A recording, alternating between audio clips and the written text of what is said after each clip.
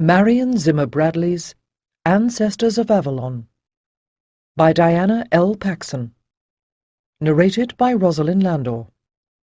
Copyright 2004 by the Marion Zimmer Bradley Literary Works Trust and Diana L. Paxson. This unabridged audiobook is published by arrangement with Viking, a member of Penguin Group USA Incorporated, and was produced in the year 2011 by Tantor Media Incorporated, which holds the copyright thereto. Prologue.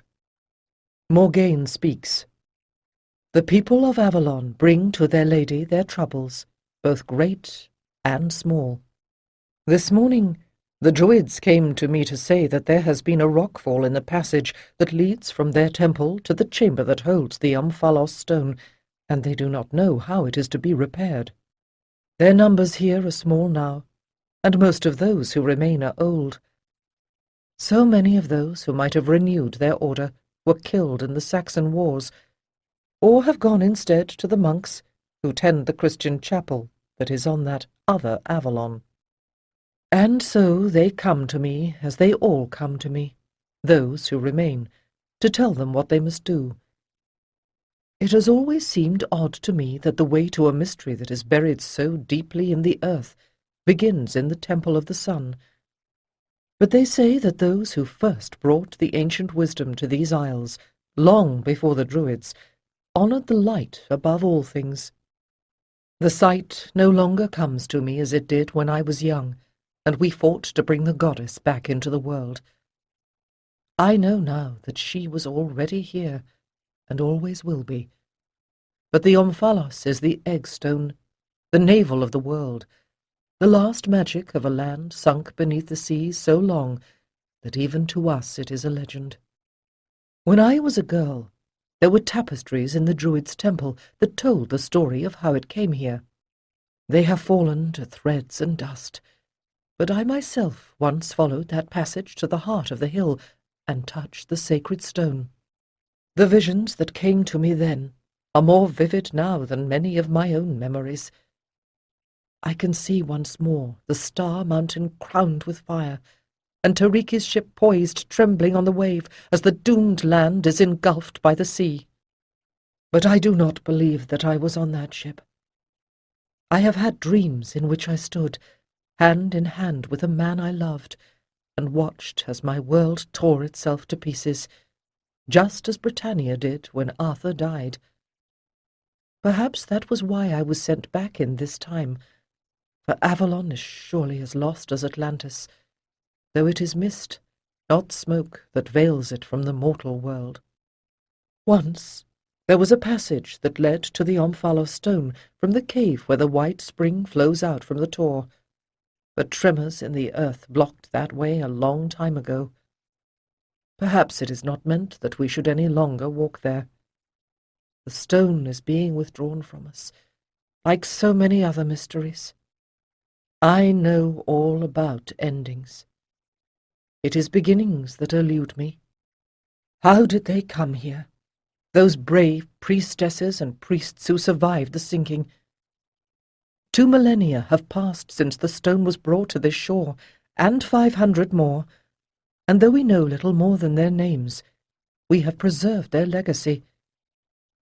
Who were those ancestors who first brought the ancient wisdom and buried it like a seed in the heart of this holy hill? If I can understand how they survived their testing, then perhaps I will find hope that the ancient wisdom we preserved will be carried into the future, and that something of the magic of Avalon will endure. 1. Tiriki woke with a gasp as the bed lurched. She reached out for Micail, blinking away tormenting images of fire and blood, and falling walls, and a faceless, brooding figure writhing in chains. But she lay safe in her own bed, her husband by her side. "Thank the gods," she whispered. "It was only a dream." "Not entirely. Look there." Raising himself on one elbow, Micail pointed to the lamp that swung before the mother's shrine in the corner, sending shadows flickering madly around the room, But I know what you dreamed. The vision came to me too." In the same moment, the earth moved again. Micail seized her in his arms and rolled her toward the protection of the wall as plaster showered down from above. From somewhere in the distance came a long rumble of falling masonry. They clung, scarcely breathing as the vibration peaked and eased. "The mountain is waking," he said grimly when all was still. "This makes the third tremor in 2 days." He released her and got out of the bed. "They're getting stronger," she agreed.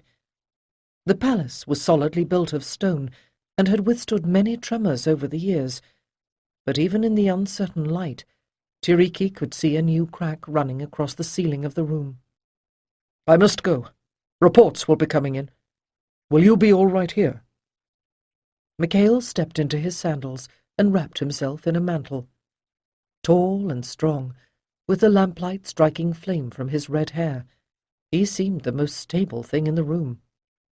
"Of course," she answered, getting up herself and pulling a light robe around her slim body.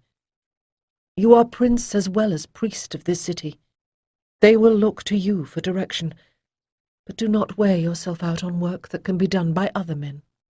We must be ready for the ritual this afternoon." She tried to hide her shiver of fear at the thought of facing the Omphalos stone, but surely a ritual to reinforce the balance of the world had never been so necessary as now. He nodded, looking down at her. "You seem so fragile, but sometimes I think you are the strongest of us all."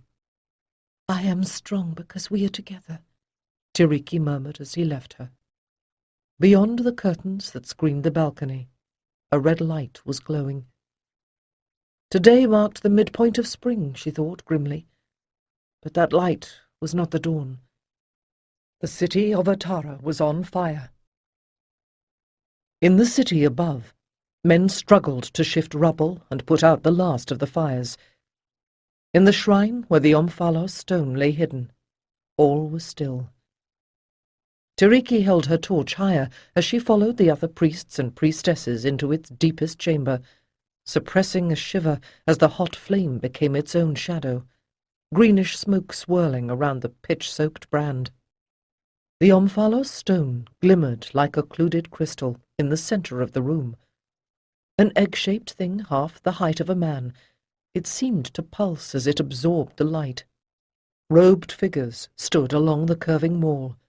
The torches they had set into the brackets above them flickered bravely, yet the shrine seemed shrouded in gloom. There was a chill here, deep beneath the surface of the island of Atarath, that no ordinary fire could ease. Even the smoke of the incense that smouldered on the altar sank in the heavy air. All other light faded before the glowing stone. Even without their hoods and veils, the faces of the priests and priestesses would have been difficult to see, but as she felt her way to her place against the wall, Tiriki needed no sight to identify the hooded figure beside her as Micail. She smiled a silent greeting, knowing he would feel it. Were we disembodied spirits, she thought warmly, still I would know him. The sacred medallion upon his breast, a golden wheel with 7 spokes, gleamed faintly, reminding Tiriki that here he was not only her husband, but the high priest Osinamen, son of the sun, just as she was not only Tiriki, but Ilantha, guardian of light. Straightening, Micail began to sing the invocation for the equinox of spring, his voice vibrating oddly. "Let day be bounded by the night." Other, softer voices joined the chant. "Dark be balanced by the light, earth and sky and sun and sea. A circled cross shall ever be." A lifetime of priestly training had taught Tiriki all the ways of setting aside the demands of the body, but it was hard to ignore the dank subterranean air or the eerie sense of pressure that set goosebumps in her skin. Only by supreme effort could she focus again on the song, as it began to stir the stillness into harmony. Let sorrow make a space for joy. Let grief with jubilance alloy, step by step to make our way, till darkness shall unite with day. In the desperate struggle that had caused the destruction of the ancient land a generation earlier, the Omphalos stone had become, if only briefly, the plaything of black sorcery. For a time, it had been feared that the corruption was absolute, and so the priests had circulated the story that the stone had been lost, with so much else, beneath the vengeful sea. In a way, the lie was truth, but the deep place in which the stone lay was this cavern beneath the temples and the city of Atara. With the arrival of the stone, this mid-size island of the sea kingdoms of Atlantis had become the sacred center of the world. But though the stone was far from lost, it was hidden, as it had always been. Even the highest in the priesthood rarely found cause to enter this shrine. Those few who dared consult the Omphalos knew that their actions could upset the equilibrium of the world. The song changed tempo, growing more urgent. Each season by the next is bound, meetings, partings form the round. The sacred centre is our frame, where all is changing, all the same. Tiriki was losing focus again. If it was all the same, she thought in sudden rebellion, we wouldn't be here now. For months, news of earthquakes and rumours of worse destruction to come had been running like wildfire throughout the sea kingdoms. In Atarath, such terrors had at first seemed distant, but the past few nights, temple dwellers and city folk alike had been plagued by faint tremors in the earth and persistent, dreadful dreams. And even now, as the song continued, she could sense uneasiness in the other singers. Can this truly be the prophesied time of ending? Tiriki wondered silently. After so many warnings. Resolutely, she rejoined her voice to the rising architecture of sound, whose manipulation was perhaps the most powerful tool of Atlantean magic. Moving, we become more still. Impassioned, we are bound by will, turning in perpetuity, while time becomes eternity. The shadows thickened, contorting the swirls of incense that at last spiraled into the chill air. The music stopped. Light blazed forth from the stone, filling the shrine as completely as darkness had before. Light was everywhere, so radiant that Tiriki was surprised to find that it carried no heat. Even the torches shone more brightly. The singers released a collective sigh. Now they could begin. First to take off his hood and move toward the stone was Rayota, governor of the temple. Beside him, the blue-robed Mesira, leader of the healers, lifted her veil. Tiriki and Micail stepped out to face them across the stone. In that light, Micail's red hair shone like flame, while the wisps that escaped Tiriki's coiled braids glistened gold and silver. Rayota's rich tenor took up the invocation. In this place of Niterat, dark queen of earth, now bright with the spirit of Manoa's light, confirm we now the sacred centre, the Omphalos, navel of the world. The richness of her husky contralto belied Mesira's age. The centre is not a place, but a state of being. The Omphalos is of another realm. Many ages the stone lay undisturbed in the sanctuaries of the ancient land, but the centre was not there, nor is it in Atarath. Micail voiced the formal response. Mindful that all here have vowed that what is worth preserving, and to that end bending might and will.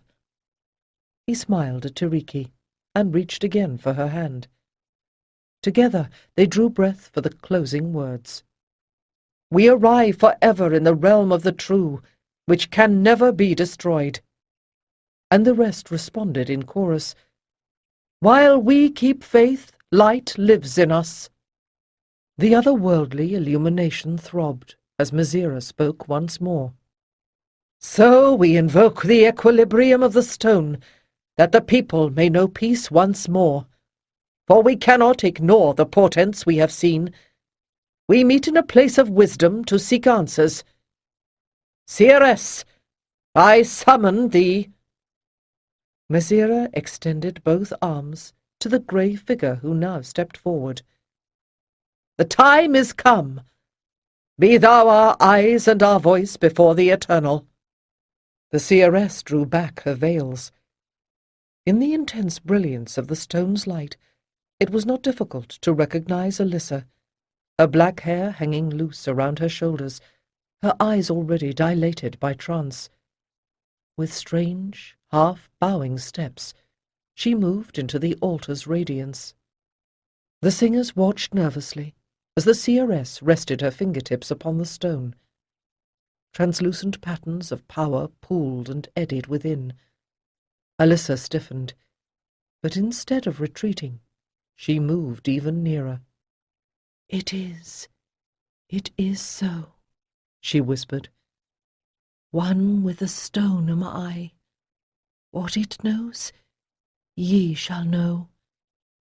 Let the sacred song bear us to the doors of fate."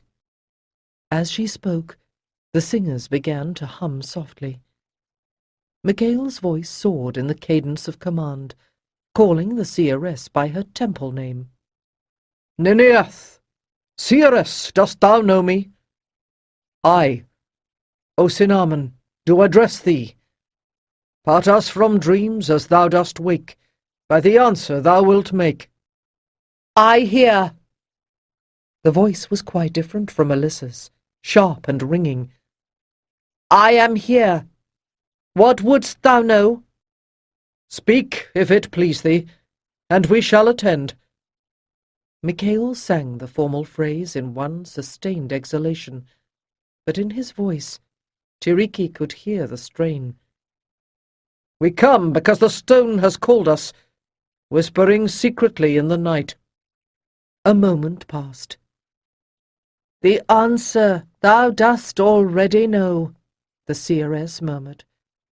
"The question lies before the truth. Yet the door that was cast open will not be shut. Stone upon stone rises higher, doomed to fall. The forests fill with tinder. The power which has waited at the heart of the world shifts, and it hungers."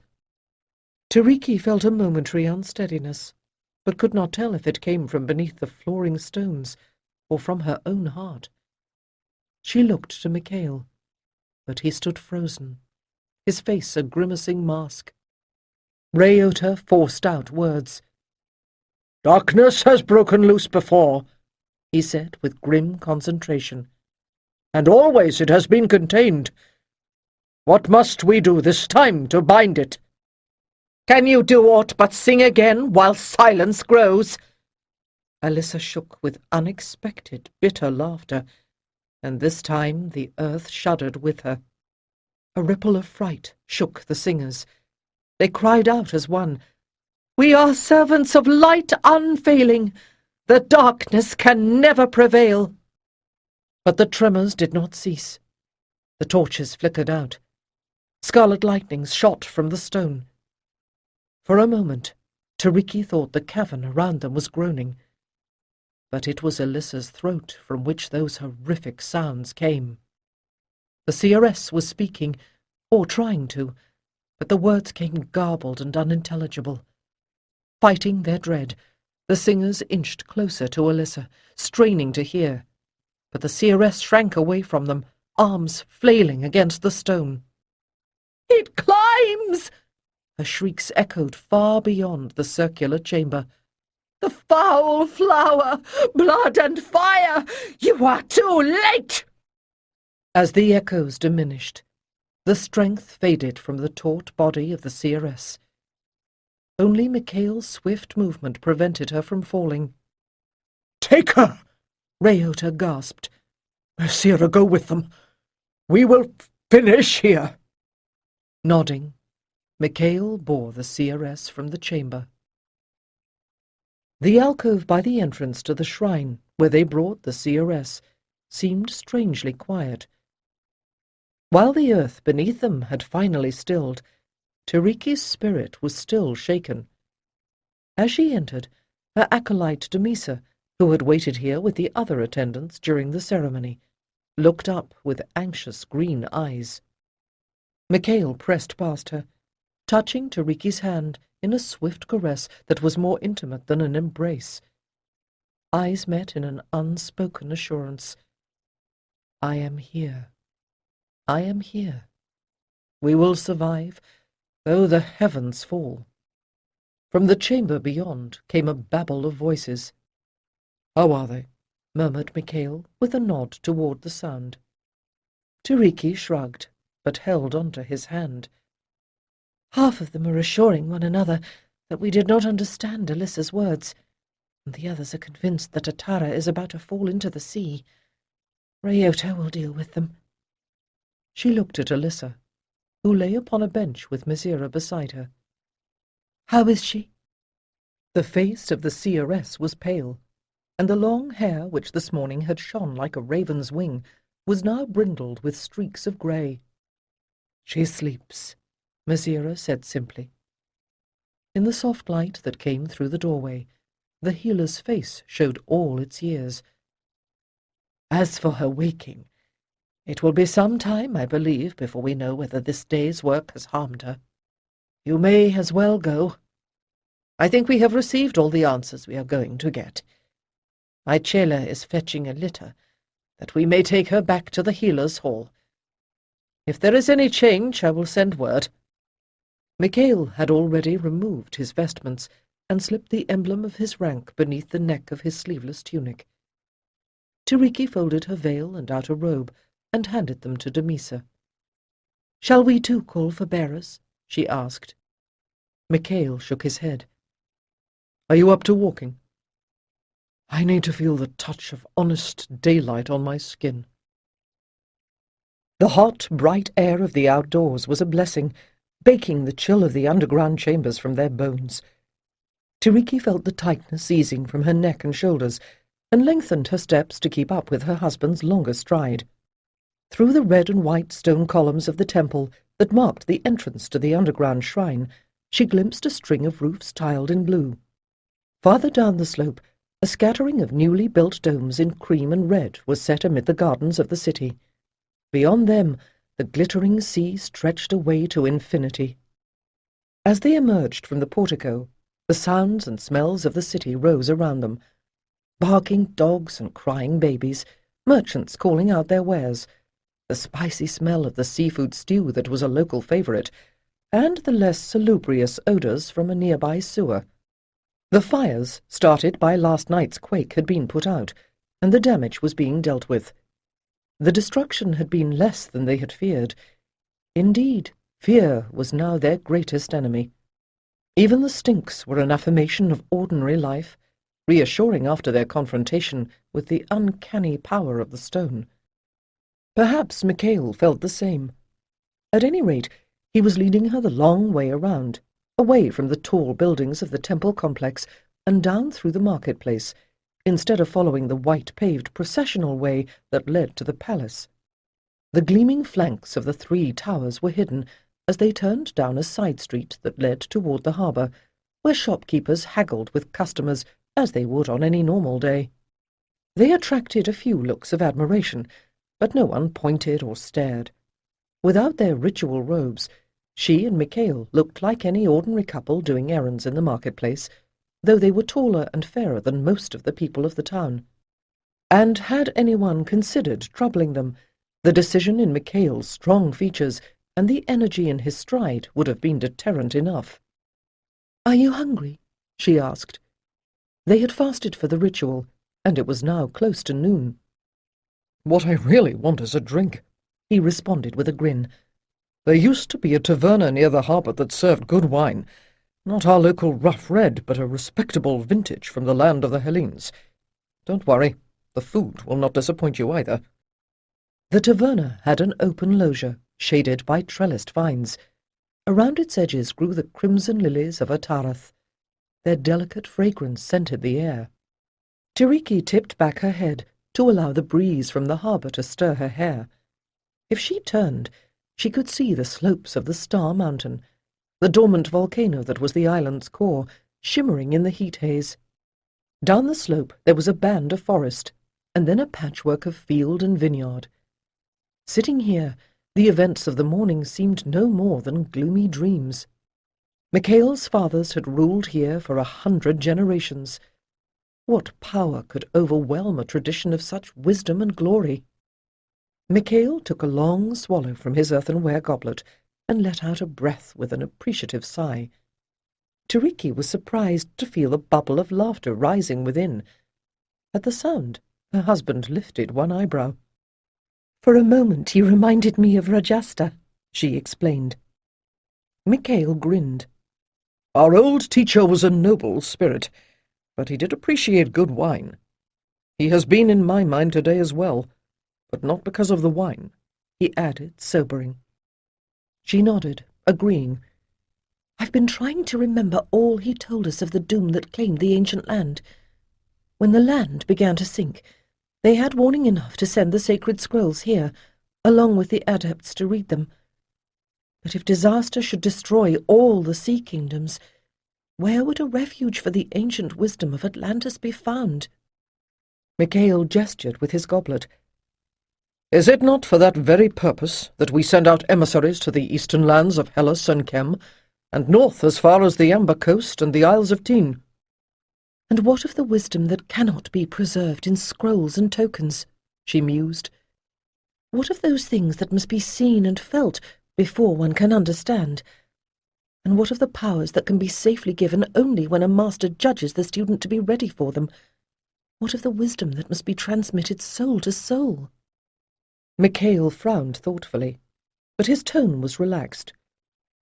"Our teacher, Rajasta, used to say that however great the cataclysm, if only the house of the 12 was preserved, not the priesthood, but the 6 couples, the youths and maidens who are the chosen acolytes, by themselves they could recreate all the greatness of our land." And then he would laugh. "He must have been joking," said Tiriki, thinking of Damisa and Kalhan, Ellis and Aldel, Caloran and Celast, and Alara and Cleta and the rest. The acolytes had been bred to the calling, the offspring of matings ordained by the stars. Their potential was great, but they were all so terribly young. Tiriki shook her head. "No doubt they will surpass us all when they complete their training, but without supervision, I fear they would find it hard to resist the temptation to misuse their powers. Even my father—" She stopped abruptly, her fair skin flushing. Most of the time she was able to forget that her real father was not Rayota, her mother's husband, but Reveda, who had ruled over the order of grey-robed mages in the ancient land. Reveda, who had proved unable to resist the temptations of forbidden magic and had been executed for sorcery. "Even Reveda did good as well as evil," Micail said softly, taking her hand. "His soul is in the keeping of the Lords of Fate, and through many lifetimes he will work out his penance. But his writings on the treatment of sickness have saved many. You must not let his memory haunt you, beloved. Here he is remembered as a healer." A dark-eyed youth arrived with a platter of flat cakes and little crisply fried fishes, served with goat cheese and cut herbs. His eyes widened a little as he took in Tiriki's blue eyes and fair hair, her only legacy from Reveda, who had originally come not from the ancient land, but from the little-known northern kingdom of Zayadon. "We must try not to be afraid," Micail said, when the servant had gone. "There are many prophecies other than Rajasta's that speak of the time of ending. If it has come, we will be at great risk, but the foreshadowings have never suggested that we are wholly doomed. Indeed, Rajasta's vision has assured us that you and I will found a new temple in a new land. I am convinced that there is a destiny that will preserve us. We must only find its thread." Tiriki nodded, and took the hand he held out to her. "But all this bright and beautiful life that surrounds us must pass away before the prophecy can be fulfilled." But for now the day was fair, and the aromas rising from her plate offered a pleasant distraction from whatever fate might have in store. Willing herself to think only of the moment, and of Micail, Tiriki sought for a more neutral subject. "Did you know that Elara is a fine archer?" Micail raised an eyebrow. That seems an odd amusement for a healer. She's apprenticed to Liala, is she not? "Yes, she is. But you know that a healer's work requires both precision and nerve. Elara has become something of a leader among the acolytes." I would have expected the Alconan girlie, our acolyte Damisa, to take that role, he replied. Isn't she the oldest? And she's some relation to Chalan, I believe. That family does like to take charge. He grinned, and Tiriki remembered that he had spent several summers with the Prince of Alconath. Perhaps she is a little too aware of her royal background. In any case, she was the last of them to arrive here, and I think she's finding it hard to fit in. If that is the hardest thing she has to deal with, she may count herself fortunate. Micail downed the last of his wine and got to his feet. Tiriki sighed, but indeed it was time for them to go. When the innkeeper realized that the couple who had been occupying the best table on his terrace for so very long were the prince and his lady, he tried to refuse payment, but Micail insisted on impressing his signet on a bit of clay. Present that at the palace, and my servants will give you what I owe. You are too kind, Tiriki jested softly, as they were at last permitted to leave the taverna. The man plainly felt honoured by a visit from the prince, and wished to make you a gift in return. Why did you not allow it? Think of it as an affirmation. Micail smiled a little grimly. That bit of clay represents my belief that someone will be here tomorrow. And if, as you say, he would prefer the honour, well, there is nothing to force him to redeem the debt. Memory fades, but he has my seal for a keepsake. Slowly they walked back to the palace, speaking of ordinary things, but Tiriki could not help recalling how the screams of the seeress had echoed from the crypt. When Damisa returned to the House of the Falling Leaves, the other acolytes were just finishing a lesson.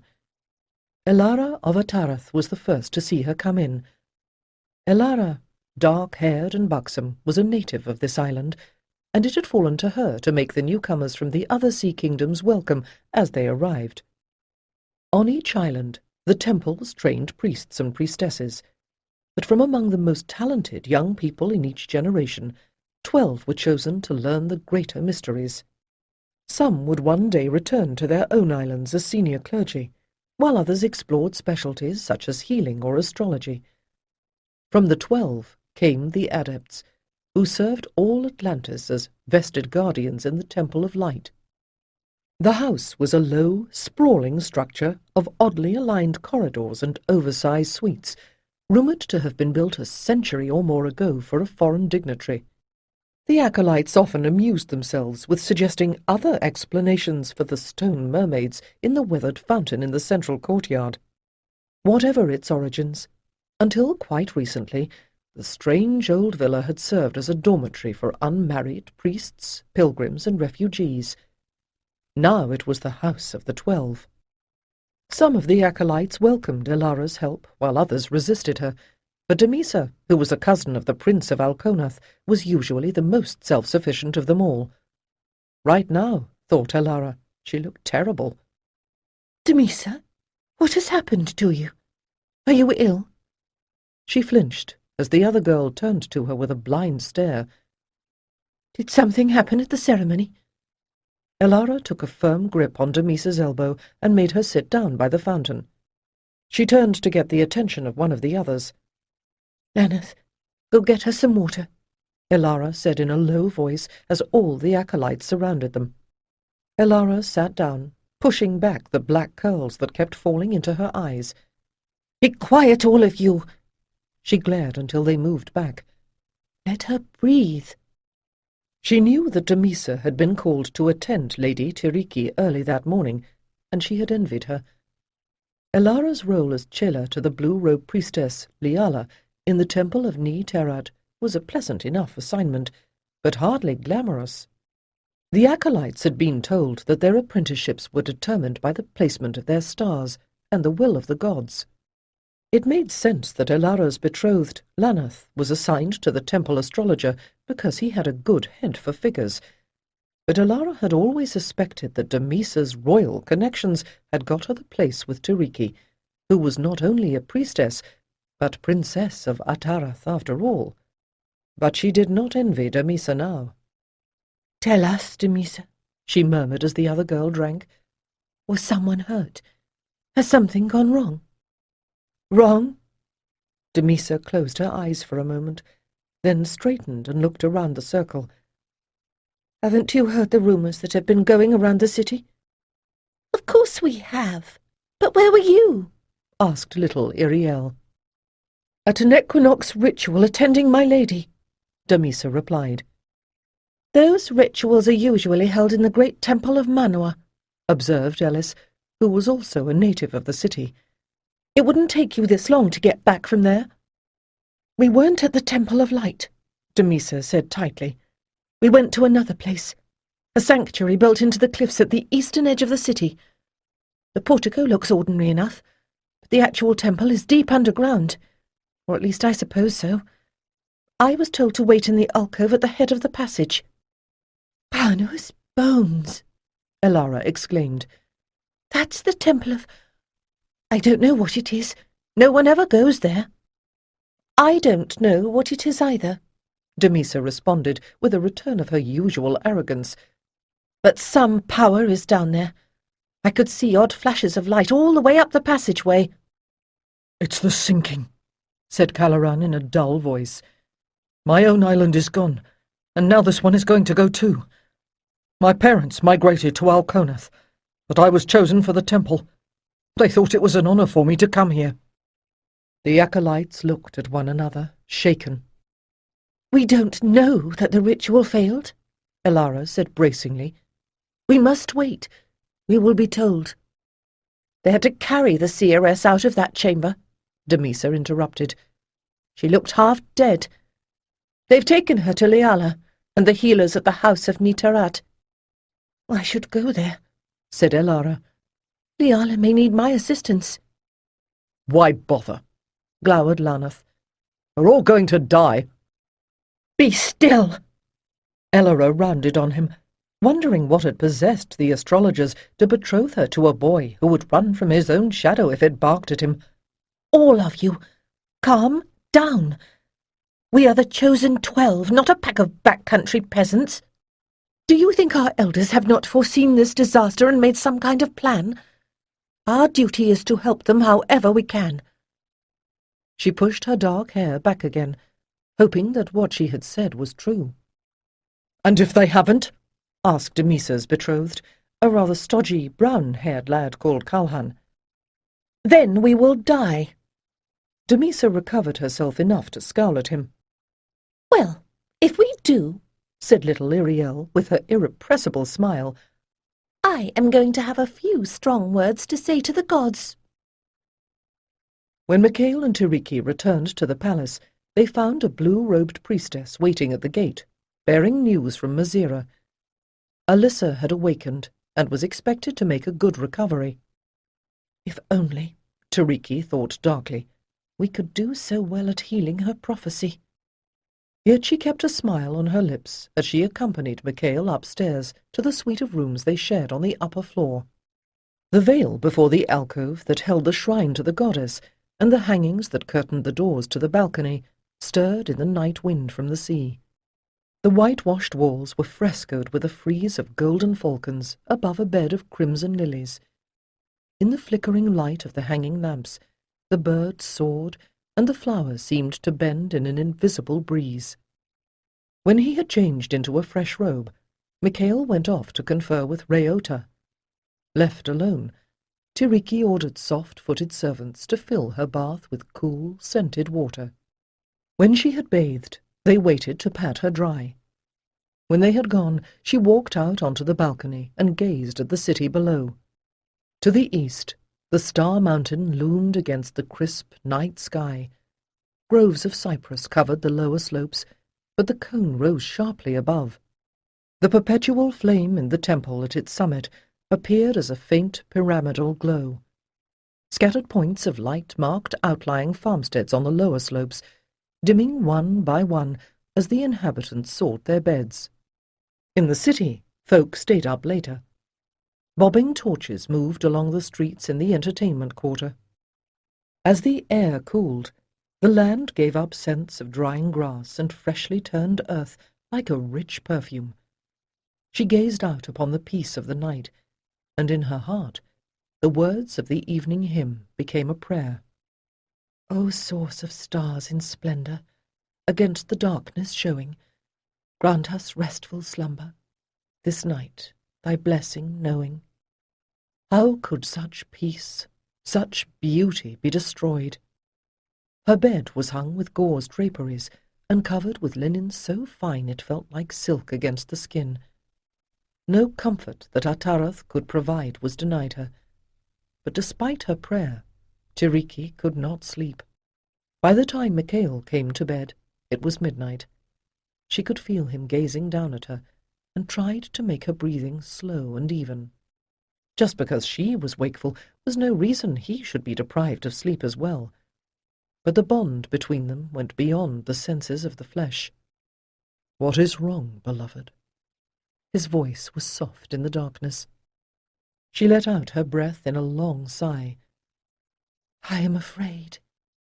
"But we have known ever since we were born that doom might come to Atarath." Yes, at some time in the distant future. But Alyssa's warning makes it immediate. Perhaps. The bed creaked as he sat down and reached to caress her hair. Still, you know how hard it is to know the timing of a prophecy. Tiriki sat up, facing him. Do you truly believe that?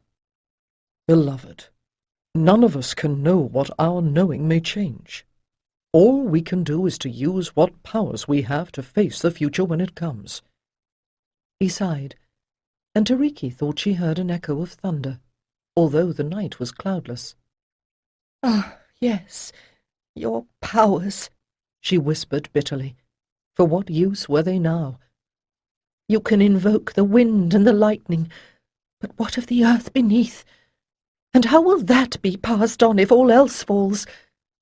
Ryota has only a daughter, and I am unable to bear you a child. Sensing her tears, he clasped her closer to him. You have not done so, but we are still young. Tiriki let her head rest against his shoulder, and relaxed into the strength of his arms, drawing in the faint, spicy scent of his body mixed with the oils of his own bath. 2 babes have I laid upon the funeral pyre, she whispered, and 3 more I lost before they could be born. The priestesses of Karatra have no more help for me, Micail. She felt her hot tears welling up as his arms tightened around her. Our mothers were sisters. Perhaps we are too close kin. You must take another wife, my beloved, one who can give you a child. She felt him shake his head in the darkness. The law of Atarath allows it, she whispered. And the law of love?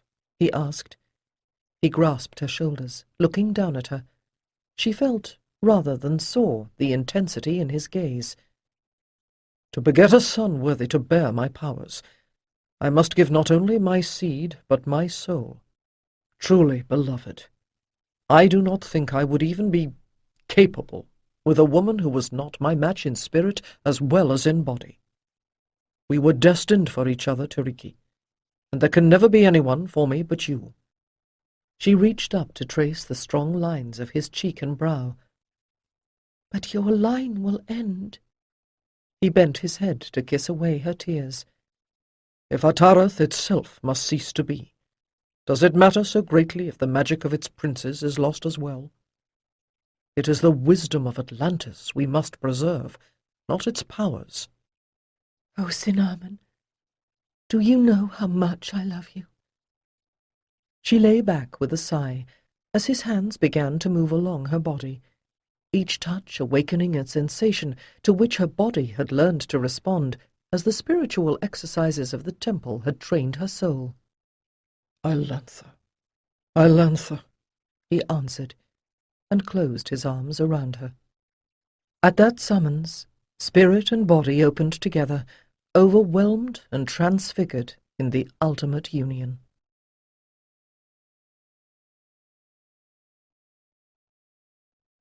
Two. Damisa peered through the foliage of the garden of the House of the 12, wondering if she would be able to see any of the earthquake damage from here. Since the ritual in the underground temple, the earth had been quiet, and Prince Micail had ordered his guards to help with the reconstruction. Atarath's capital had grown from the remnants of a more ancient settlement. The 3 towers, sheathed in gold, had stretched toward the sky for 1,000 years. Almost as venerable were the 7 arches, in whose weathered sides students strove to trace hieroglyphs long since worn away.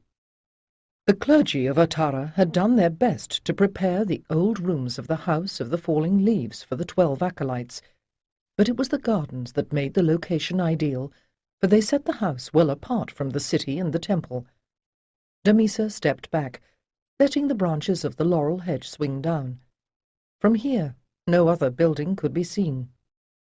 She turned to watch the group on the lawn a little distance away. Priestly inbreeding could produce weakness as well as talent. She often wondered if she herself had been chosen as an acolyte because of her royal grandmother's influence, rather than her own merit.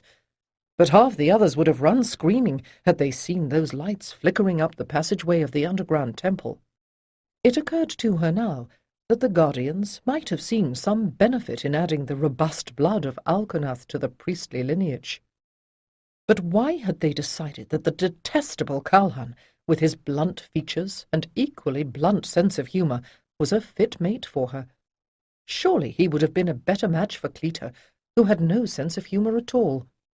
As a minor princess, Damisa would have expected an arranged marriage, but at least her husband should be a man of power.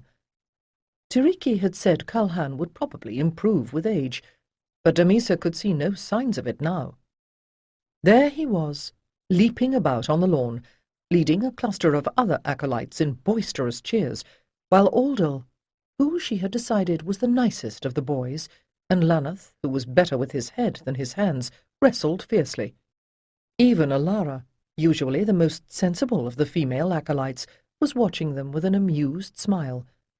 Celeste, on the other hand, looked as if she wanted to join the battle. She could probably win, thought Damisa, as she considered the younger girl's wiry frame. Damisa turned away. She could not tell if the fight was in fun or fury, and for the moment she did not care. They all seem to have forgotten to worry about the end of the world, she thought moodily. How I wish I was home. It's an honour to be chosen and all of that, but it's always so hot here, and the food is strange. But would it be any safer there? Are we even allowed to run away? Or are we expected to just nobly stand here and let the world fall to pieces around us? Battling sniffles, Damisa let her wandering feet take her up the grassy slope. In moments, she emerged onto the outermost of the garden's many terraces, a long, broad retaining wall with a sweeping view of the city and the sea. Only 2 days ago, Damisa had discovered this spot, which she was certain could not be seen even from the roof of the House of the 12. With any luck, the others did not yet know about it. As always, the sea wind dispelled her ill temper. Every salty gust felt like a secret love letter from her faraway home. Minutes passed before she noticed how many boats were out on the water today. No, not boats, she realized, but ships. And not just any ships, but a fleet of 3-masted wingbirds, the pride and the might of Atlantis. High in the water, their wicked prows sheathed in hardened bronze, they could be rowed to ramming speed or ride the wind under sail. In precise formation, they made the turn around the headland. Nestled almost directly below her vantage point was a small harbour. It was rarely used, and ordinarily quiet enough for one to sink into trance while staring at its clear blue waters. But now, one by one, the tall wingbirds cast out their anchors as their brilliantly coloured banners fluttered and settled to rest in the calm of the bay. The largest was already moored by the quay, furling purple sails. Damisa rubbed her eyes again. How can it be? She asked herself, but there was no fault in her vision. From each proud mainmast flew the circle of falcons, the sovereign banner of her homeland. A surge of longing brought tears to her eyes. Alconath, she breathed, and without a second thought, she lifted her robes and began to run, her long auburn hair streaming behind her as she passed the ongoing wrestling match and flew out of the garden to the stairway that led down to the harbour. The largest of the wingbirds had dropped anchor at the main docks, but had not yet lowered its gangplank. Merchants and city folk had already convened on the pier, chattering excitedly as they waited to see what would happen next. But even with their servants, they were almost outnumbered by the white-clad men and women of the priest's caste. Tiriki was at the very forefront, swathed in fine layers of colourless fabric, her headdress dangling flowers of gold across her hair. Her two companions were covered by mantles of Atara's royal purple. The rubies in their diadems burned like fire in the sun. It took Damisa a moment to recognize them as Reota and Micail. The ships were expected, then, the acolyte deduced, knowing well how long it took to put the ceremonial garments on. The fleet must have been sighted from the mountain, and a runner sent down to warn them that visitors were coming. She pressed through the crowd until she had reached her mentor's side. Tiriki inclined her head slightly in greeting. Damisa, what a sense of timing! But before Damisa could wonder if Tiriki was poking fun at her, a collective cheer announced that the visitors had begun to debark.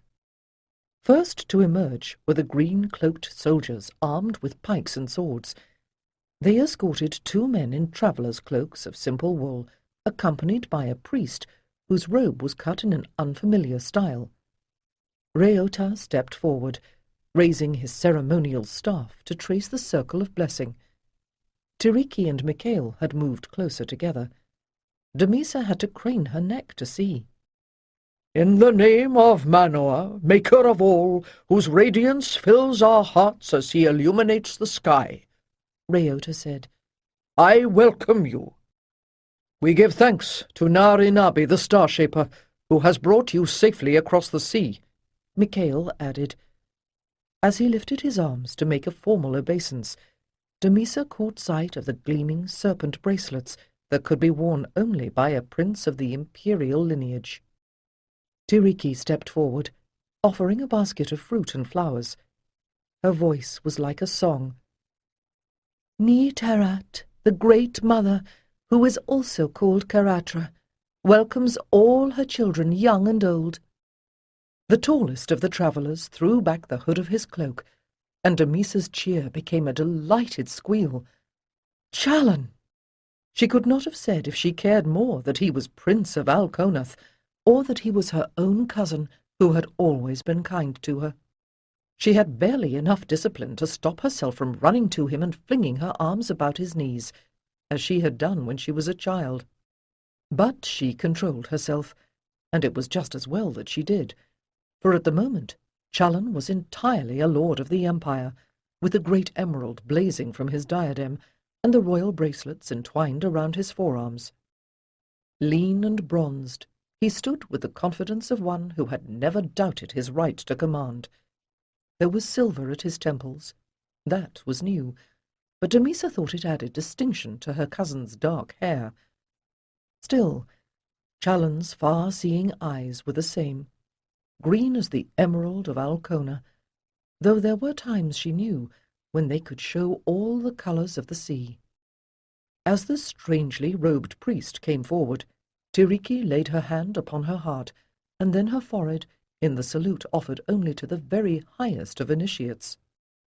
"Master Chedon Arados," she murmured, "may you walk in light." Damisa surveyed the priest with interest. Throughout Atlantis, in the priest's caste at least, the name of Chedon Arados was well known. He had been an acolyte in the ancient land, schooled at the same time as Tiriki's mother, Deoris, but Chedon had carried his studies further to become a free mage.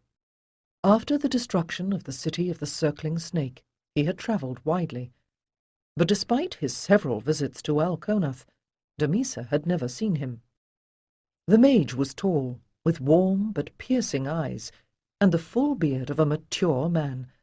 There was already a strong hint of roundness to his belly, but he could not fairly have been called stout. His robe, made of the same fine white linen as those worn by ordinary priests of light, was of a distinctly different design, fastened with loops and buttons on one shoulder and hanging loose to the ankle.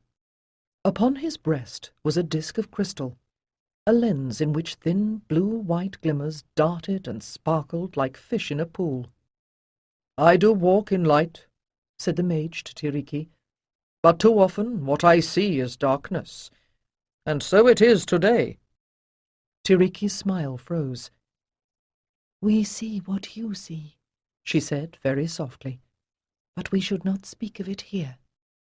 Micail and Chalan, having completed the more formal greetings between princes, clasped wrists forcefully. As their bracelets clinked, the severe lines of their similarly large-nosed faces gave way to the warmest laughter. "You had a good voyage?" Micail asked, as the two turned, arms linked, making their way along the quayside. "The sea was calm enough," Chalan quipped wryly. "Your lady did not want to leave Alconath." Chalan suppressed a snort of laughter. "Shaitala is convinced that the Isles of Tin are a howling wilderness inhabited by monsters.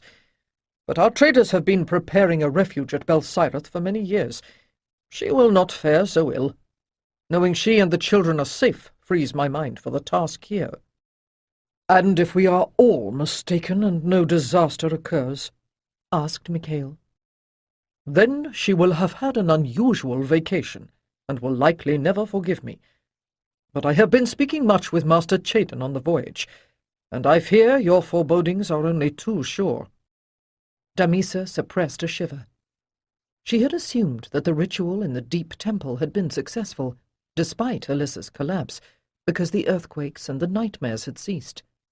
Now she was uneasy. Had such tremors been felt in Alconath too? It was becoming difficult to assure herself that Chalan's visit was no more than a social call. "And who is this? Can this be little Damisa grown woman high?" The voice brought Damisa's head around. The third traveller stood before her, with his cloak now thrown back, to reveal a sleeveless tunic and kilt so emblazoned with embroidery she blinked as the bright garments caught the sun. But she knew the gaudy clothing covered a muscular body, and the long dagger sheathed at the man's side, however ornate, was not aristocratic frippery. He was Antar, Chalan's bodyguard from the time they were boys. "It is Damisa," Antar answered himself, his dark eyes, as always, in constant motion, watching for any threat to his lord. Damisa blushed, realizing that the others were now looking at her too. "Trust you, Antar, to see her first," said Micail, smiling. "I trust Antar to see everything first," Chalan commented, with a grin no less wide. "Damisa, what a pleasure, sweet cousin, to find a flower of Alcona amidst so many lilies." His attitude was warm and welcoming, but as Damisa walked forward, she knew that the days of childish hugs were forever gone. She held out her hand, and her prince bent to it respectfully, if with a twinkle in his sea-coloured eyes. "Damisa, you are become a woman indeed," said Chalan appreciatively, but he let go of her hand and turned once more to Tiriki. "You have taken good care of our flower, I see." "We do what we may, my noble lord. And now—" Tiriki handed the basket of fruit and flowers to Damisa, as she said in a ringing voice, "Let the officers of the city make the Prince of Alconath most welcome." She gestured toward the open square at the entrance to the quay, where, as if by magic, crimson pavilions had sprung up to shade tables full of food and drink. Chalan frowned. "I hardly think we have time." Tiriki delicately took his arm. We must delay all serious discussion until the lords arrive from the estates in the countryside. And if the people see us eat and drink together, it will hearten the city. Indulge us, my noble lord, I pray." As ever, beneath Tiriki's words rang the cadence of a song. A man would have to be made of stone, Damisa thought, to resist the sweetness in that plea. Micail glanced around the great hall to ascertain that the servants had finished setting out the earthenware pitchers of lemon water and the silver goblets, and then nodded his permission for them to retire. The last of the daylight shafted through narrow windows beneath the soaring dome of the council hall, illuminating the circular table and the worried faces of the traders, landowners, and leaders who sat around it. Would the strength of Atlantis ever again be arrayed in such order and dignity? Micail arose from his couch and waited for the conversations to fade. For this meeting he retained the regalia that marked him as a prince, although Tiriki had resumed the white robe and veil of a simple priestess and sat a little to one side. Reunited, robed as governor of the temple, had taken a place on the left with the other rulers. Once again, Micail felt acutely that he stood between two realms, the worldly and the spiritual. Over the years, he had often found his identities as a vested guardian and as Prince of Atarath in conflict, but tonight, perhaps, his royalty might give him the authority to enforce the priesthood's wisdom. If even that will be enough. At the moment, what Micail felt most strongly was fear, but the die was cast. His friend Giritaran gave an encouraging nod. The room had silenced. All eyes were on him, tensely expectant. "My friends, heirs of Manoa, citizens of Atlantis, we all have felt the tremors that shake our islands. Yes, islands," he repeated sharply, seeing the eyes of some of the landowners widen. "For the same forerunners of disaster have shook Alconath, Tarisada, and other kingdoms as well. So we gather together to take counsel against the threat that now faces us all." Micail paused and looked slowly about the table. "There is still much that we can do," he said encouragingly, "for as you surely know, the Empire has faced circumstances no less dire, and has survived to see this day. Master Chaden Arados—" Micail paused, permitting a flurry of whispers to run through the hall. "Master Chaden, you were among those who escaped the ancient land's destruction. Will you speak to us now of the prophecies?" "I will." Ponderously, the mage got to his feet and eyed the gathering sternly. "It is time for the veil to be set aside," he said. "Some secrets will be shared, which have hitherto been spoken only under seal of initiation. But that was done to preserve the truth, that it might be revealed at the appointed hour. To keep these things hidden now would be the true sacrilege. Indeed, for the threat we face has its deepest roots in a sacrilege committed almost 30 years ago in the ancient land." As Chaden drew breath, the bar of sunlight that had haloed his head moved, leaving him in sudden shadow. Micail knew it was only because the sun was sinking, but the effect was disquieting. "And it was not ordinary men, but priests," Chaden said clearly, "who, in the misguided quest for forbidden knowledge, destabilized the magnetic field that harmonizes the conflicting forces within the earth. All our wisdom and all our power was only enough to delay the moment when the fault gave way, and when at last the city of the circling snake sank beneath the inland sea, there were no few who said it was only justice. The city that had permitted the desecration should pay the price, they said. And when, soon after, the ancient land itself was swallowed up by the sea, although the seers gave us warning that the repercussions would continue, that the unravelling would expand along the fault line, perhaps to crack the world open like an egg, yet we dared hope we had seen the worst of the destruction." The priests looked grim. They knew what was coming.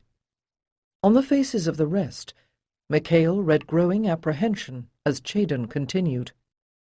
The recent tremors in Alconath, as here, are a final warning that the ascent of Dios, the time of ending, as some call it, is very near. By now, much of the hall was in darkness. Micail signalled to a servant to light the hanging lamps, but their illumination seemed too meagre for the room. "Why were we not told?" cried a merchant. "Did you mean to keep this secret, so only the priesthood might be saved?" "Were you not listening?" Micail overrode him. "The only facts we had were made known as we received them.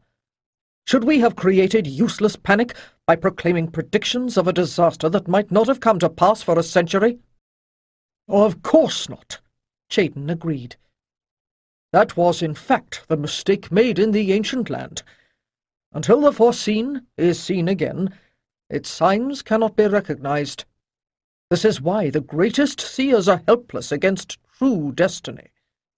When men are braced too long against a danger that does not come, they grow heedless, and cannot respond when the moment does arrive."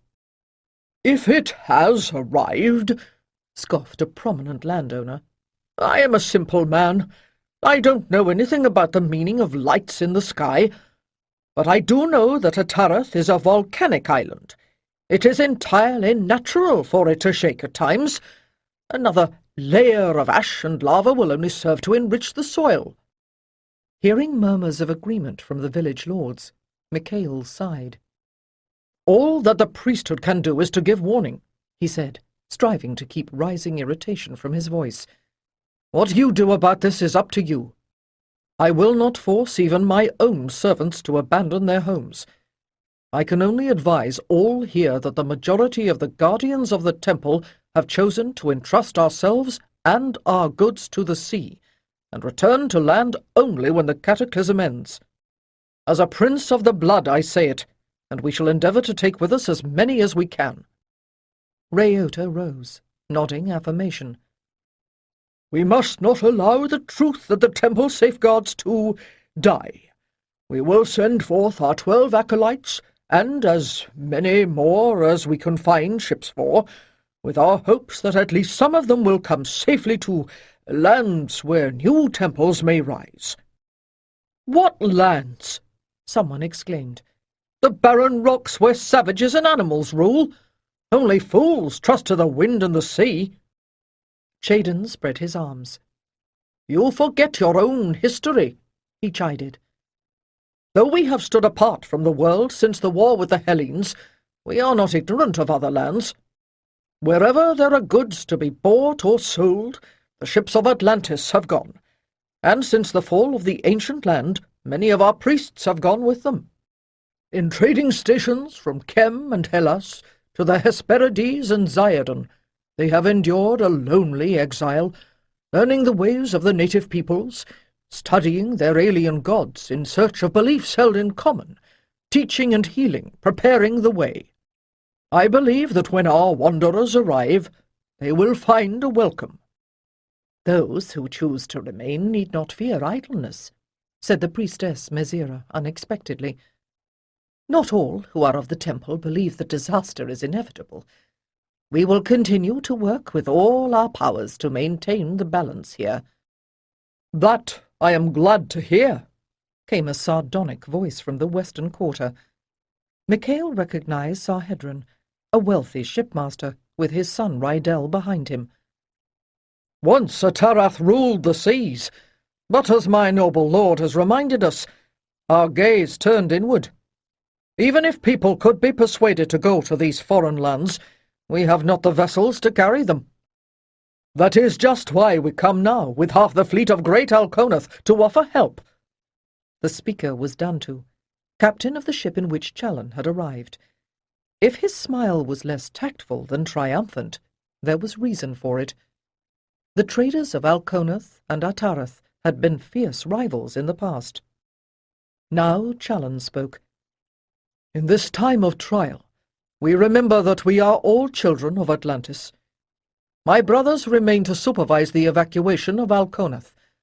It is my honor and my great personal pleasure to commit 80 of my finest wingbirds to the preservation of the people and the culture of your great land." Some at the table looked a little sour still, but most faces had begun to blossom in smiles. Micail could not repress a grin at his fellow prince, though even 80 ships, of course, could not save more than a tithe of the population. "Then let this be our resolution," Micail said, taking charge again. "You shall go back to your districts and followers, and give them this news in whatever manner you see fit. Where needed, the treasury of Atarath will be opened to secure supplies for the journey. Go now. Make your preparations. Do not panic, but neither should anyone needlessly delay. We will pray to the gods that there is time." "And will you be on one of those ships, my lord? Will the royal blood of Atarath abandon the land? Then we are lost indeed." The voice was that of an old woman, one of the principal landowners. Micail strove to remember her name, but before he could, Reunited stirred beside him. "The gods ordain that Micail must go into exile." The older man took deep breaths to control the stammer that still sometimes afflicted him. "But I, too, am a son of the sun, blood-bound to Atarath. Whatever fate befalls those remaining here, I will remain and share." Micail could only stare at his uncle, as Tiriki's shock amplified his own. Reunited had said nothing of this. They scarcely heard Chaiden's concluding words. "It is not for the priesthood to decide who shall live and who shall die. There is no one fit to say whether those who depart will do better than those who stay. Our fates result from our own choices, in this life and every other. I bid you only remember that, and choose mindfully, according to the wisdom that is within you. The powers of light and life bless and preserve you all." Chaiden took off his headdress and tucked it under his arm as he emerged from the council hall onto the portico. The wind from the harbour was a blessed breath of coolness. "That went better than I expected," said Reunited, watching the others streaming down the stairs. "Chaiden, I thank you for your words and efforts." "I have done little so far," said Chaiden, with a wave toward Challen, who had come out to join them. "But even that would have been impossible without the limitless generosity of my royal cousin." Prince Challen clenched his fists to his heart and bowed before replying. "My best reward is the knowledge that I have served the cause of light." Suddenly he grinned at the mage. "You have been my teacher and my friend, and have never led me falsely." The door opened again, and Micail, having calmed the immediate fears of the most anxious councillors, joined them. He looked worried. Until he actually set foot on board ship, he would carry the responsibility not only for the evacuation, but also for the welfare of those who decided to stay behind.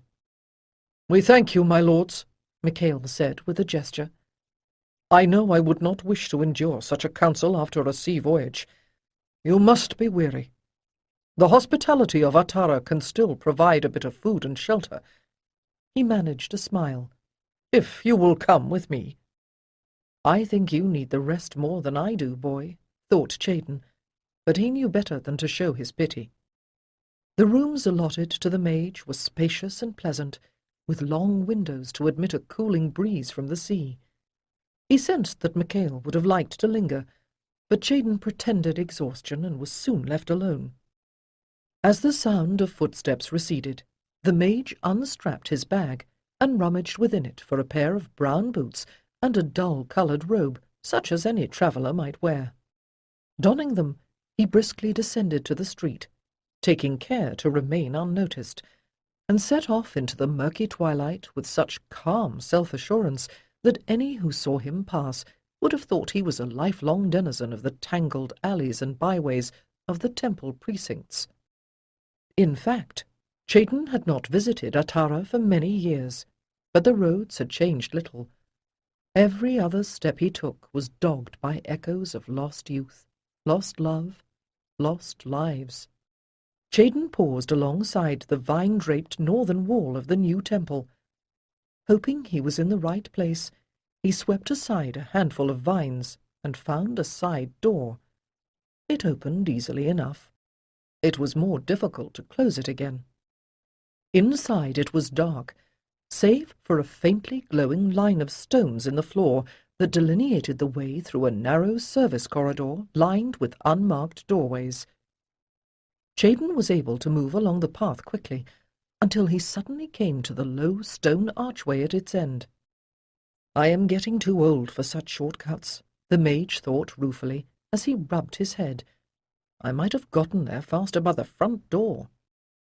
Beyond the archway was a cramped, vaulted chamber, lit by the glowing steps of a spiral stair.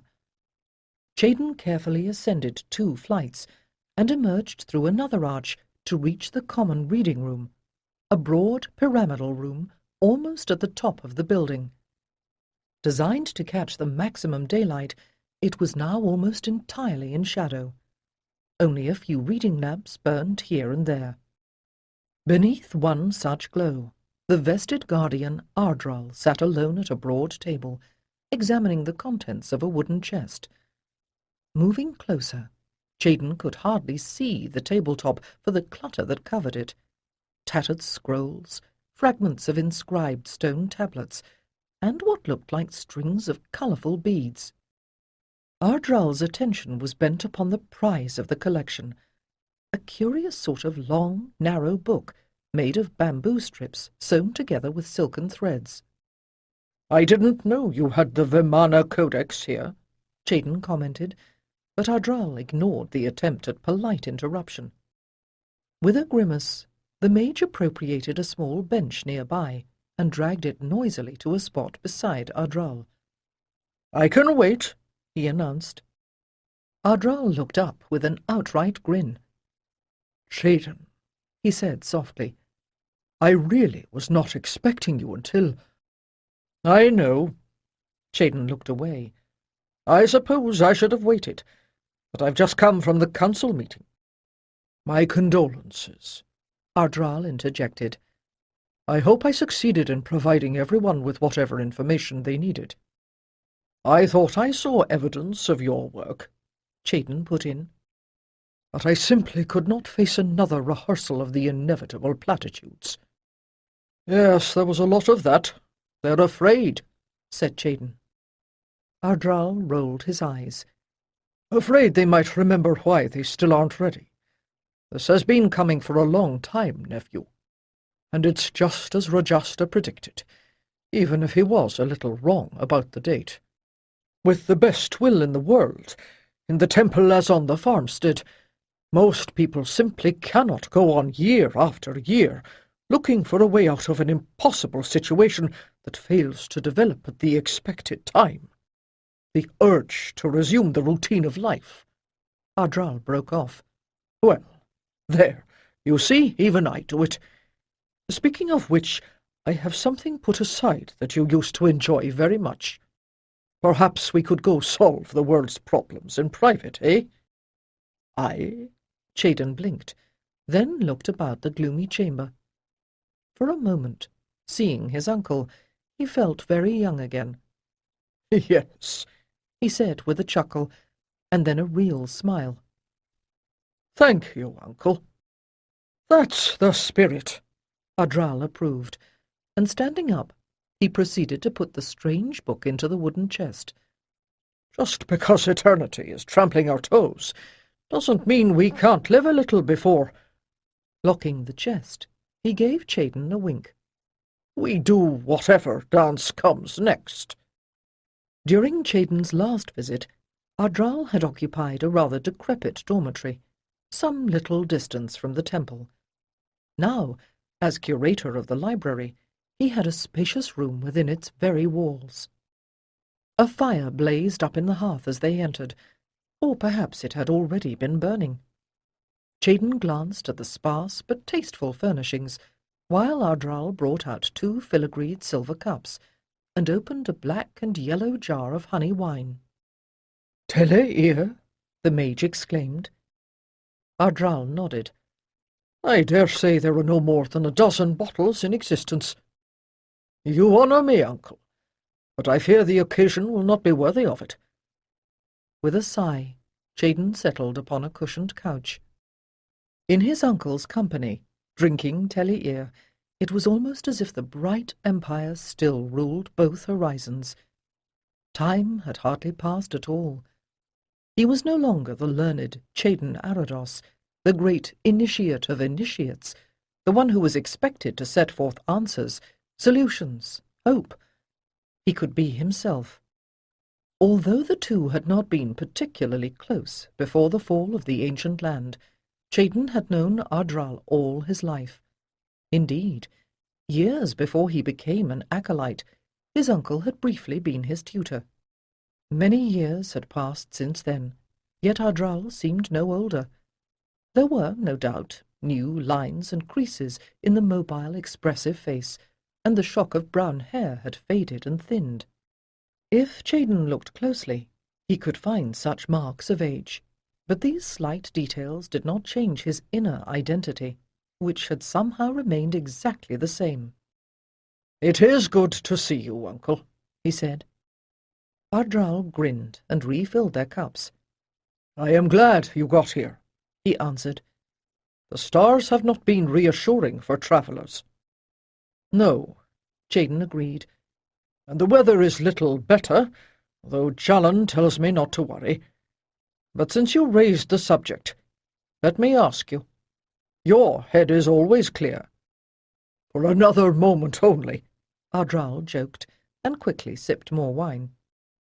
"Ha!" Chaden scoffed. "You know what I mean.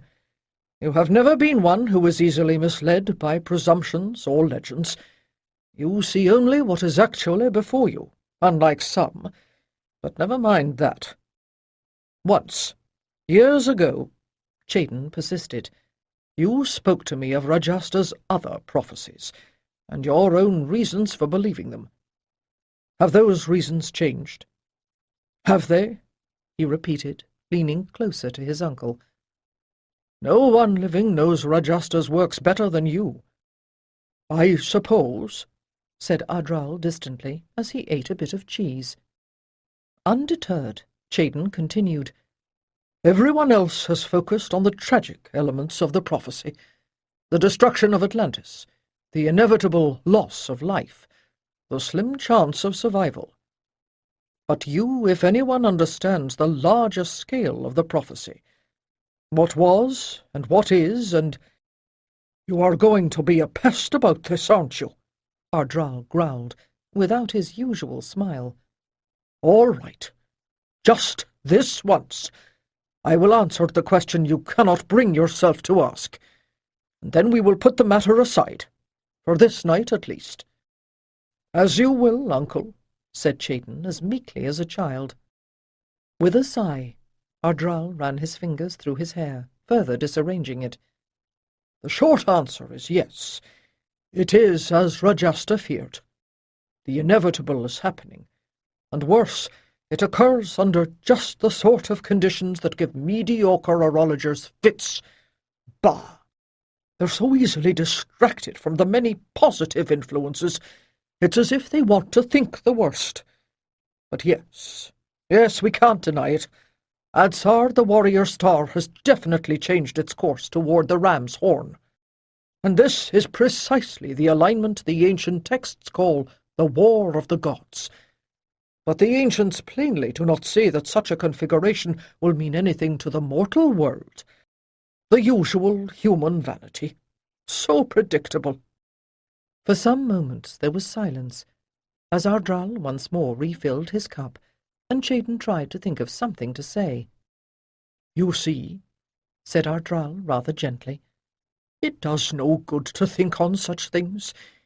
We only see the hem of the garment, as they say. So let it go.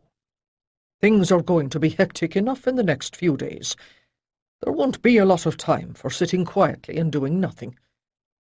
And yet—" he raised his cup, mock solemn, "in times like these—" Laughing, in spite of his dark thoughts, Chaden joined him in the old refrain, "There's nothing like nothing to settle the mind."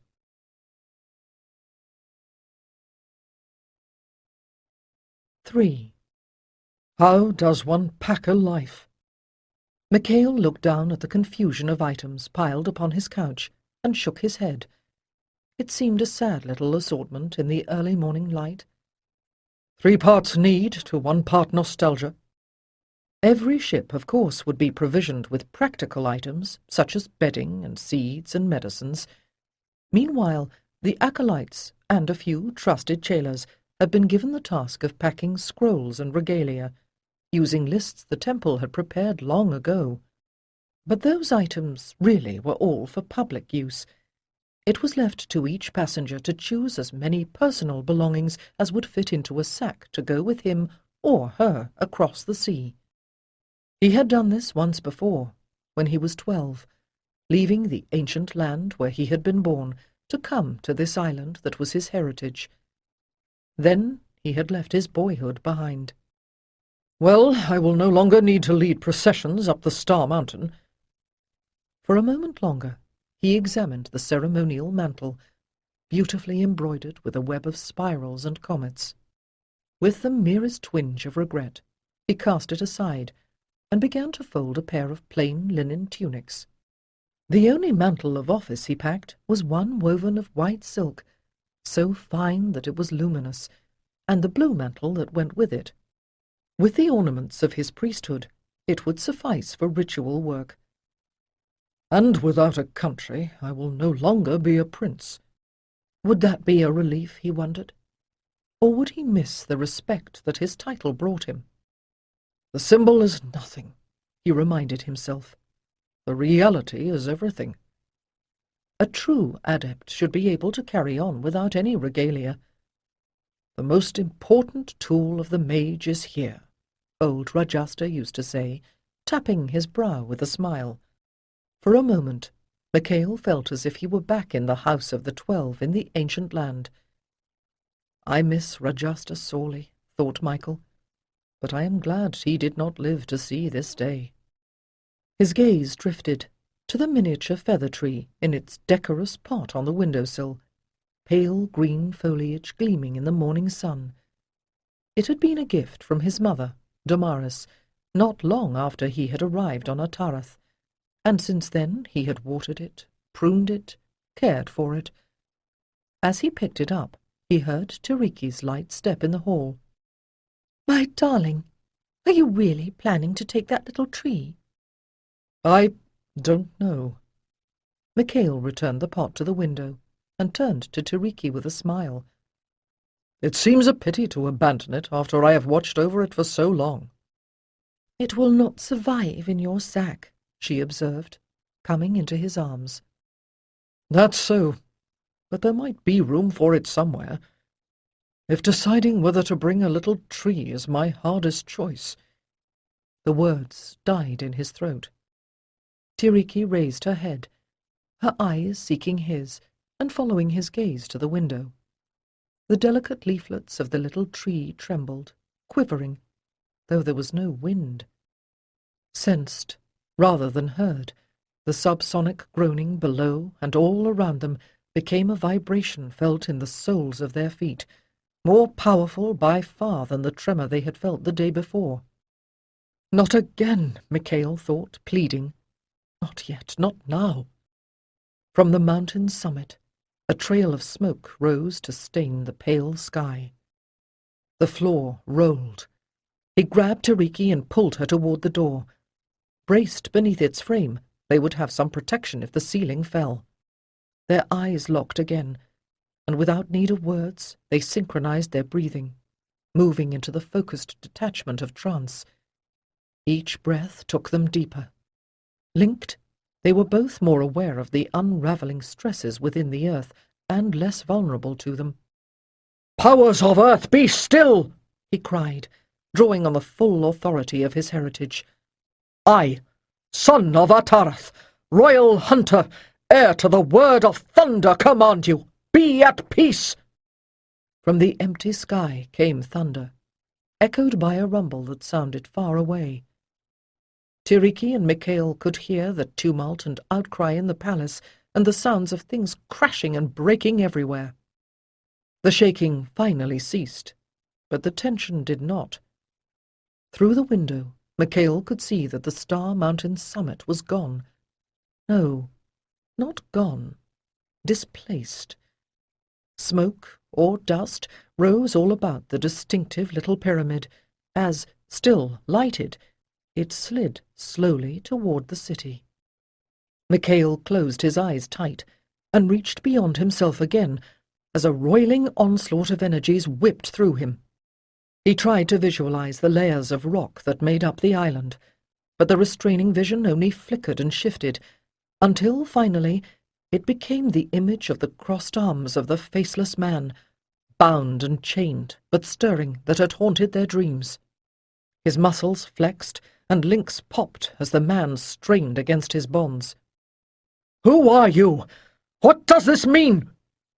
He did not realize he had been shouting until he felt Tiriki's thoughts within his own. "It is the unrevealed," came her mental cry. "Dios, do not look at his eyes." At this, the vision rose, snarling. The floor shook anew, more roughly than before, and would not stop. Micail had grown up with the whispered tales of the god Dios, invoked to bring change by grey mages of the ancient land. Instead, he had brought chaos, whose reverberations had eventually destroyed that land, and now seemed about to destroy Atlantis as well. But Micail had never been to the crypt where that image was chained. "I cannot hold him! Help me!" At once Micail felt Tiriki's unflinching rush of compassion. "Let light balance darkness." Her thought became a song. "And reaction, rest." He followed. "Let love balance hatred." Warmth built between their clasped hands. "The male, the female." Light grew between them, generating power to transform the tensions of the opposing forces. "There is light. There is form. There is shadow and illusion." And proportion. It seemed a long time that they stood so, while the vacant howling of the chained god receded, gradually, grudgingly, sullenly. When the shaking ceased at last, Micail drew a deep breath of relief, although his sensitized awareness felt the constant tremors beneath the equilibrium they had imposed upon the island. "It's over." Tiriki opened her eyes with a sigh. "No," he said heavily. "Only restrained, for a little while. Beloved." Words failed him, and he clasped her more tightly. "I could not have held back that power alone." "Do we have time?" "Ask the gods," Micail replied. "but at least no one will doubt our warning now." He looked past her, his shoulders slumping as he saw on the floor beneath the window the shattered pot, spilled earth, and naked roots of his little feather tree. People died in that quake, he told himself.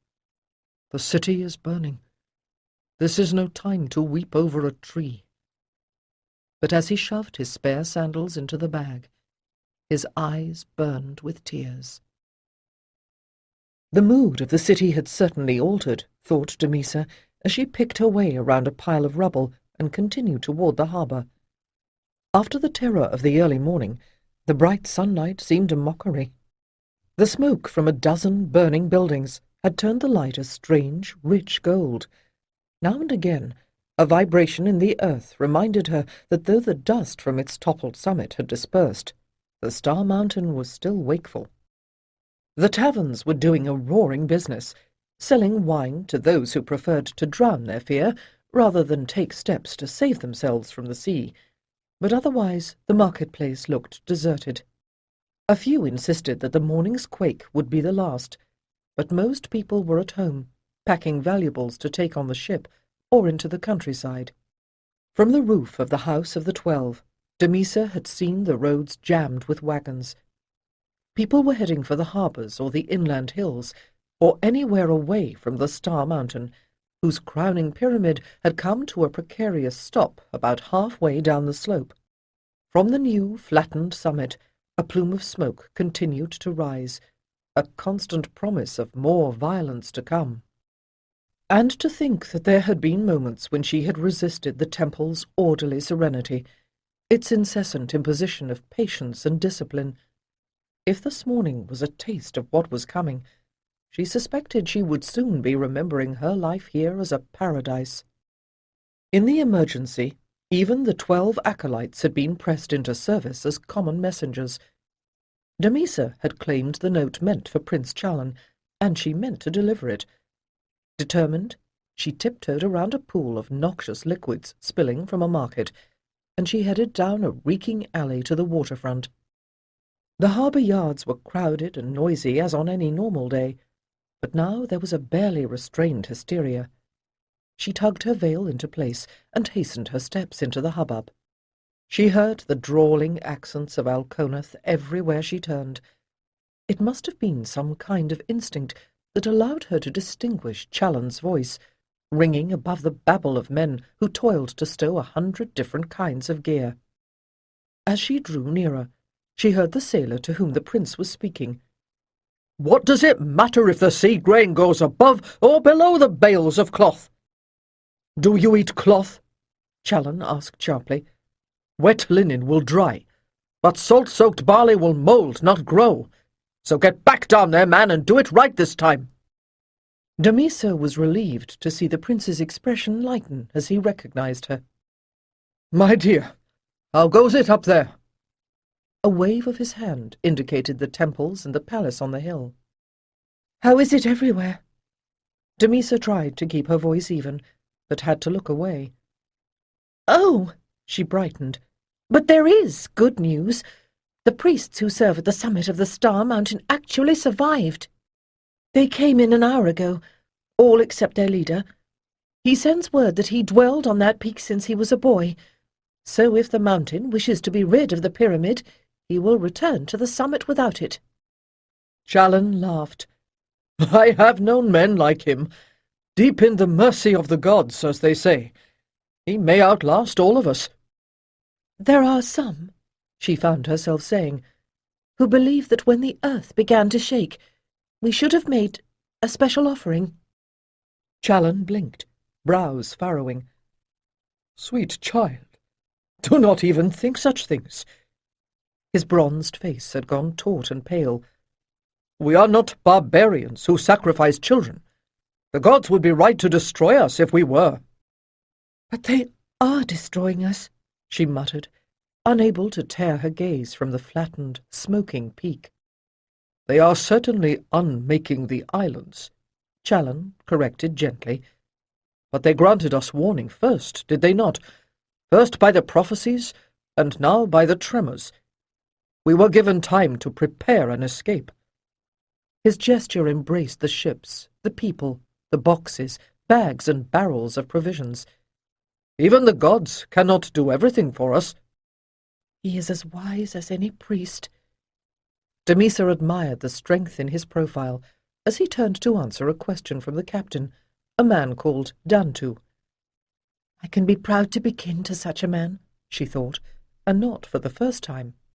She had not originally been destined for the temple. It was her grandmother who proposed her as a candidate for the 12. When she had dreamed of a royal marriage as a little girl, Chalan had been her model for a worthy consort. It was a relief to find that a more mature judgment justified her original opinion. He made Kalhan look like the boy he was. "Mind yourselves!" The prince was glaring at a group of sailors who stopped work to goggle at 2 buxom, saffron-draped Saji girls who were pulling a cart full of parcels from the temple of Karatra.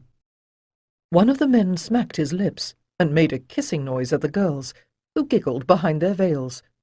"Wouldn't mind packing you into my hold." "You there," Chalan repeated. "Back to work. They're not for such as you." What the Sajis were for had been the subject of much wild-eyed speculation among the acolytes. In the old days, it was said, Sajis had been trained to assist in certain kinds of magic that involved the sexual energies. Damisa shuddered, glad that she had not experience enough to guess what those might be. The acolytes were free to take lovers before they married, but she had been too fastidious to do so, and Calhan, chosen as her betrothed by some arcane procedure of astrology, had not tempted her to experiment ahead of time. "I almost forgot," she exclaimed. "I have brought a list of candidates to sail in the royal vessel with you." As Prince Challen turned to her again, she opened her scroll-case and gave him the parchment. "Ah, yes," he murmured, running a finger down the list of names. I don't know if this is a relief or not." He waved the paper at her. "I can see beside it, like a shadow, the list of those who will not escape, either because they choose to stay, or because there is not enough room. I had hoped that the only decisions required of me would be where to stow their gear." Damisa heard his bitterness, and had to quell a powerful impulse to reach out to him. "Lord Micail and Lady Tiriki will be sailing with Captain Rydell, but I am on your list," she said softly. "Yes, little flower, and I am very glad of it." Challen's gaze returned to her face, and his grim look lightened. "Who would have thought my skinny little cousin would have grown so—" Another call from Dantu cut off whatever he had been about to say, but Damisa was to cherish those parting words for a long time. He had noticed that she was grown up. He had really seen her.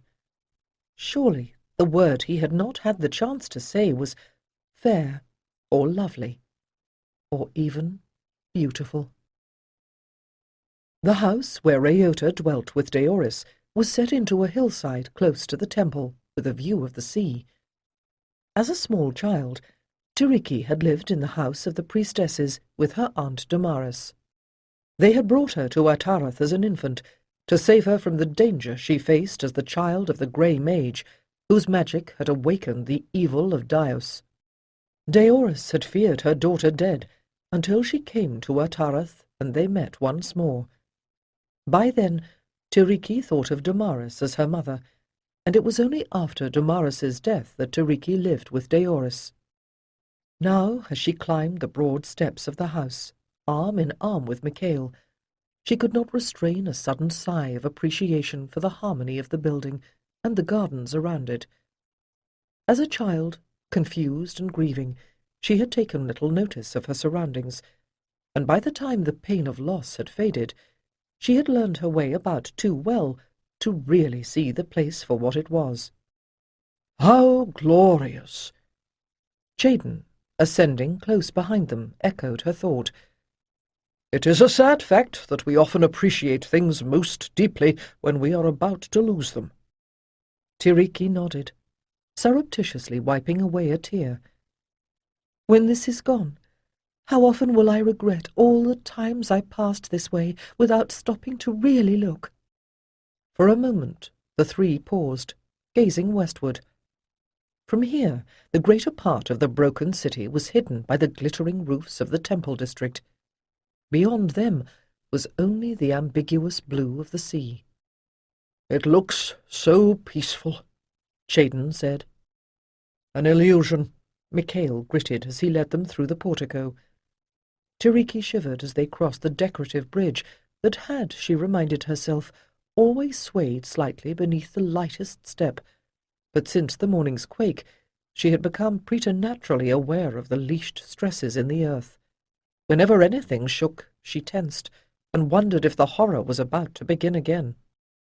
Here, she observed, there were no chaotic piles of keepsakes and discards, none of the frantic bustling that rippled through the rest of the city, just a soft-voiced servant waiting to escort the visitors to Rayota and Deoris. Tiriki's heart sank with a premonition that their errand here would fail. Clearly, her parents did not intend to leave. Jaden had gone ahead of her into the wide chamber that looked out on the gardens, and stood saluting Deoris. It seemed to Tiriki that his voice trembled as he spoke the conventional words.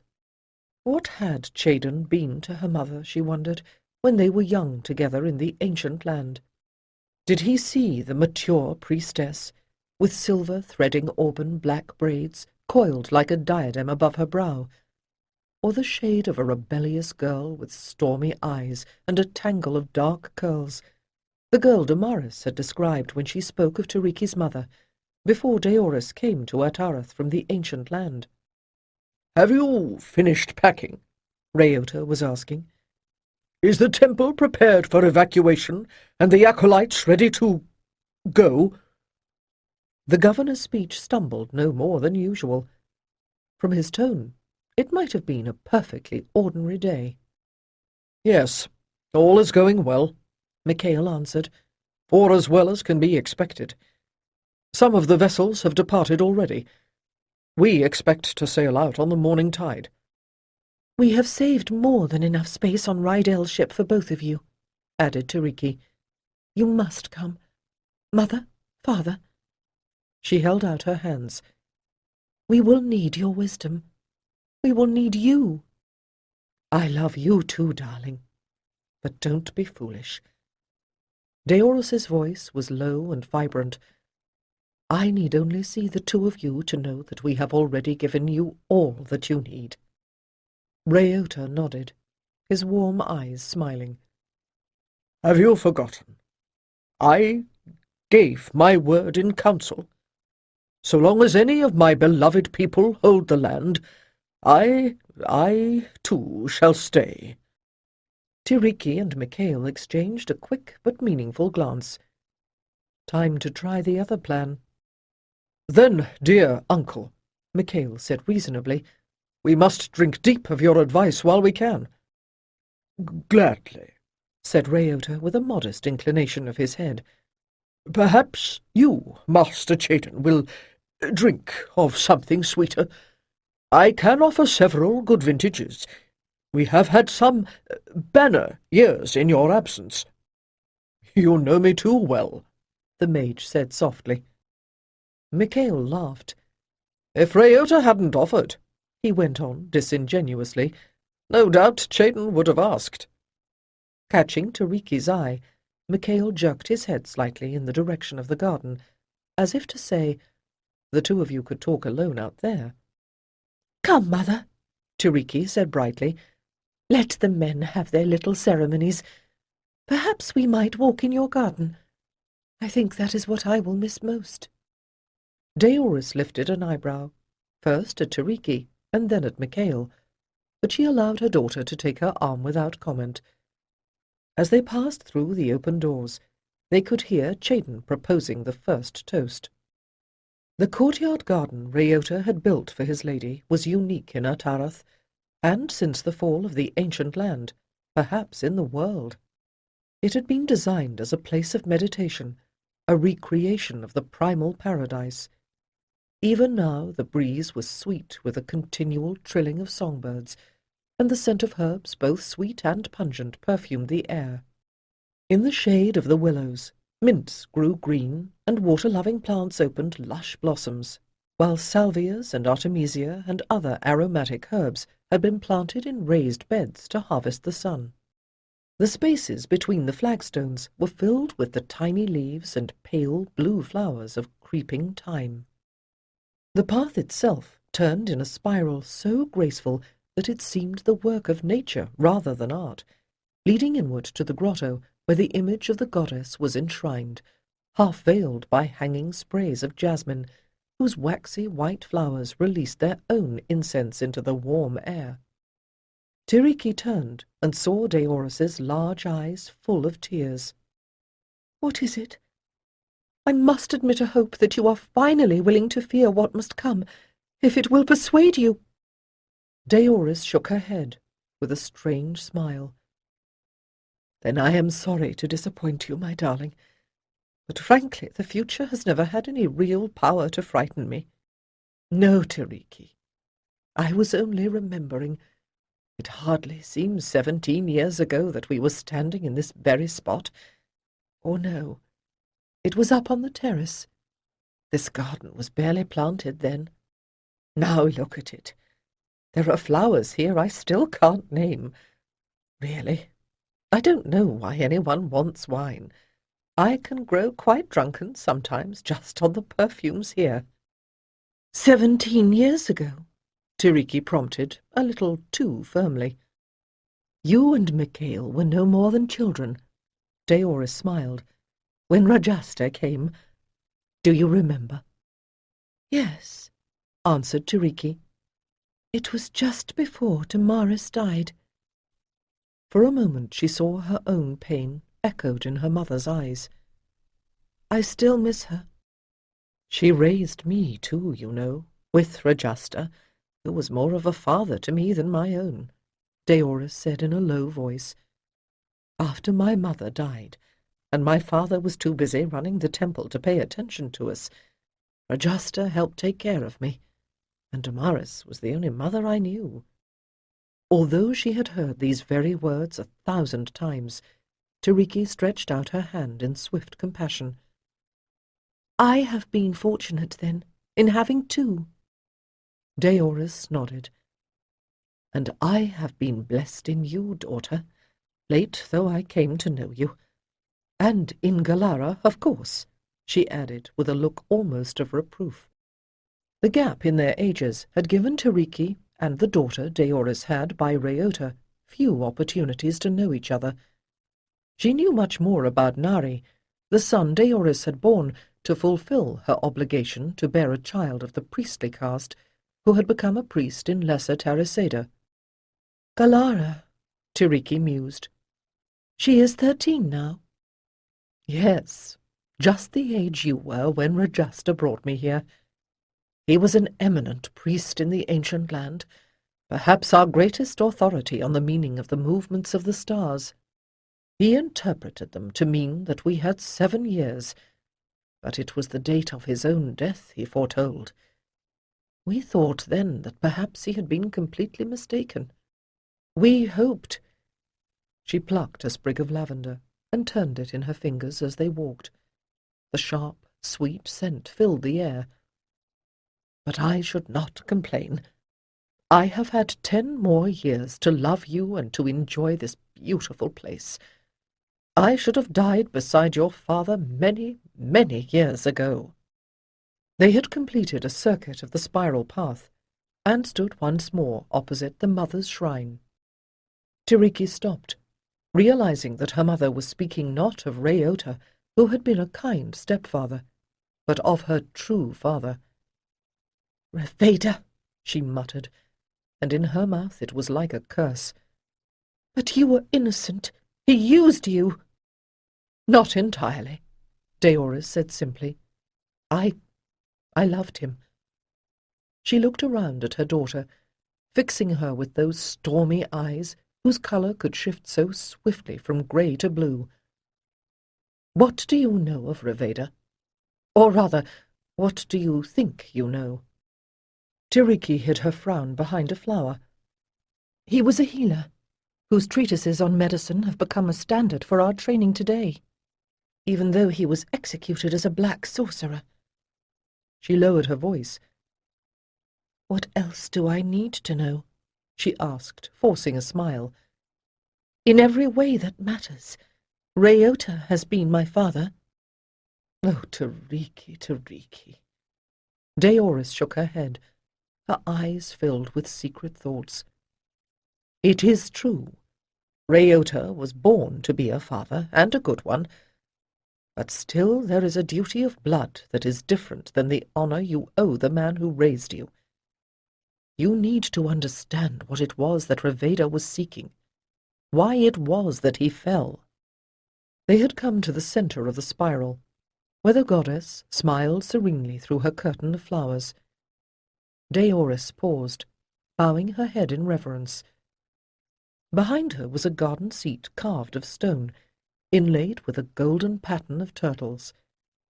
She sank down upon it as if her legs did not have the strength to carry both her and the weight of her memories. Tiriki nodded to the power the image represented, then leaned against a nearby olive tree and crossed her arms beneath her breasts, waiting. It was not the Great Mother, but the woman who had borne her, whose words interested her now. "Your father had the most brilliant mind of anyone I have ever known, and except, perhaps, for Micail's father, Micail, he had the strongest will. We never fell in love with ordinary men, Damaris and I, Deoris added with a rueful smile. But what you must understand, first of all, is that Reveda was not a destroyer. Both black and white are mingled in the grey robes his order wore. He knew from his studies and the practice of medicine that any living thing that does not grow and change will die. Reveda tested the laws of the temple because he desired to make it stronger, and ultimately he broke them for the same reason. He came to believe that the priesthood had become so locked into ancient dogmas that it could not adapt, no matter what disaster might occur. "That is not so," Tiriki replied indignantly, defending the traditions and training that had shaped her life. I sincerely hope that it is not. Deoris smiled tolerantly. But it is up to you and Micail to prove him wrong, and you will never have a better chance. You will lose much that is fair in this exile, but you will escape our old sins as well. "And so will you, Mother. You must agree to come away." Hush, said Deoris. I cannot. I will not. Reveda was tried and executed not only for his own deeds, but also for much that was done by others. The Black Robes, who were only caught and punished later. It was their work that broke the bonds Reveda had loosened. They sought power, but Reveda wanted knowledge. That was why I helped him. If Reveda deserved his fate, then my guilt is no less. "Mother," Tiriki began, for still she did not entirely understand. Give my place to your sister, Deoris said, resolutely changing the subject. I have already arranged for an escort to bring Galara and her baggage to your chambers the first thing in the morning, so you will have a hard time turning her away. "I assumed you would send her," Tiriki said, exasperated. Then that's settled. And now, said Deoris as she got to her feet, I think it's time we rejoin the men. I doubt that Chayden and Micail have had any more luck in persuading Rayota than you have had with me. But they are 2 against 1, and my husband may be feeling in need of reinforcement by now. Defeated, Tiriki followed her mother back to the porch, where the men were sitting with goblets and 2 small jugs of Carian wine. But Micail looked thunderous, and Chayden was also glaring at his drink. Only Rayota showed any sign of serenity. Tiriki shot Micail a glance, as if to say, I take it he is also still determined to stay. Micail nodded faintly, and Tiriki turned to her stepfather, intending to beg him to go with them. Instead, she pointed to Deoris, exclaiming, "You would go fast enough if she decided on it. You are sacrificing each other for no good reason. You must agree to come with us." Deoris and Rayota exchanged tired glances, and Tiriki felt a sudden chill, as if she were a novice priestess chancing upon forbidden mysteries. It is your destiny to carry the truth of the Guardians to a new land, said Deoris gently, and it is our karma to remain. It is not sacrifice, but an atonement, which we have owed since... Rayota completed her thought. Since before the fall of the ancient land. Chayden had closed his eyes in pain. Micail looked from one to the other, brows knitting in sudden surmise. Atonement, Micail echoed softly. Tell me, uncle, what do you know about the man with crossed hands? His voice shook, and Tiriki also felt a tremor in the stone beneath her feet, as if something else had heard his words. What? Rasped Rayota, his dark face going ashen. He shows himself to you? "Yes," whispered Tiriki. "This morning, when the earth shook, he was trying to break his chains, and I I knew his name. How can that be?" Once more an odd look passed between Deoris and her husband, and he reached out to take her hand. "Then you unwittingly bring the clearest proof," said Deoris quietly, "that it is our fate and our duty to stay. Sit." She gestured imperiously. "Tiriki, I see now that I must tell you and Micail the rest of the story, and even you, Chaden, old friend. Great adept though you are, your teachers could not give you the parts of the story that they did not know." Rayota took a deep breath. "I loved my brother." His gaze flickered toward Micail in momentary appeal. "Even in the Temple of Light, there have always been some who served the darkness. We were taken by the Black Robes, who sought for themselves the power of Atarath. I agreed to let them use me, if they would spare him. They betrayed me and tried to kill him. But Micail forced himself to live long enough to sire you and pass to you his power." He looked at Micail again, struggling for words. Tiriki gazed at them with quick compassion, understanding now why it was Micail, not Rayota, who held the magical heritage of his royal line. If Micail had died before his son was born, the powers of Atarath would have descended to Rayota, and thereby to the black sorcerers who then held him in thrall. "They broke his body," stammered Rayota. "and my mind. I did not know myself till long after. Reveda took me in, and I helped him." Tiriki looked back at her mother. What did this have to do with the man with crossed hands? "Rayota helped Reveda, as a dog will serve the one who feeds him," Deoris said defensively, not understanding what he did. "I assisted Reveda because I loved the spirit in him that yearned to bring new life into the world. In the crypt beneath the Temple of Light, there was an image whose form seemed different to each one who beheld it. To me, it always appeared as a bound god, crossed arms straining against his chains. But the image was a prison that confined the forces of chaos. Together we worked the rite that would release that power, because Reveda thought that by unleashing that force he could wield the energies that power the world. But my sister forced me to tell her what we had done.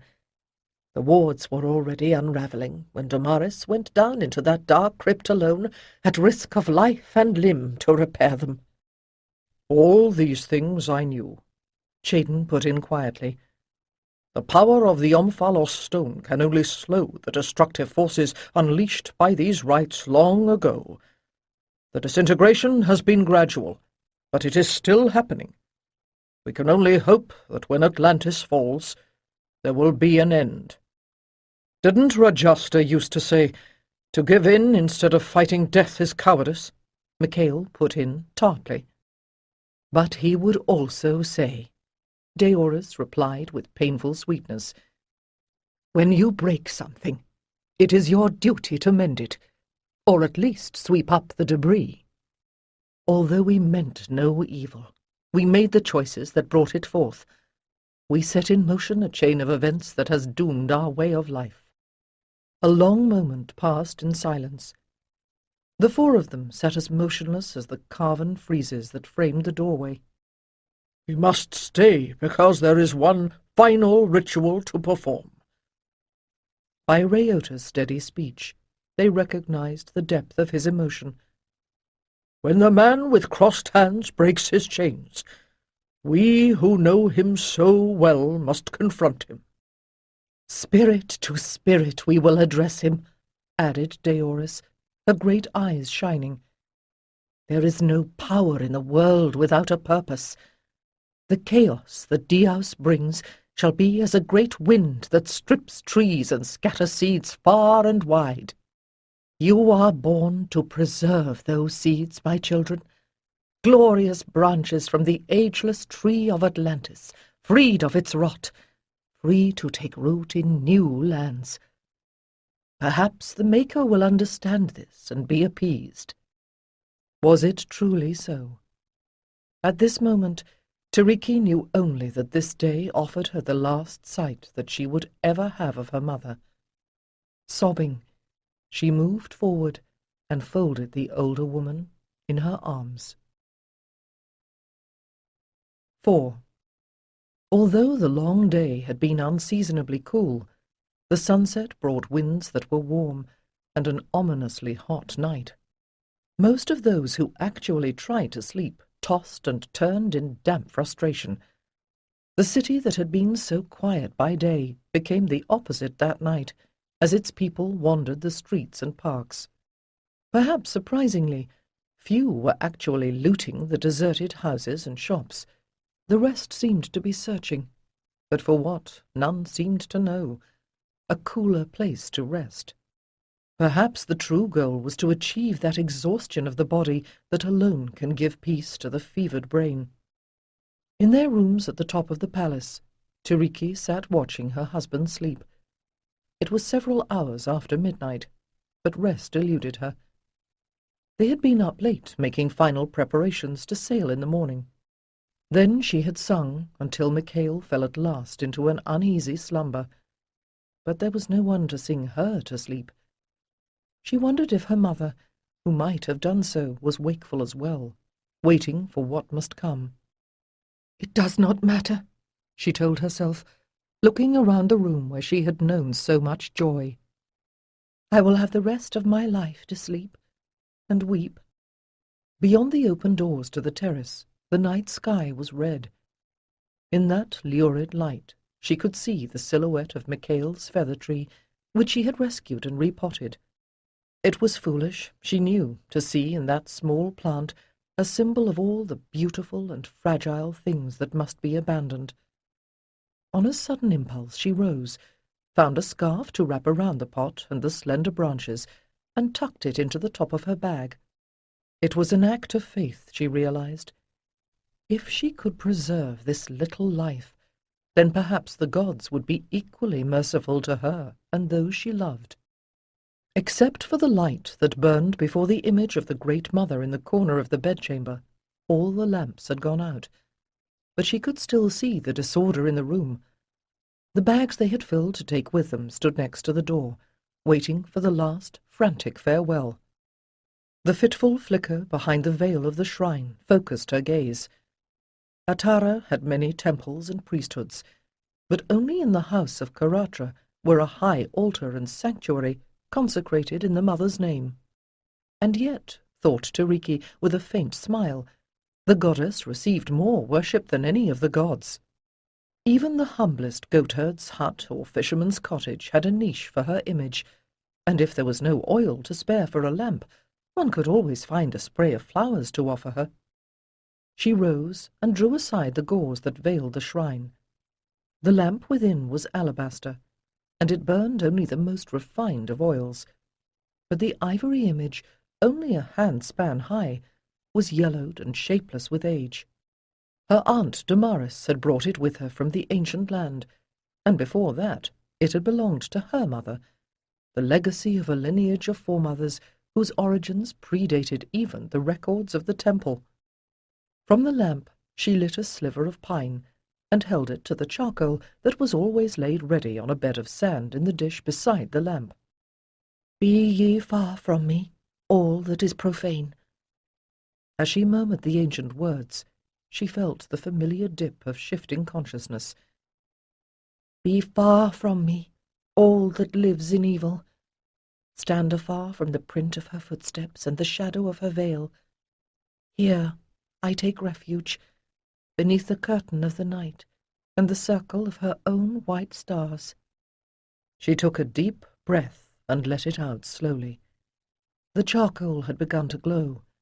She picked up a few grains of incense and scattered them across it, feeling awareness shift further as the pungent, sweet smoke spiraled into the air. Bowing her head, she touched her fingers to her brow and her lips and breast.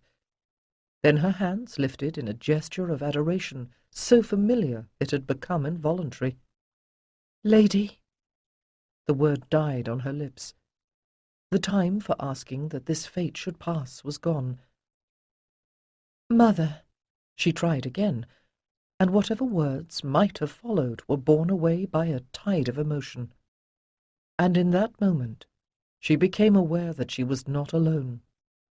"I am the earth beneath your feet." The goddess spoke within. "But the island is being destroyed," A panicked part of Tiriki's soul objected. "I am the burning flame." "The flame will be drowned by the waves." "I am the surging sea." "Then you are chaos and destruction," Tiriki's soul protested. "I am the night and the circling stars," came the calm reply, and Tiriki's soul clung to that certainty. "I am all that is, that has been, that will be, and there is no power that can separate you from me." And for a moment, outside time, Tiriki knew that it was true. When she returned to awareness of her surroundings, the incense had ceased to burn and the charcoal was grey. But as the lamp flickered, it seemed to her that the image of the mother was smiling. Tiriki took a deep breath and reached out to lift the image from its stand. "I know that the symbol is nothing, and the reality is all," she whispered. "But nonetheless I will take you with me. Let the flame continue to burn until it becomes one with the mountain's fire." She had just finished wrapping the image and tucking it into her bag when the chimes at the doorway rang faintly. She ran to the entry, afraid Micail would wake.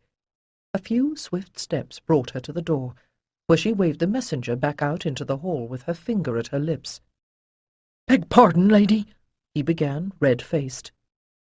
"No," she sighed, as she cinctured her robe, remembering the orders she had left. "I know you would not come without need. What brings you?" "You must come to the House of the 12, lady. There is trouble. They will listen to you." "What?" She blinked. "Has something happened to Gramos, their guardian?" Tiriki frowned. "It is her duty to—" "Beg pardon, lady, but it seems that the guardian of the 12 is gone." "Very well. Wait a moment for me to dress, and I will come." "Be still!" Tiriki pitched her voice to carry over the babble of complaint and accusation. "You are the hope of Atlantis. Remember your training. Surely it is not beyond you all to give me a coherent tale." She glared around the circle of flushed faces in the entryway to the House of the Falling Leaves, and let her mantle slip from her shoulders as she sat down. Her gaze fixed on Damisa. Red-faced, the girl came forward. "Very well, then. You say that Calaran and Vialmar got some wine. How did that happen? And what did they do?" "Calaran said that wine would help him sleep." Damisa paused, her eyes briefly flicking closed as she ordered her thoughts. "He and the other boys went down to the taverna at the end of the road to get some. There was no one there, so they brought 2 whole amphorae back with them and drank all of it, as far as I can tell." Tiriki turned her gaze to the 3 young men sitting on a bench by the door. Calaran's handsome face was marred by a graze on one cheek, and water dripped down his companions' necks from wet hair, as if someone had tried to sober them up by plunging their heads into the fountain. "And did it put you to sleep?" "For a while," Vialmar said sullenly.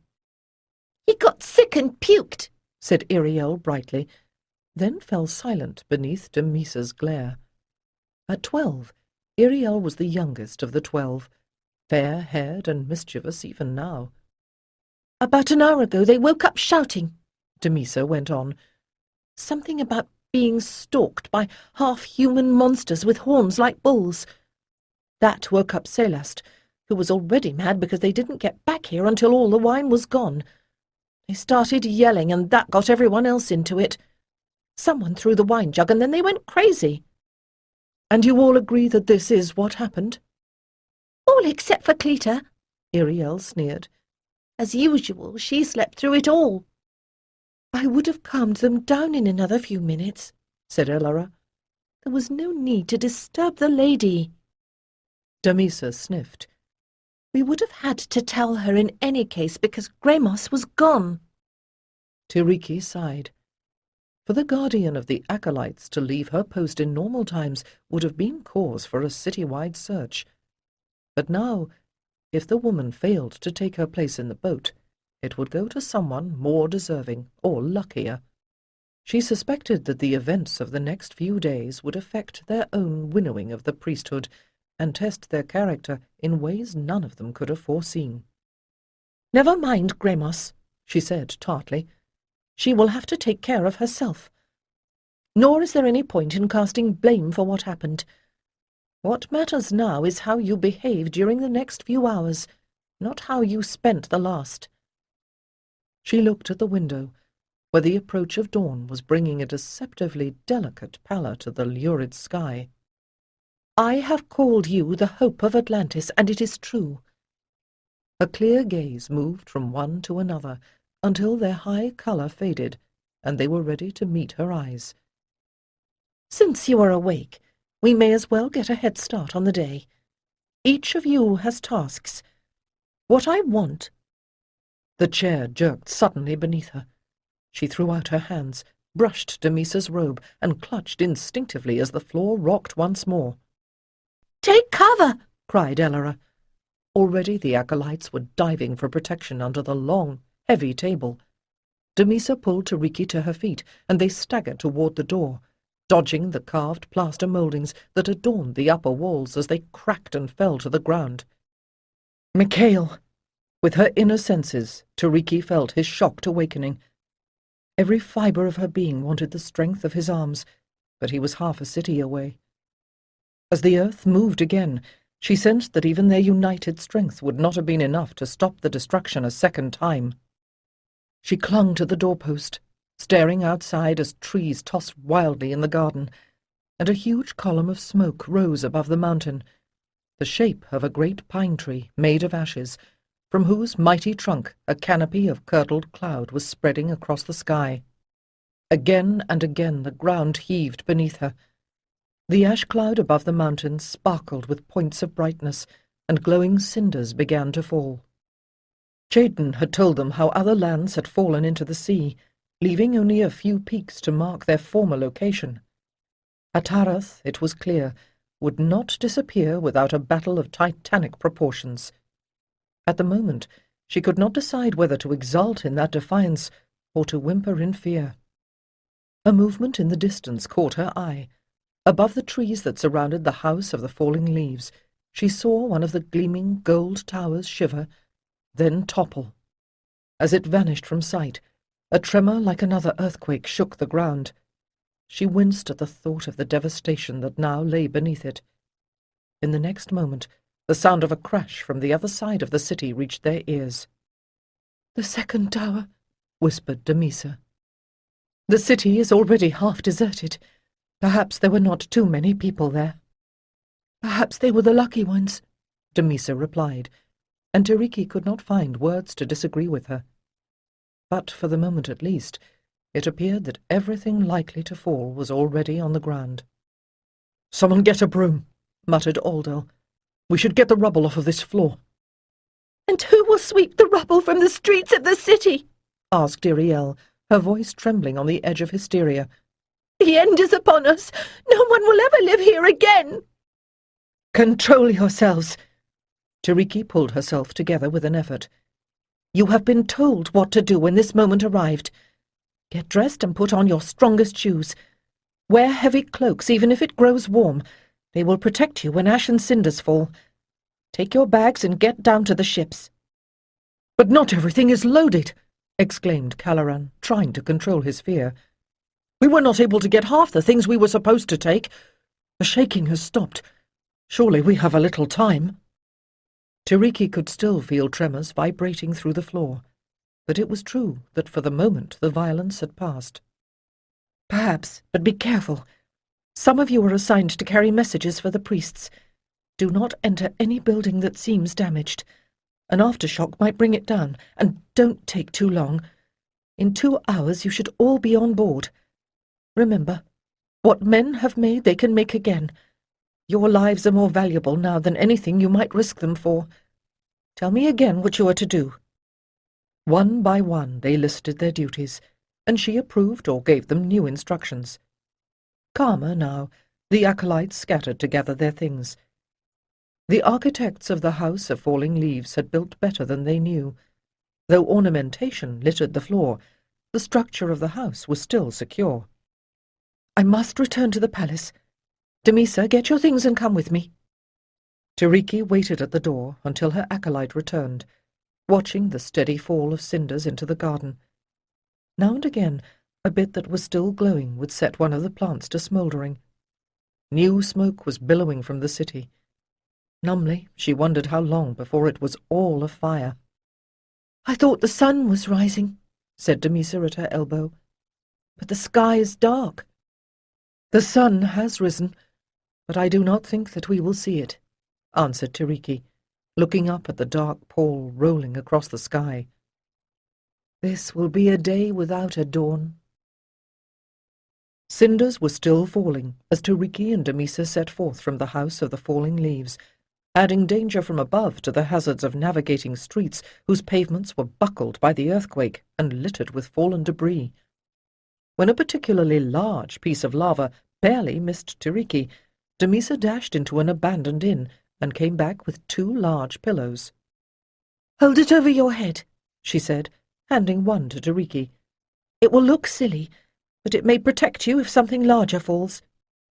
Tiriki caught the note of incipient hysteria in her own answering laughter and cut it short, but the thought of what they must look like, scuttling through the shadowed streets like mushrooms with legs, kept a weird smile on her lips as they picked their way toward the palace.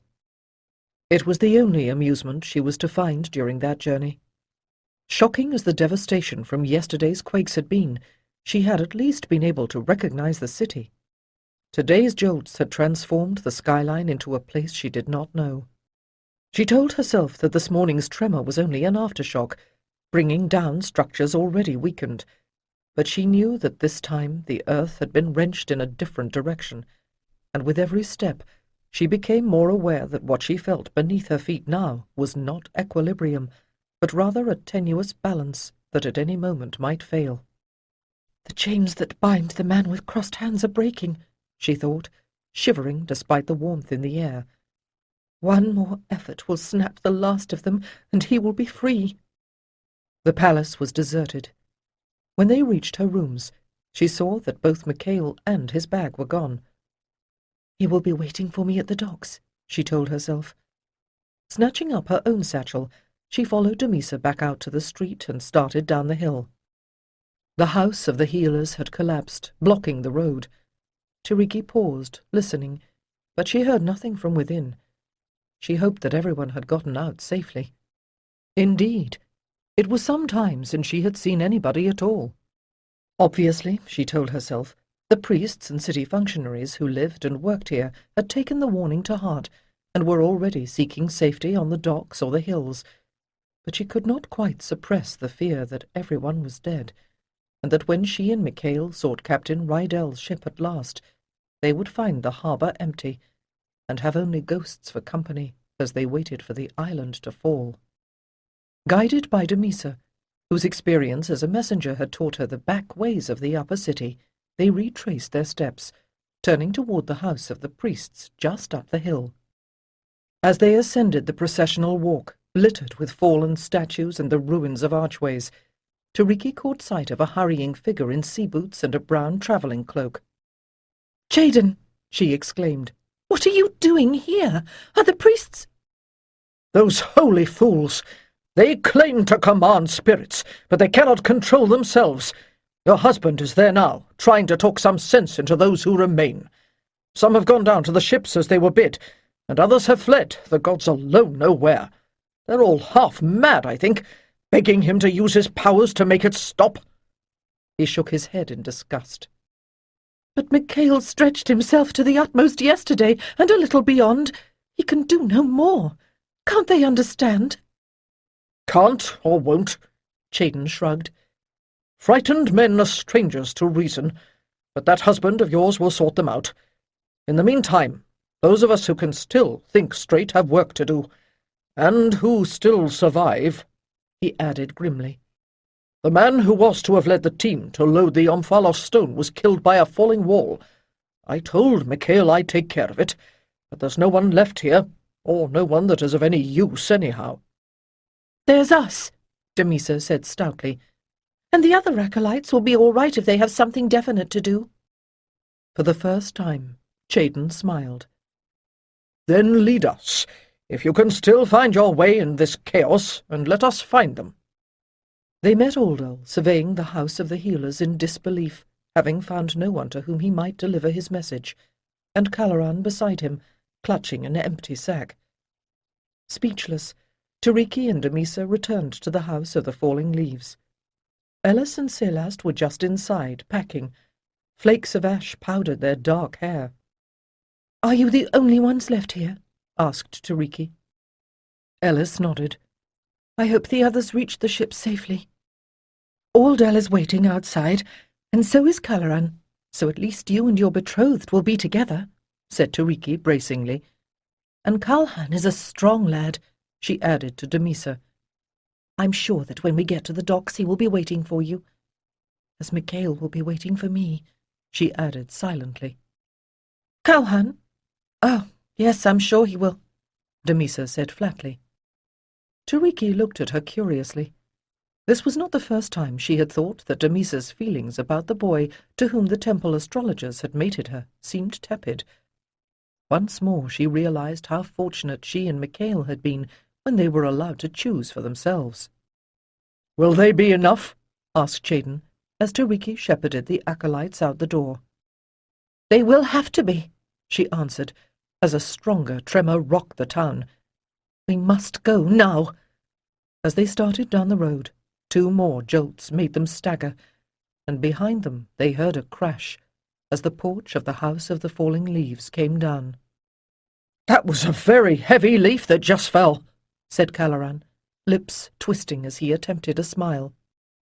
"That was the whole tree," corrected Damisa tartly, but there were tears in her eyes, and she did not look back.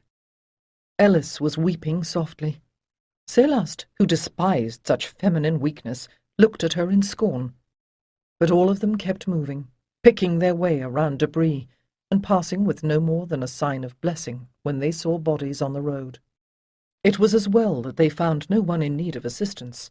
That would have put their discipline to too great a test. Indeed, Tiriki thought that if they had found a hurt child, she would not have been entirely sure of her own self-control. "That which we seek to save will preserve the lives of generations yet unborn," she told herself. But the old saying seemed meaningless in the face of the kind of catastrophe they were enduring now. Cinders had begun to fall once more. She flinched and drew her mantle over her head.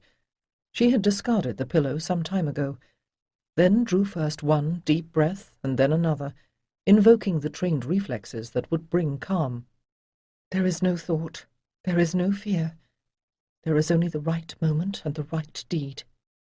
With relief, she caught sight of the entrance to the temple.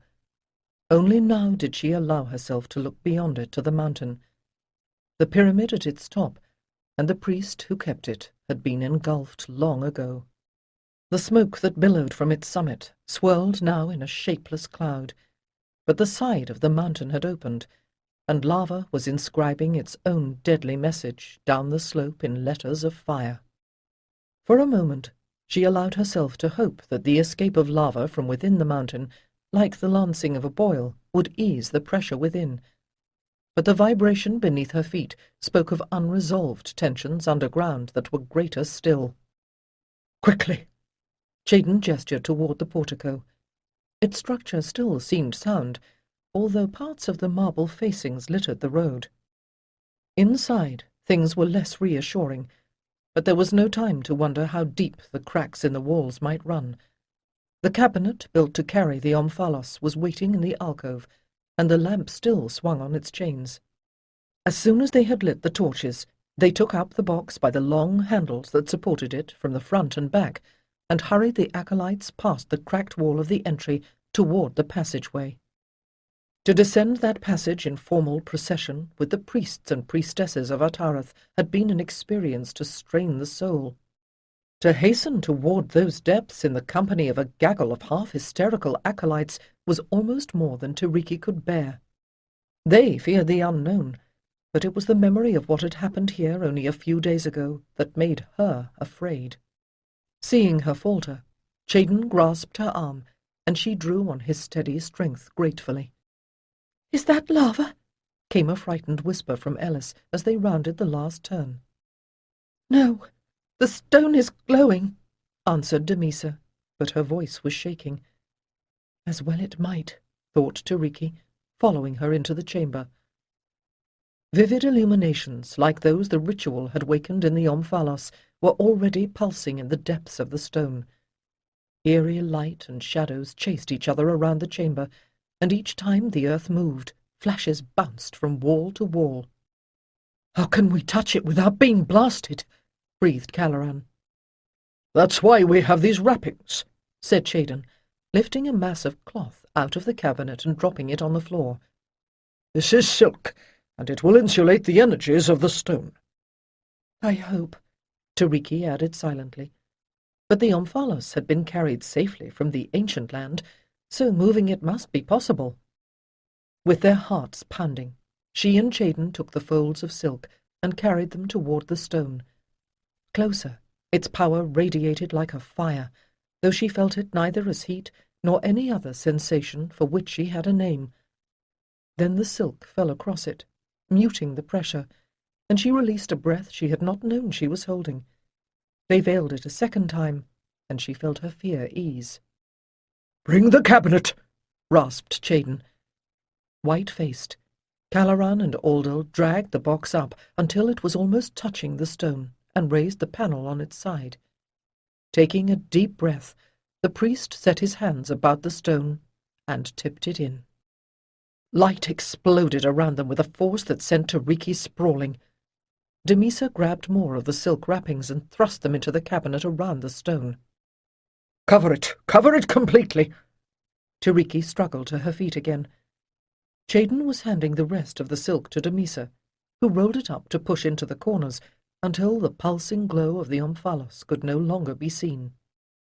It could be felt still, but now it was a bearable agony. Unfortunately, without the distraction of the stone, there was nothing to shield them from the groaning of the rock around them. "Pick it up. Aldel and Caloran, you're the strongest. Take the front handles. Damisa and I will take the rear. The rest of you can keep the way clear and carry the torches.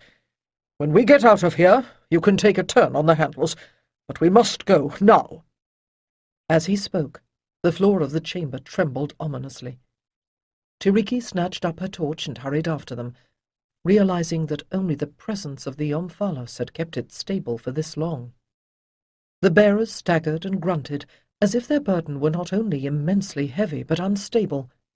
Seeing their distress, Ellis and Selast set their hands beneath the midpoint of the cabinet and helped to lift it. But as they got farther away from the hidden chamber, the weight seemed to grow less, which was just as well, for with every step their footing was growing more treacherous. That last jolt had buckled the floor of the passage in several places. Great cracks now showed in the walls, and in places the ceiling was beginning to give way. As they toiled upward, they heard the crash of falling rock behind them, a high, discordant keening that seemed to come from all around. "My spirit is the spirit of life. It cannot be destroyed," Tiriki chanted, trying to make that awareness replace the dreadful singing of the stones. "I am the child of light that transcends the darkness." The others joined her, but their words seemed thin and meaningless in this vortex of primordial energies. "Hurry!" Damisa's voice seemed to come from far away. "I can feel another quake coming." They could see the pale light of the entryway before them now. The earth jerked beneath them. With a crash that transcended all previous measures of sound, the left wall caved in. The sounds of rockfall and the screams that followed now faded, as dust billowed outward. Tiriki's torch had gone out. She coughed, shielding her eyes. When she could see again, the dim illumination from outside showed her the cabinet knocked onto its side, and the acolytes climbing to their feet around it. "Is everyone all right?" One by one, voices answered her. The last to reply was Calaran. "A little grazed, but whole. I was on the other side of the cabinet, and its bulk protected me. Aldal." There was a shocked silence. Then one of the girls began to sob. "Help me get the rubble off him." Jaden dropped to his knees, pulling frantically at the lumps of stone and plaster. "Damisa, Selath Delis, let's get the cabinet upright and pull it out of the way." Tiriki took one handle and heaved. She felt the others take up the weight, and they started forward. "But Aldal," whispered Ellis. "The others will bring him," Tiriki said firmly. "Let's get the cabinet outside." The rock groaned, and a little more dust sifted down as they dragged the omphalos out through the portico. Tiriki looked back apprehensively, but in another moment she saw Jaden and Calaran emerging from the gloom, with the body of Aldal in their arms. "He's knocked out, isn't he?" stammered Ellis, looking from one to the other hopefully. "Let me hold him until he revives." "No, Ellis. He has been taken from us," Jaden said compassionately as they laid the body down. Through the dust they could see the distorted shape of the boy's skull where the rock had crushed it. "It was over in an instant, without pain." Ellis shook her head, uncomprehending, then knelt, smoothing the dust from her betrothed's forehead and gazing into his empty eyes. "Aldal, come back, beloved.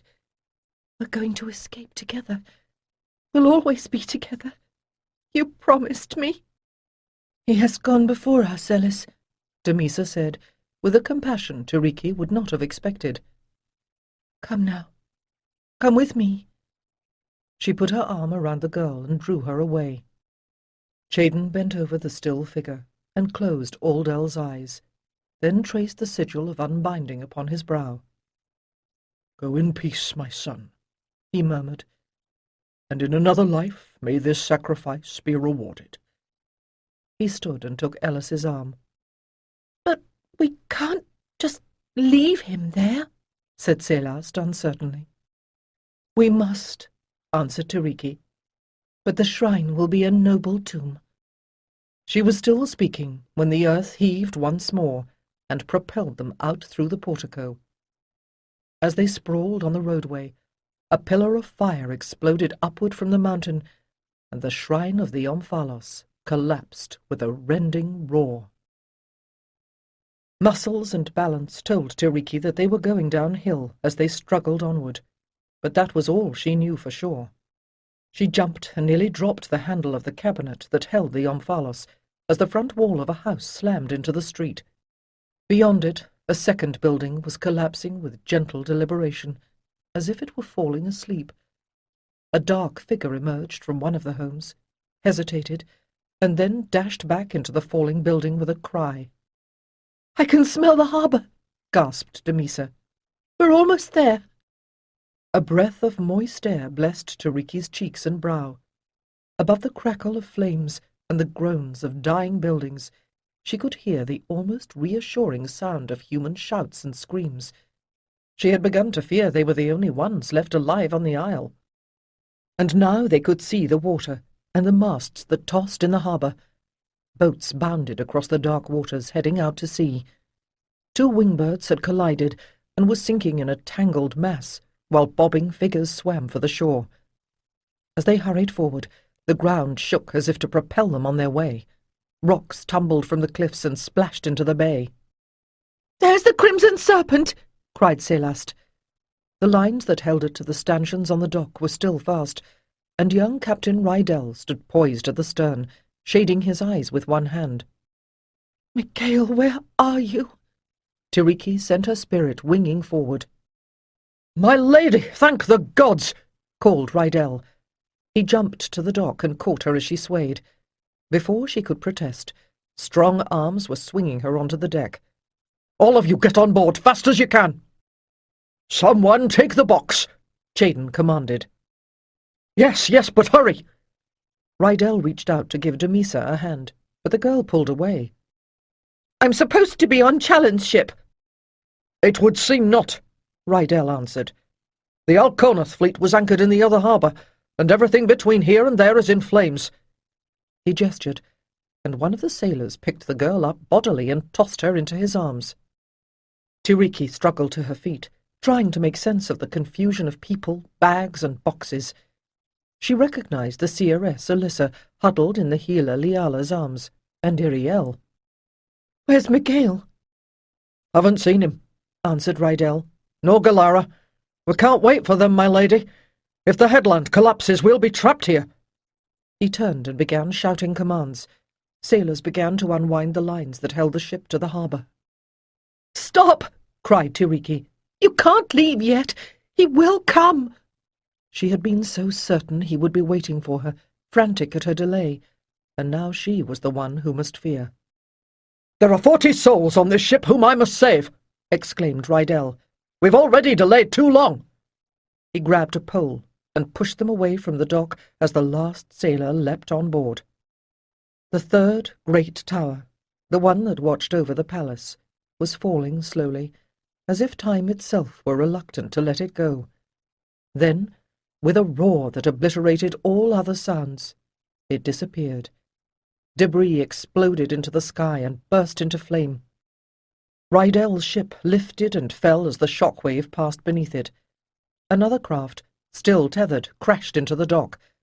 The oarsmen heaved and struggled to pull the ship through the debris that bobbed on the dark waters. Above, the sky boiled in a vortex of flame and shadow, and fire fell back upon the already burning city in a hail of indescribable destruction.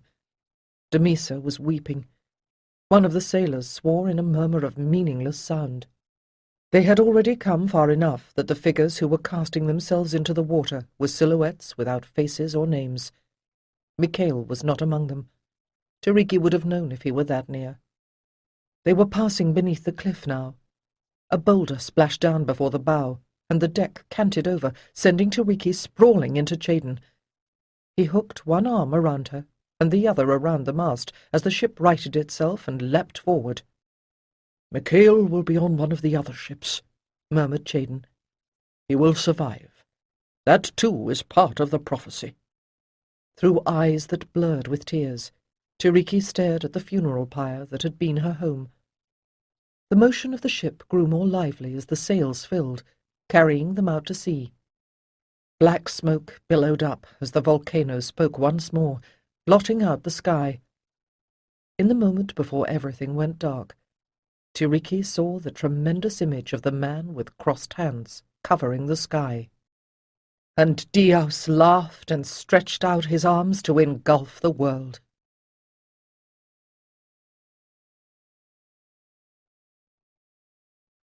"5. Tiriki clawed her way out of a nightmare in which she was drowning, reaching out to Micail for comfort in the dark. Her fingers closed on cold wool. As she groped, the floor rolled, and she tensed yet again, bracing herself for another earthquake. But no, this was too gentle, too regular a rocking to sustain her fear. Exhausted, she sank back limply upon the hard bed, thankful for woolen winter blankets, her eyes half closed again. A dream, she assured herself, brought on by the cool breeze through the window. For some reason she had thought that it was spring already, and that the disaster had come, that somehow she and Micail had ended up on different boats. But here we are, side by side, as we should be. Smiling at the foolishness of dreams, she shifted position again, trying to stay comfortable, despite a vaguely dizzy feeling and a persistent chill. Something hard through the blankets, and then, close by, someone began to weep. Her own discomfort she could ignore, but not another's pain. Tiriki forced her eyes to open and sat up, blinking at the dim, recumbent shapes all around her. Beyond them she could see a narrow railing, and the darkly heaving sea. She was on a boat. It had not been a dream. As she looked about, someone out of sight toward the bow began to sing. Narinabi, star-shaper, dispense tonight thy bounty. As she listened, additional, unseen voices joined the song. Illuminate our wing sails as we fly upon the waters. The winds here are all strangers, and we are but sailors. Narinabi, star-shaper, this night reveal thy glory. For a moment, the beauty of the song lifted her spirit. The stars were hidden, but no matter what happened here, they remained in the heavens, afloat in the sea of space as their ship floated on the sea below. Star-Father, Sea Lord, protect us, her spirit cried, trying to feel in the uneasy rocking of the ship the comfort of mighty arms. But whether or not the god was listening, Tiriki could still hear someone crying. Carefully, she peeled away enough of the woolen blankets about the curled-up figure beside her to recognize the youthful face of Ellis, fast asleep, her dark hair tangled, her eyes wet with unhappy dreams. Poor child, we have both lost our mates. Tiriki choked back her own grief before it could overwhelm her. No, she told herself sternly, though we shall surely never see Aldel again. Micail lives, I know it. Tenderly, she soothed Ellis into deeper sleep, and only then withdrew enough to stand up. Shivering in the stiff breeze, trying not to let the continual, gentle swaying underfoot disturb her stomach, Tiriki tried to will away the lingering tensions of her unrestful sleep, and strained her eyes toward the foggy seascape beyond the railing. The wake of the ship glinted redly in the bloody glow that pulsed along the horizon, illuminating a vast cloud of smoke and cinders that roiled the heavens and hid the stars. It was not the sunrise, she realized abruptly. The raging light was from another source. It came from Atarath, even in its final death throes, unwilling to submit to the sea. As the lurid dawn light grew, she recognized Damisa standing by the railing, staring forlornly at the distant flames. Tiriki started toward her, but Damisa turned away, her shoulders hunching defensively. Tiriki wondered if Damisa was one of those people who preferred to suffer in privacy, and then she wondered whether she wanted Damisa's company for the girl's sake or for her own. Most of the other people huddled on the deck were strangers, but she could see Celeste and Iriel not far away, lying curled together like kittens, as Caloran snored protectively beside them. From amidships came a quiet voice giving orders. Then Rydell appeared, carrying a lantern, his bare feet almost silent on the wooden deck. She nodded in automatic greeting. Since yesterday, he seemed to have aged 10 years. For that matter, she thought, I wonder how much older I must look by now. Rydell returned her greeting rather anxiously, but before they could exchange words, he was beset by a pair of red-faced merchants wanting something to eat. A man whom she recognized as Rydell's sailor, Arcor, had been hovering nearby. "My lady," he said as she finally turned to face him, "we hope not to trouble you while you slept, but the captain wishes you to know there be comfortable beds for you and the young folk below. The honoured ones, the adept Alyssa and the priestess Liala, rest there already." Tiriki shook her head. No, but I thank you. She looked at him inquiringly, and he murmured his name, once more touching his brow in a gesture of reverence. Living at such close quarters during this voyage, she mused. How long will the old caste distinctions last? I thank you, Arcor, she repeated in more pleasant tones, but so long as there is anything to see here. She broke off. I must go, she murmured, and quickly made her way amidships, where she noticed Chaden standing alone, gazing at the waves and the troubled sky. I am sorry. I meant to help keep watch over the stone, she said, as she reached Chaden's side. She intended to say more, but found herself coughing, and a sharp, growing ache in her chest reminded her that the very air they were breathing was poisoned with the ashes of Atarath. Chayden smiled at her fondly. "You needed rest," he said, "and should feel no shame for taking it. In truth, there has been nothing to see. The stone is at peace, even if we are not." He gathered her against him, and for a moment she was content to rest within the steady support of his arms. But the Major's sparkling eyes and ash-whitened beard could not conceal his worried frown. "No other ships?" Her voice was a rasping whisper. "Earlier, I glimpsed a few sails heading on other courses, but in this murk—" He waved at the smoke and fog.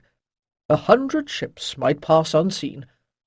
Yet we can be confident that Micail will direct whatever boat he may be on toward the same destination as we." "Then you agree he is alive?" She gazed at him in appeal. "That my hope is not just a delusion of love?" The Major's expression was solemn, but warm. "Being who you are and what you are, Tiriki, bound to Micail by karma and more, you would surely have felt him pass." Chayden fell silent, then grimaced and let slip a muffled oath. Following his gaze, Tiriki saw the faraway glow of the dying land rapidly expanding in a swirl of flames. "Hold on!" Rydell's voice rang out behind them. "Everyone, grab something and hold on!" He already had one arm around the mainmast, but he and Chayden barely had time to clasp Tiriki between them as the ship's stern lifted, sending unsecured gear and sleepers sliding. With a scream, someone went over the side. The masts groaned, sails flapping desperately as the ship continued to lift until it hung poised on the very crest of the swell. Behind them, a long slope of shining water stretched back toward the fires of Atarath, perhaps 10 miles away. Then the wave passed, and the stern tipped as the ship began a long slide back down. Farther and farther yet they plummeted, until Tiriki thought the ravening sea meant to swallow them whole. The ship bucked, seeking balance on the water, but the overstressed mainmast cracked and came crashing down. The Crimson Serpent shuddered as waves whipped around it. It seemed a long time before the ship came to rest again, rocking gently with the tide. Rydell's lantern was nowhere to be seen. The faint phosphorescence that danced along the wave crests was the only light. There were no stars above, and the fires of Atarath had sunk, finally and forever, beneath the sea. The next morning, Chayden jerked upright with a snort, and realized that, against all expectation, he had been fast asleep. It was day, and that, too, he supposed was more than any of them should have dared to expect after the violence of the night before. It was a daylight, however, in which very little could be seen. He could hear quite clearly the omnipresent creaking of wood as the ship rolled on the swell, the gurgle of water beneath her bows, and the cries of seabirds as they bobbed like corks all around. A clammy grey fog rested between the sea and sky. It felt as if they were sailing through another world. Although Chayden had often enough found danger in his wanderings, he could not remember ever having been quite so uncomfortable. His back ached from the odd posture he'd slept in, and there was, he perceived, a splinter in his elbow. "That's what I get for not going below," he lectured himself as he plucked it out. He wished a lifetime of experience could help now to take him home. With a sigh and a yawn, he drew in his feet, as 4 sailors, sweating even in this chilly dawn, carried the top half of the mainmast past him. The sailors had unstepped the lower half of the mast from its base, and cut chunks from both broken ends so that they could be fitted back together. Spliced and splinted with rope bindings, the mast might be strong enough to support its sail. "If the winds stay moderate, if no natural disaster comes to finish what the magic of dead men started," Chayden sighed. "Bah! Gloomy thoughts for a gloomy day. At least Rydell has the sense to keep his men busy." He hauled himself to a standing position, just long enough to sit down on one of the row of storage chests permanently bolted to the deck. As he sat massaging his aching elbow, he saw Ariel moving with exaggerated caution through the broken crates and other odd items that littered the deck. Dark shadows beneath her eyes betrayed her strain, but she had put a brave face on. Indeed, her look of resolve warmed him more, he guessed, than would the bowl of steaming liquid that she carried so carefully in both hands. She held it out to him, saying, "We have a fire going in the galley, and I thought you might like some tea." "Dear girl, you are a life-saver." A poor choice of phrase, he thought, as he saw her blanch. "Are we lost?" Her hands shook with the effort she was making to remain calm. "You can tell me the truth. Are we all going to die out here?" "My child," Jaden began with a startled shake of his head. "I am not a child," Ariel interrupted a little sharply. "You can tell me the truth." "My dear, all here are like children to me," Jaden reminded her, and sipped gratefully at the hot tea.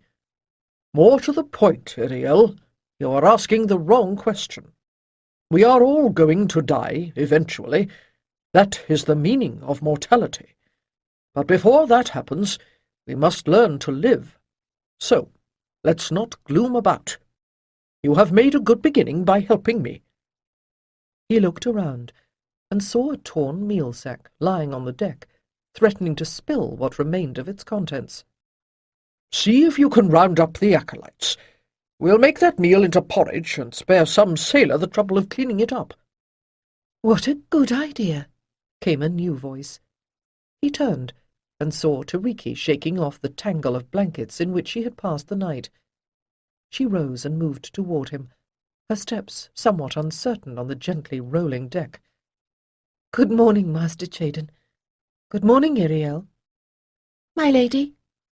Ariel bowed in the customary greeting, and then again to Jaden, before running off in search of the other acolytes. "I don't know how she does it," Tiriki commented as they watched her go. "I can hardly keep my knees from knocking." "Sit beside me," Jaden invited. "You look a bit green. Would you like some of this tea?" "Thank you," she said, and swiftly lowered herself onto the sea-chest beside him. "But I don't know about drinking anything. My stomach is uneasy this morning. It's not surprising. I have never cared much for the sea." "The trick is not to focus on the horizon," Jaden advised. "Look beyond that. You just have to get used to it. Putting something in your belly will steady it, believe it or not." Her expression was dubious, but she accepted the tea-bowl and dutifully sipped. "I heard you talking to Ariel," she said soberly. "How many more of us are gone?" "We have been lucky, all in all. 2 or 3 persons went overboard when the wave hit, but only Alamos was not recovered. He was a warder in the library. I didn't really know him, but—" He forced his voice to steady. 5 of the acolytes made it to this ship. We must hope that the others are with Micail. And there are a few others of the priest's caste. Liala has them all settled, or as well as can be expected. The crew is more of a problem. The greater number of them are from Alconath and proud of it. In fact, Rydell had to break up a fist-fight only a while ago." Jaden glanced at her, and seeing that her face was troubled, watched her closely as he went on. "Considering how difficult that broken mainmast will make everything, we must be thankful that the Crimson Serpent has a fully trained crew. When it comes to having little experience with the sea, well, that's one thing the priest's caste shares with the townsfolk. We are land-lubbers all, although most, at least, are relatively young and strong. No, truly, things could be much worse." Tiriki nodded, her features again almost as calm as Jaden hoped his were. Both of them might weep bitterly within, but for the sake of those who still depended on them, they must provide a steadfast appearance of hope. Looking away, he caught sight of Rydell picking his way toward them through the debris on the deck. "Why isn't this stowed away already? Rydell was muttering, with the fiercest of frowns. "The moment the mast is up. My apologies." "No need," said Tiriki quickly. "Your first duty is the seaworthiness of the ship. We are comfortable enough." He gave her a startled look, and she thought again that he seemed overly stern for one so young. "With respect, my lady, it was not your pardon I asked. To see my vessel so disarrayed, my father would say it is bad luck." Ashamed, Tiriki blushed, and seeing it, Rydell shook his head and laughed. "Well, I've given offence again, I guess, which I didn't intend either time. We must still learn how to work together, it seems. In regard to that—" Jaden spoke to distract the other two from their embarrassment. "Can you tell us where we are?" "Yes and no." Rydell fumbled with a pouch at his belt and pulled out a rod of cloudy crystal about the thickness of his finger. "This can catch the light of the sun even in the fog, so we know fairly well where it is above us, and can roughly judge how far north or south we have sailed. But as for east and west, well, for that we await the pleasure of the Star-Shaper, but he spurns us still." He returned the crystal to its pouch. "We set sail with provisions for a moon, and that should be enough, but still if we have a chance to go ashore, it wouldn't hurt to take on fresh supplies, all assuming that the mast—" The words trailed off as he turned to watch his labouring crewmen. "Are we on a course toward the Hesperides?" Tiriki blurted out.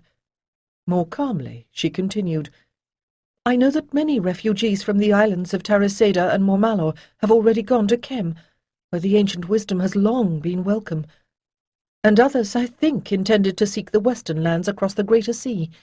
But Micail and I planned to go north." "Yes, my lady, I know. The day before we left, I had a few minutes with the prince. With both of them, actually. Prince Challen told me—" He broke off, biting his lip. "If all goes well—" Rydell paused again, as one of the sailors approached, touching hand to forehead in salute. "What is it, Cadis?" "The lads are done binding the mast. They wait only thy word." "I will come. Excuse me." Rydell inclined his head respectfully to Chaden and Tiriki, but his eyes and his attention had already returned to his ship and his crew. The wind never left their sails, which allowed the Crimson Serpent to make good time, and though the spliced mainmast creaked alarmingly, it held fast. But the wind also played in the overcast sky, shaping weird cloud creatures from the curtaining mists. Atarath might lie broken in the deeps, but the smoke of its destruction remained in the sky, dimming the sun by day and shrouding the stars at night. As agreed, Rydell had set a northerly course, but many days passed, and they still had not seen land. They encountered no other ships either, but with the continual fog, it was possibly just as well. A collision would have been one disaster too many. Tiriki made a point of spending a little while every day with the acolytes, particularly Damisa, who was still brooding over her failure to make it to the ship captained by Prince Challen, and Ellis, whose grief for Aldel reminded Tiriki that at least she could hope that her own beloved survived. She could only counsel those who were still sunk in depression to follow the example of Calaran and Selast, who were trying to make themselves useful, a suggestion often met with tears.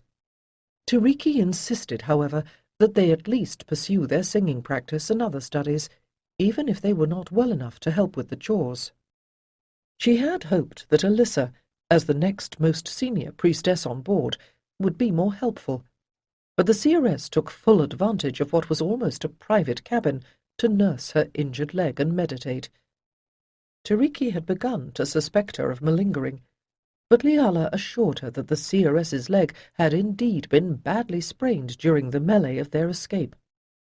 One afternoon, as Tiriki sat in the foredeck, wondering what, if anything, she ought to do about the lesser priest Rendano's repetitive, pointless quarrelling with a small, cheerful Saji woman called Metia, the dreary skies darkened, and a storm whirled down upon them. If Tiriki had thought her first night at sea terrible, By the time the tempest had blotted out even the sight of the towering waves, she was actually wishing that she had stayed in the palace. There, at least, she might have drowned with dignity. For an endless time of torment, she clung to her bunk below deck, while the ship bucked and plunged. Celeste, who had inherited at least the sea legs of the Kosarath royal line, refilled her flask with fresh water. Mindful of Chayden's advice, Tiriki sipped at it in the occasional gaps between upheaving seas, and tried not to watch the others merrily downing cheese bread and the last of the fresh fruit. Sometimes, between the almost endless sobbing of the elder priestess Malara and the complaints of the acolytes, there came a respite long enough for her to hear the sailors shouting on the deck above, and Rydel's strong, clear voice responding. But always, just when she was beginning to hope the worst had passed, a rising wind would overwhelm every voice, and the ship would tilt until she expected they would go completely under. Reason told her that no vessel could survive such a battering. She did not know whether to pray that Micail's ship was faring better, or that he was already dead and awaiting her on the other side. Her misery faded into a stupor of endurance, in which her soul retreated into an inner fastness so remote that she did not notice that the gusts were growing gentler, as the roll and pitch of the ship eased almost to normal.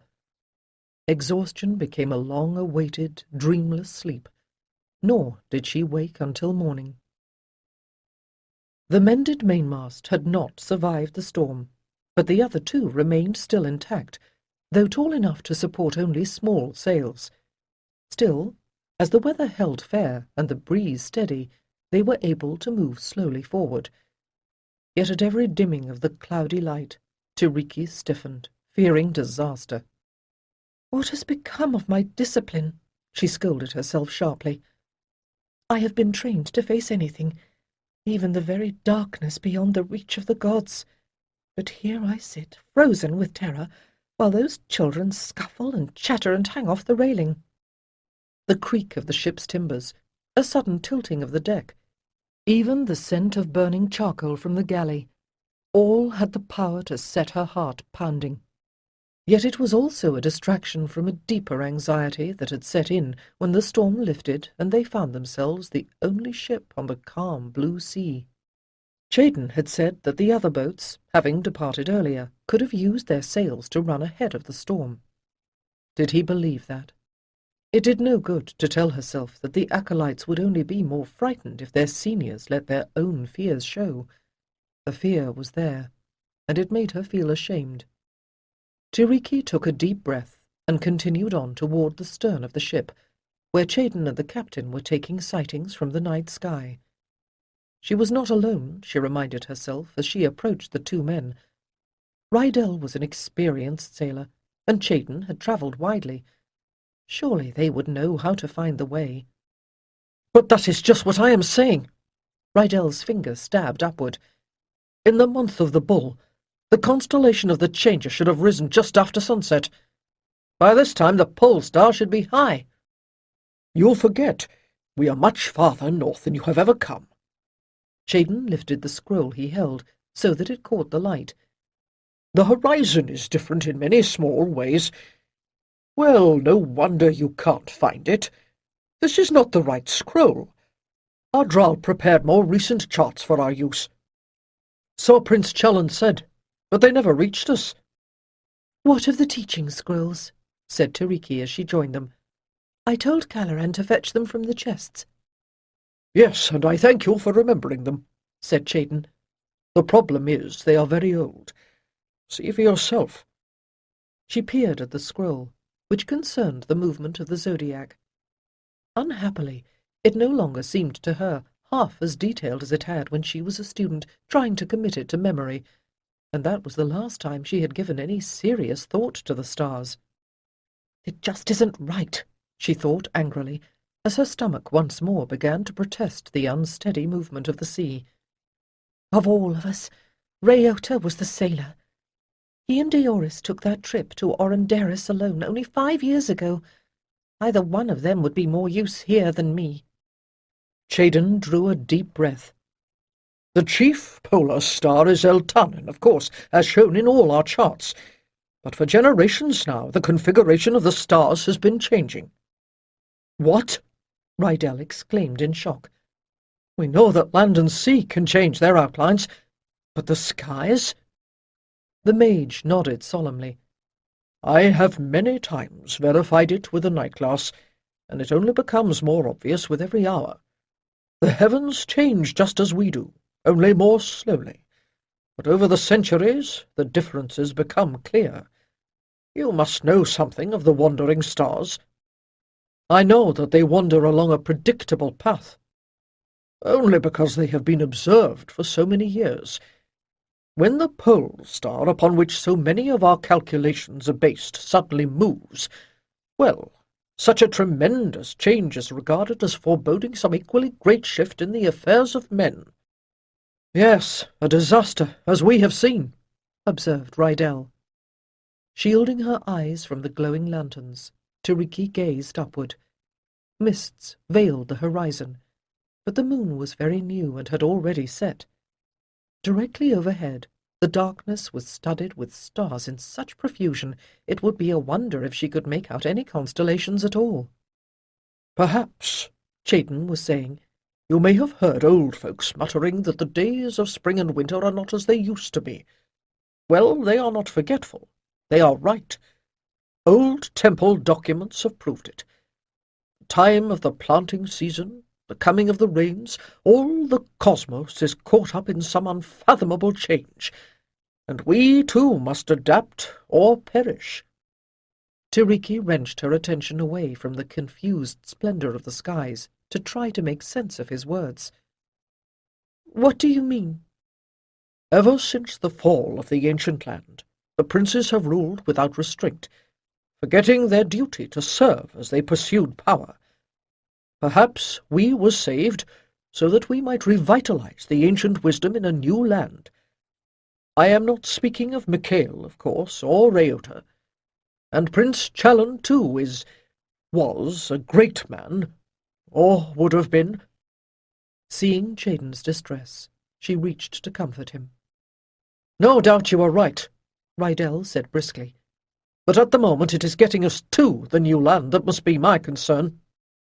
The stars may be unconstant, Tiriki said, but nothing has happened to the sun and moon, has it? By them we can sail east until we find land.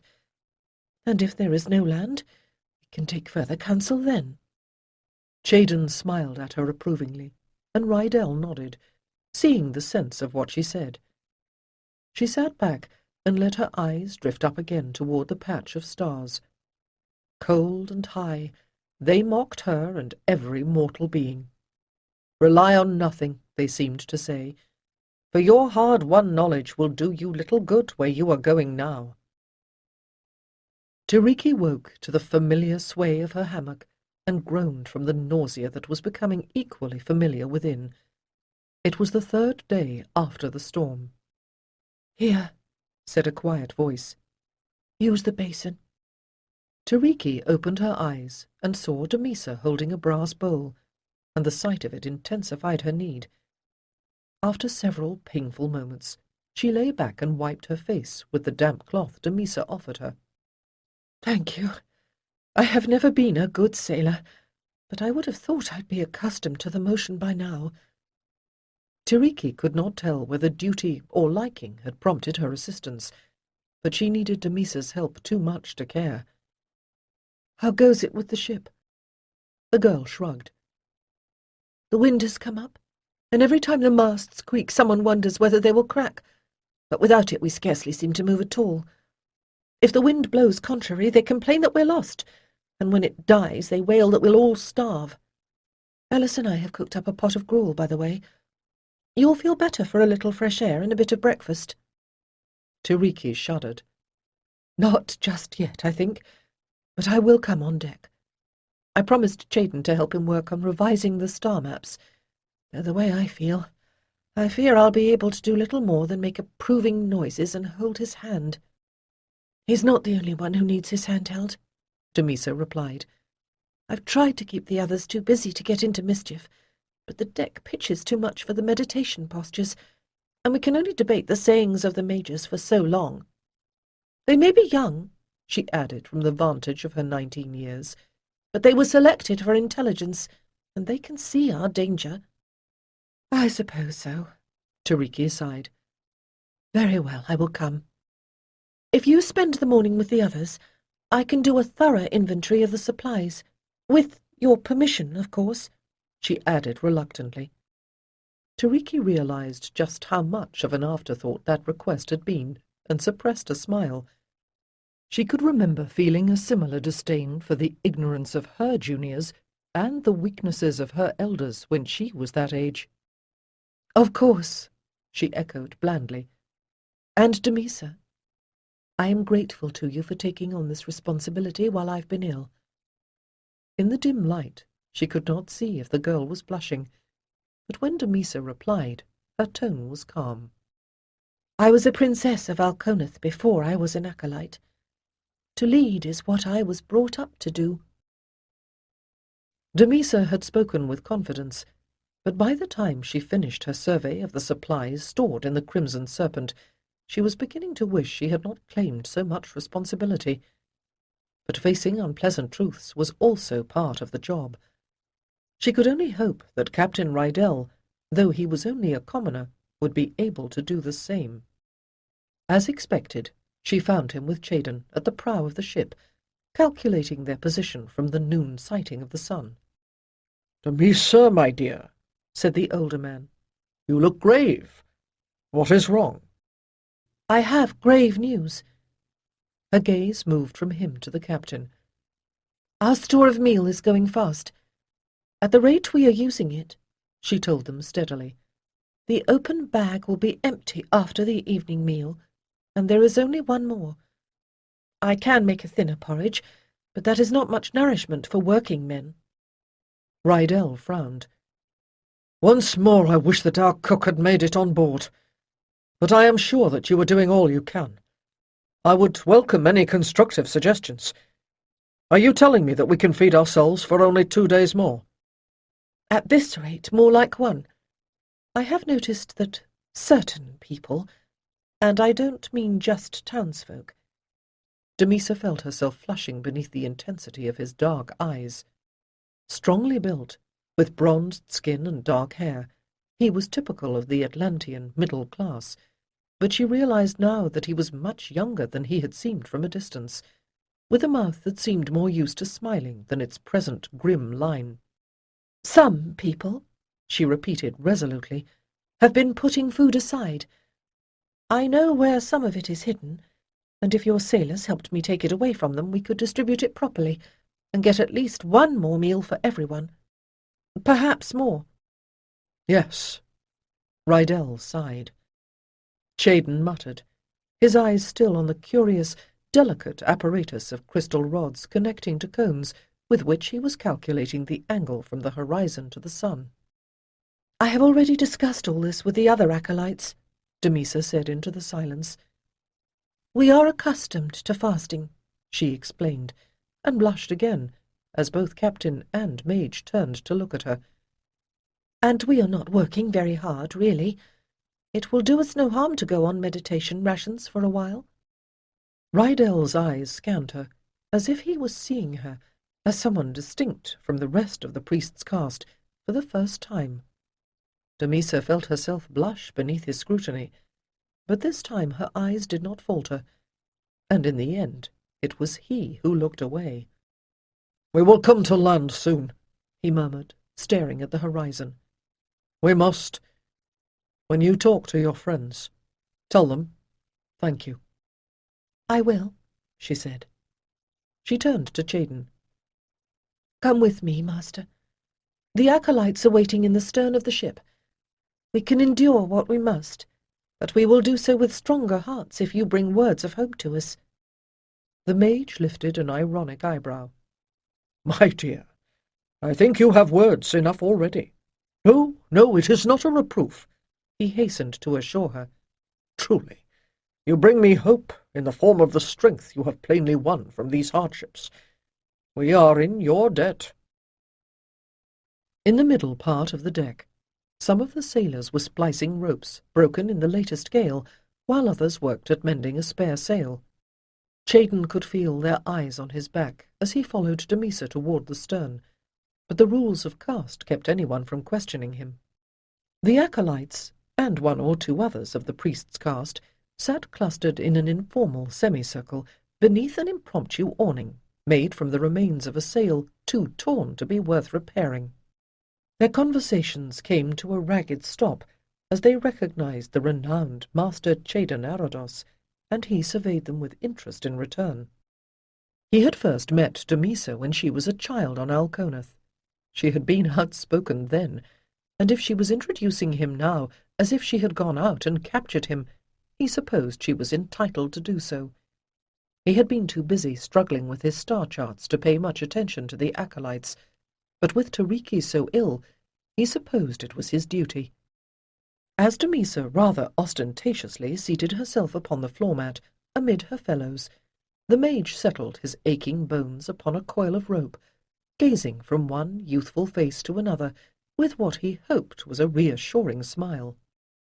"I regret that until now I have been too busy to visit you," he began, "but everything that I have heard in these last few days tells me that in these difficult circumstances you have made yourselves useful.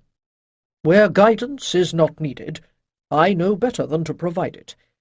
But I understand there are some here who feel that our situation is hopeless.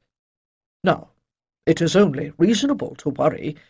Indeed, it is very sensible, placed as we are, but it would be wrong to despair." Little Ariel made a sound that could have been laughter or a stifled sob. "Wrong? Master, much of our training is in reading signs.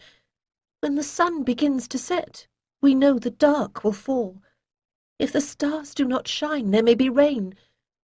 The signs I see now say we will die out here, for we have neither seen any other ship, nor sighted land." A winged shadow crossed the deck, and Chayden's gaze followed it, lifting until he saw the bird flash white against the azure sky. "I do not dispute what you have seen." He turned back to Ariel. "Although I have travelled more widely than most, even I cannot be absolutely certain of our exact position. But you are drawing your conclusion before all the evidence has come in. Do not fall into the error of those who see change only as decline, and say that in the end there will be darkness.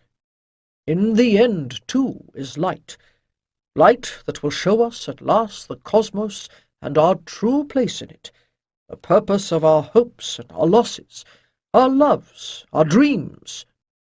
Yes, Master, we do not doubt that our spirits will survive." Caloran's handsome face was contorted in a sneer. "But if we are so important, why do the gods leave us suspended on the edge of the world?" Caloran. Chayden shut his eyes and shook his head. "You come through fire and destruction almost unscathed, and now you complain about a little suspense? No wonder the gods so rarely intervene. By their mercy we have been granted a path out of the devastation, but that is not enough. We must face rough conditions." Chayden waggled his fingers, mock horrified. "All is surely lost." He waited as a little ripple of nervous laughter passed around the circle. "Children of bygone Atlantis," he went on more softly, "we have lost all save one another. But when I say we should be thankful for our troubles, I am not merely repeating worn-out philosophies. We would not have those troubles if we had not survived. Surely you do not think it is a mistake to survive merely because things are changed?" "But we are lost," Caloran objected, and a muttered agreement echoed him. "It is worse than that," young Celeste exclaimed from her place at Damisa's side, her slight frame quivering with nervous energy. "The sailors say we have sailed right off the world." "In my experience," Chayden answered, glancing back down the ship, "sailors will say a great many outrageous things to the young and innocent. I would advise you not to believe everything that you hear. But let us consider for a moment that these rumors are true, and we have sailed off the world. How do you know that we will not just as easily sail back onto it? The sea is vast and wild, but it is finite. We will find land, and sooner rather than later. But let me warn you in advance, my dear young friends, when we come again to the shore, we will probably not find warm halls or servants waiting with fine foods and tasty drinks. And just at that moment, as if the priest's words had been nothing less than prophecy, there came a squawk and then a shout from the sharp-sighted man Rydell had sent up to the masthead. "Land! My captain! That be no cloud on the horizon! 'Tis land I see for sure!" In the euphoria of discovery, they forgot that to catch sight of land was not the same as reaching it. As they drew closer, those who were far-sighted described high cliffs of brownish stone, sculpted by wind and water into columns and towers. At their feet, waves frothed in a vicious swirl. "I think it is the Cassaratides, the Isle of Tin, whose southern horn the traders call Beleriand," breathed Chayden. "These must be the cliffs at the tip of the peninsula. On the southwestern shore there is a bay with an island where the traders put in." Rydell leaned into the tiller, and the sailors did their best, but the wind was from the east, and the most they could do without the midsail was to set the Crimson Serpent wallowing broadside toward the toothed cliffs. Swearing in defeat, Rydell turned his ship toward the relative safety of the open sea once more. "Are there other harbours on the northern shore?" Tiriki asked softly, unable to tear her eyes from the dim coast until it had almost vanished in the evening fog. "There are many ports here," Chayden assured her. "It is quite a big island. Many years ago our ships used to put in at a harbour farther up the coast. It was at the mouth of a stream they called Naradek, after a river in the ancient land. There was a knoll like a pyramid where they had built a temple to the sun. But when the ancient land sank, contact was lost. I doubt there would be anything left now." Rydell managed a smile. "At least we know where we are. Tomorrow surely we will come to shore." But the wind, it seemed, did not want them to do so. For 3 days more they fought their way along the craggy coast, battling hostile currents and contrary weather, and every day were less able to feed themselves with only the few fish they could snatch from the waves. On the 4th day, the wind died. Dawn showed them a half-circle of mountains that sheltered a broad estuary where earth and water mingled in countless streams. Small tree-clad islands ranged the marshes like the coils of a titanic serpent, winding inward toward a land whose contours the mists still veiled. One by one, the refugees gathered on deck to gaze upon the unknown land, almost unable to believe that they had actually reached a destination. Tiriki stood alone in the prow of the ship, fighting tears as she realized that somehow she had expected Micail to be awaiting her when the journey was done. They were still some leagues west of the trading station on the Naradek that Chayden had told them of. A trackless wilderness was not the landfall any of them had hoped for, but the tide was relentlessly pulling them landward, and their ship was too battered to tempt the sea again.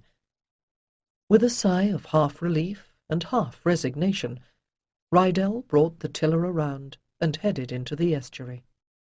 "Here at last is the new land."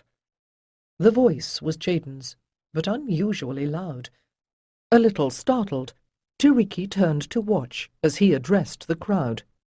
"From now on, there will be no more time for mourning," he was saying, "for we will need all our energy to survive. Therefore, let us now bid farewell to Atarath the Beautiful and to Alconath the Mighty. Alas, for the bright empire that was, and is no more." And then, with even greater poignancy, their grief for the 10 kingdoms of Atlantis, whose mighty ships had ranged the world, subsided into silence.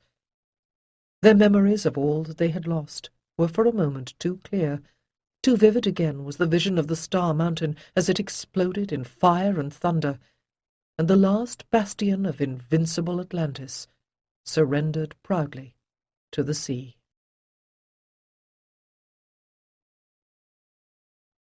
6. O beautiful upon the horizon of the east, lift up thy light unto day, O eastern star. Day star, awaken, arise, Lord and giver of life, awake. Joy and giver of light, arise. O beautiful upon the horizon of the east, day star, awaken, arise. Micail drifted toward consciousness upon the rise and fall of the verses that had begun his days for as long as he could remember. The voices had the purity of youth. Was it the acolytes who were singing? He could not quite recall why they were with him, but their presence and the life-affirming cadences of the song were protection against the nightmares he had already begun to forget. He tried to open his eyes, but cool grey cloth covered them. "Have I been ill?"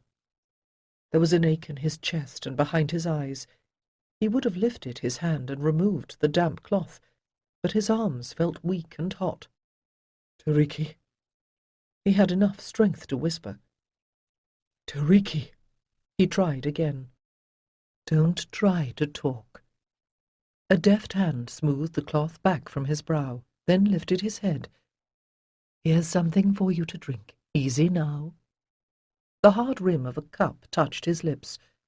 Automatically he swallowed, and the liquid, a tart gruel, almost leavened by the taste of honey, went down. Something in his chest eased, but the headache remained.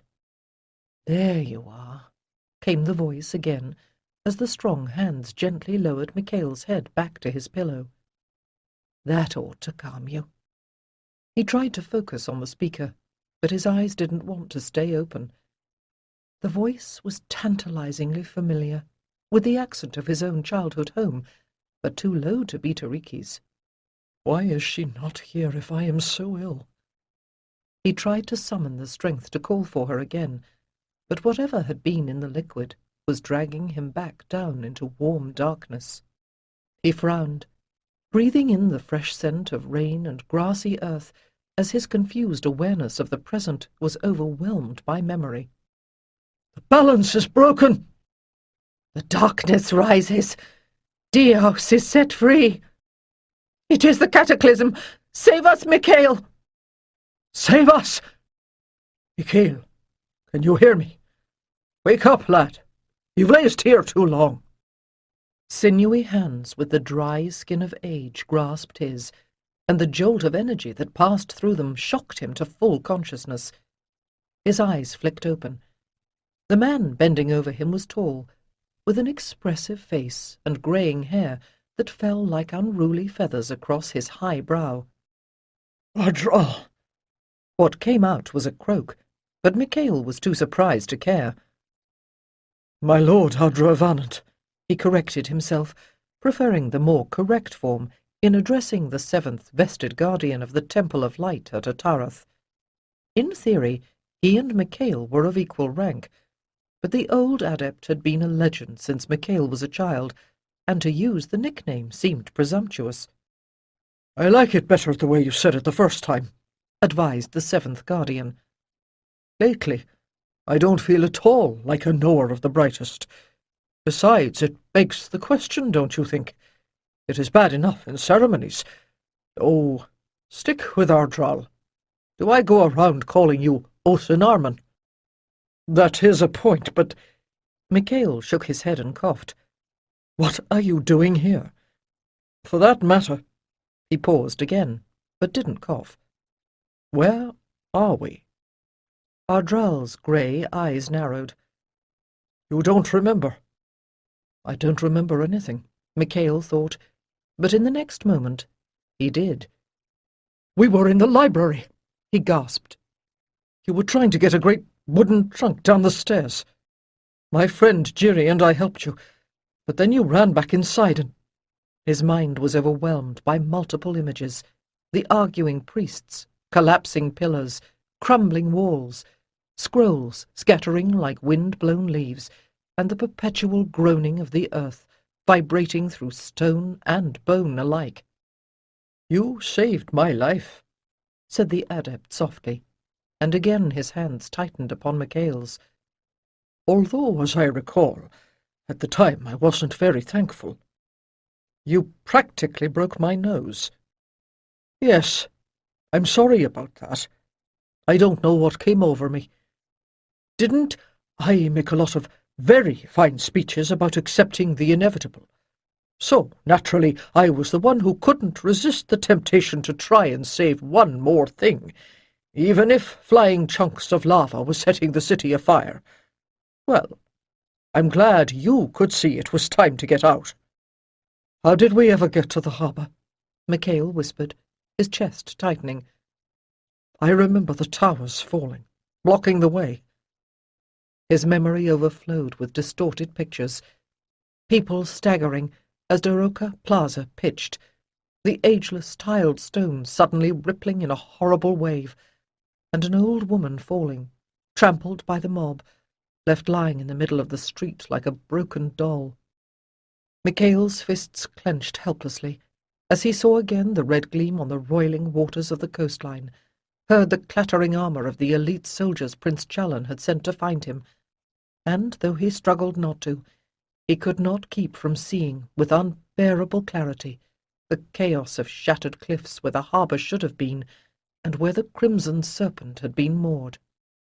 And all the while the ash had been falling, coating land and sea with a foul grey powder, as if all life was dead, and he no more than a ghost haunting a broken tomb, the tomb of— "Tiriki!"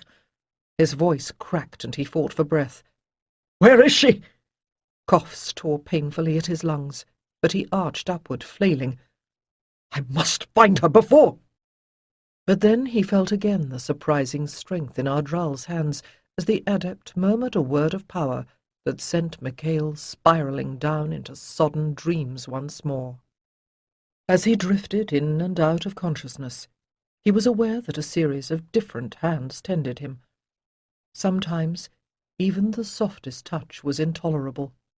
At other times his friend Giritaran was with him, or someone else, talking rather urgently about some crisis, lung fever. Gradually, Micail began to understand that he was in danger, but it did not matter. Tiriki was all that mattered. Micail could not remember how he had lost her, but her absence was a wound through which his life was draining away. And then there came a moment when he felt her arms around him. "I am dying," he thought, "and Tiriki has come to bear me home." But she was swearing at him, yelling about a task he had left undone. He felt himself drowning in a mighty tide. He woke to the drumbeat of a drenching rain. That seemed strange. The storm season was past. He took a deep breath and noted that though there was some congestion in his lungs, they no longer pained him. The bed was unfamiliar, softer than he preferred. Raising his head from the downy pillow, he looked about at a warmly lit room with whitewashed walls and a narrow window. His heart pulsed as he saw a woman standing beside it, looking out at the sea and the storm. But it was not Tiriki. This woman had dark curls, edged with copper where they caught the light. "Daoris?" he whispered, and as she turned, he saw her golden skin, her huge dark eyes, the adolescent blemish on her nose. Of course it was not Daoris. This was her younger child, Tiriki's half-sister.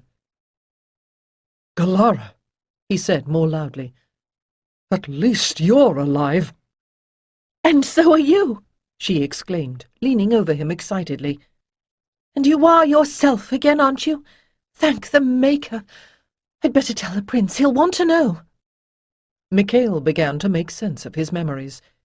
If Prince Challen was here, when they found the way to the main harbour blocked, he must have taken Micail aboard the Royal Emerald, still safe in the cove, and brought him here. Wherever here might be.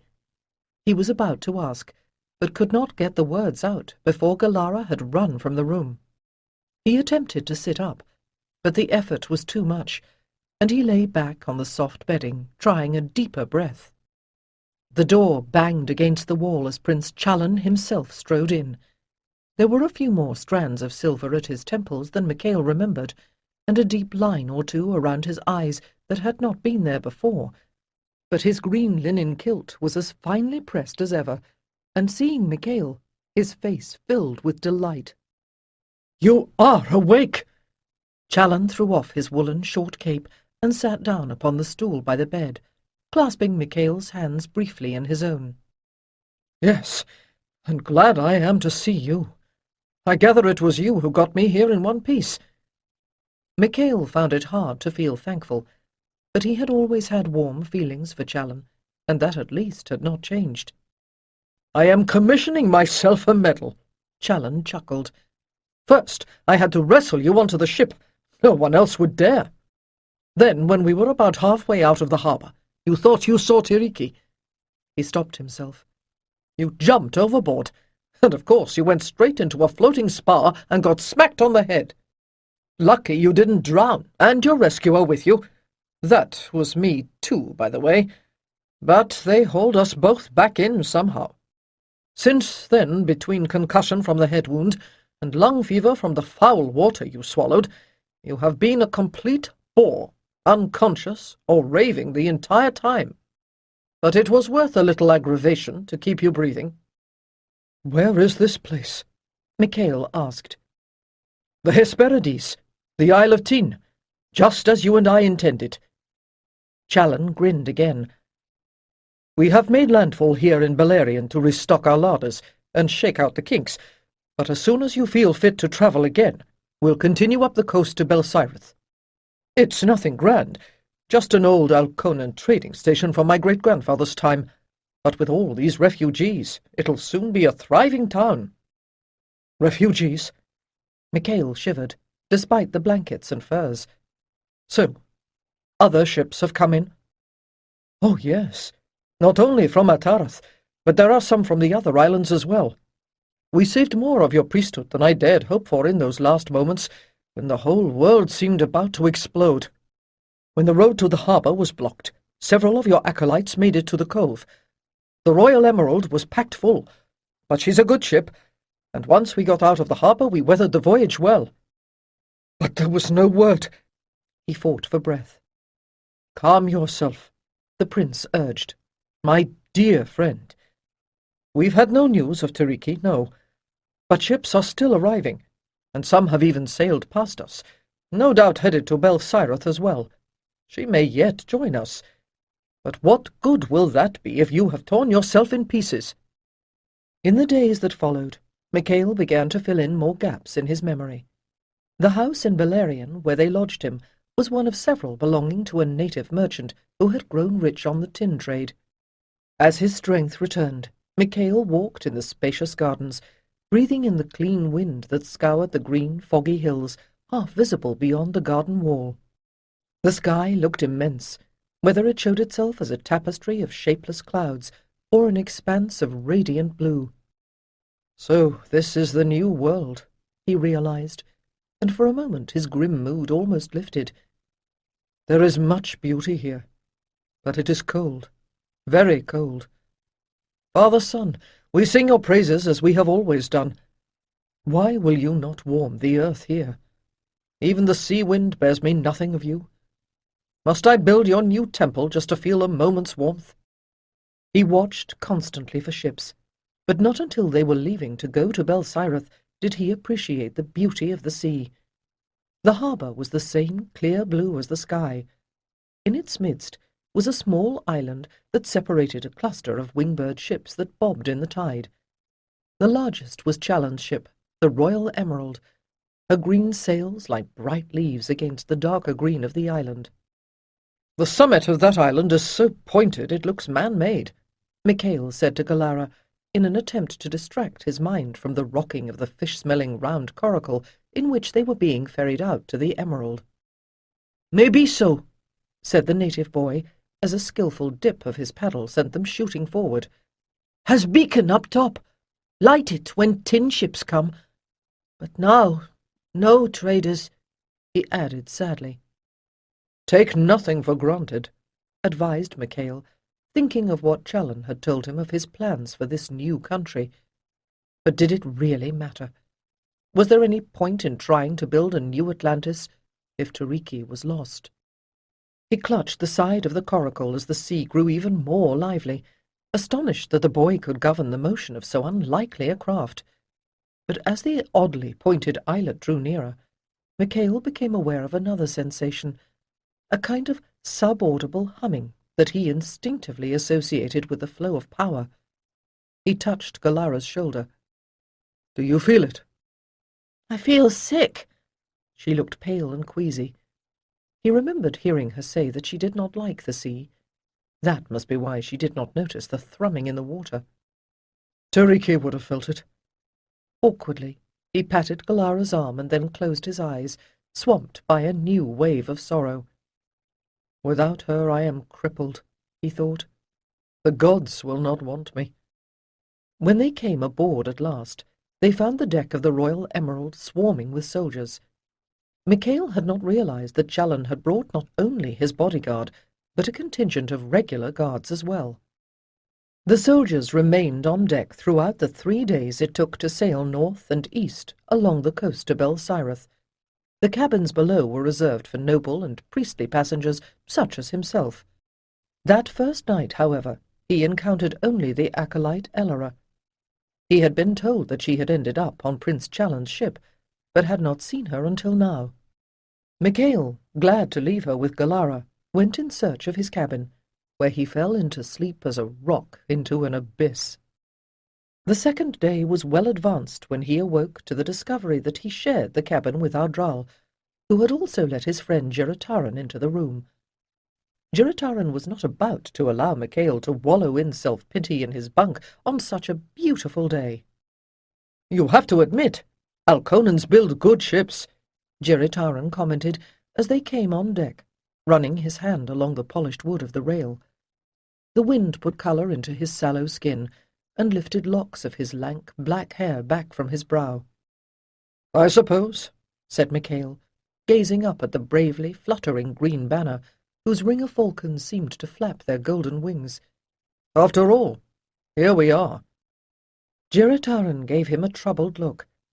They had been friends for a long time, and usually did not need to speak to know each other's hearts.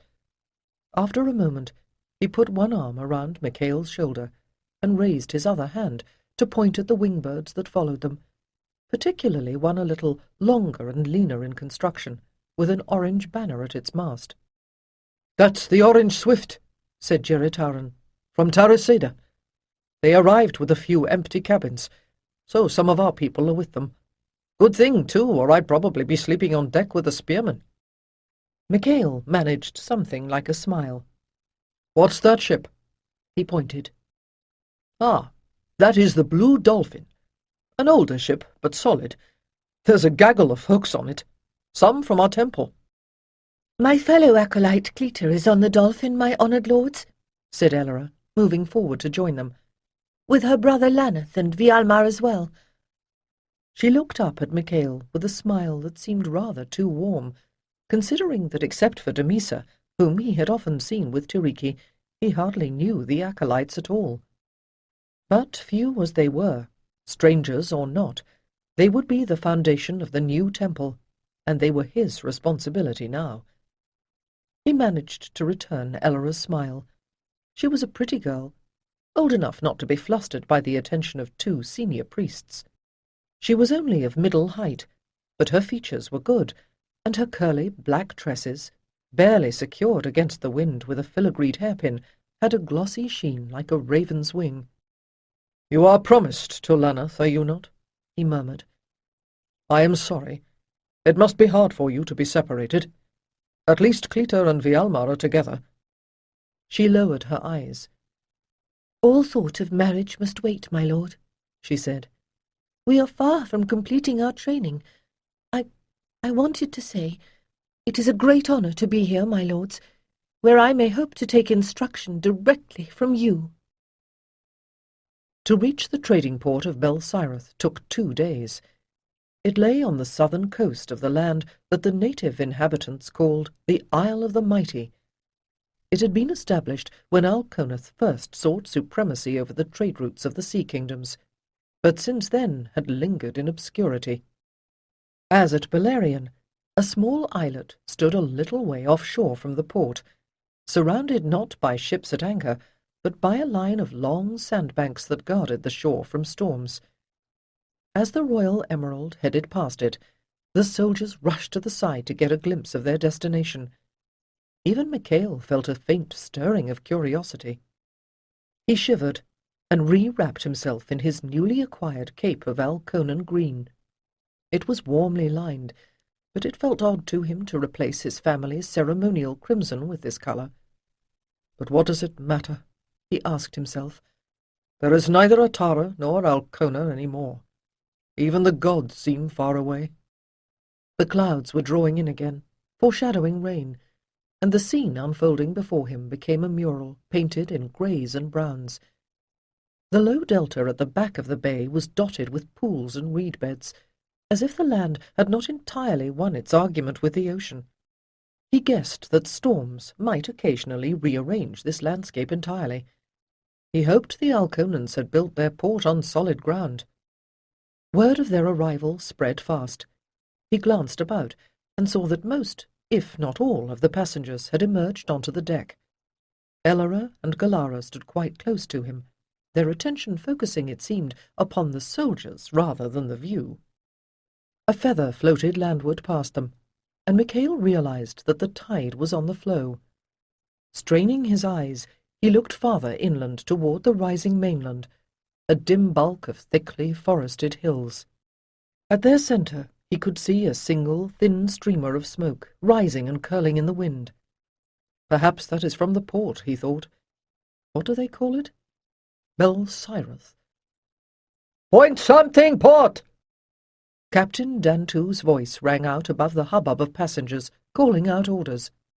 The soldiers went to the other side of the ship to balance it, as the helmsman guided the Wingbird's sharp prow through an inlet that opened into a foggy, quiet cove, where the river at last made its peace with the sea. A bank of efficient-looking docks had been built out into the harbour, but Micail guessed that even so, at low tide, the larger ships would all be aground. This, then, is Journey's End, he thought. A fine place for dying. Close against the docks stood a palisaded enclosure. Behind it, a string of buildings, at first grey and indistinct, meandered away along the river-bank. Masses of weathered wood, faded paint, and worn-out thatchings suddenly appeared in his vision, and he realized that each building, in one way or another, reflected the standard Atlantean forms.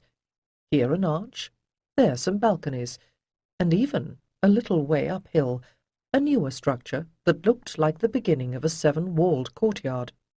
The outskirts of the old town were a sprawling expanse of new-looking villas, built in the aristocratic Alconan style, with much of the building hidden underground.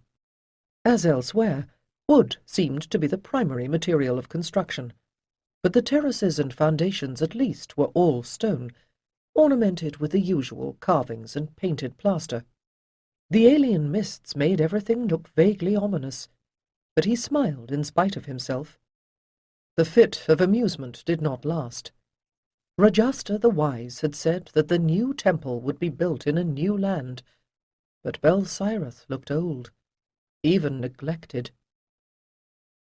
Prince Chalan had arranged for Micail to stay in an inn on the water, as Micail wished to watch for ships arriving and any news of Tiriki. Yet before he could rest, Prince Chalan summoned Micail to a reception at his villa. As he stood in the midst of a brightly dressed throng, he found himself wishing that he had stayed in his bed at the inn. "Prince Micail, you are most welcome," a woman said behind him. "I met you once, that year you spent with Chalan in Alcona, but of course you would not remember me. I was the merest child then."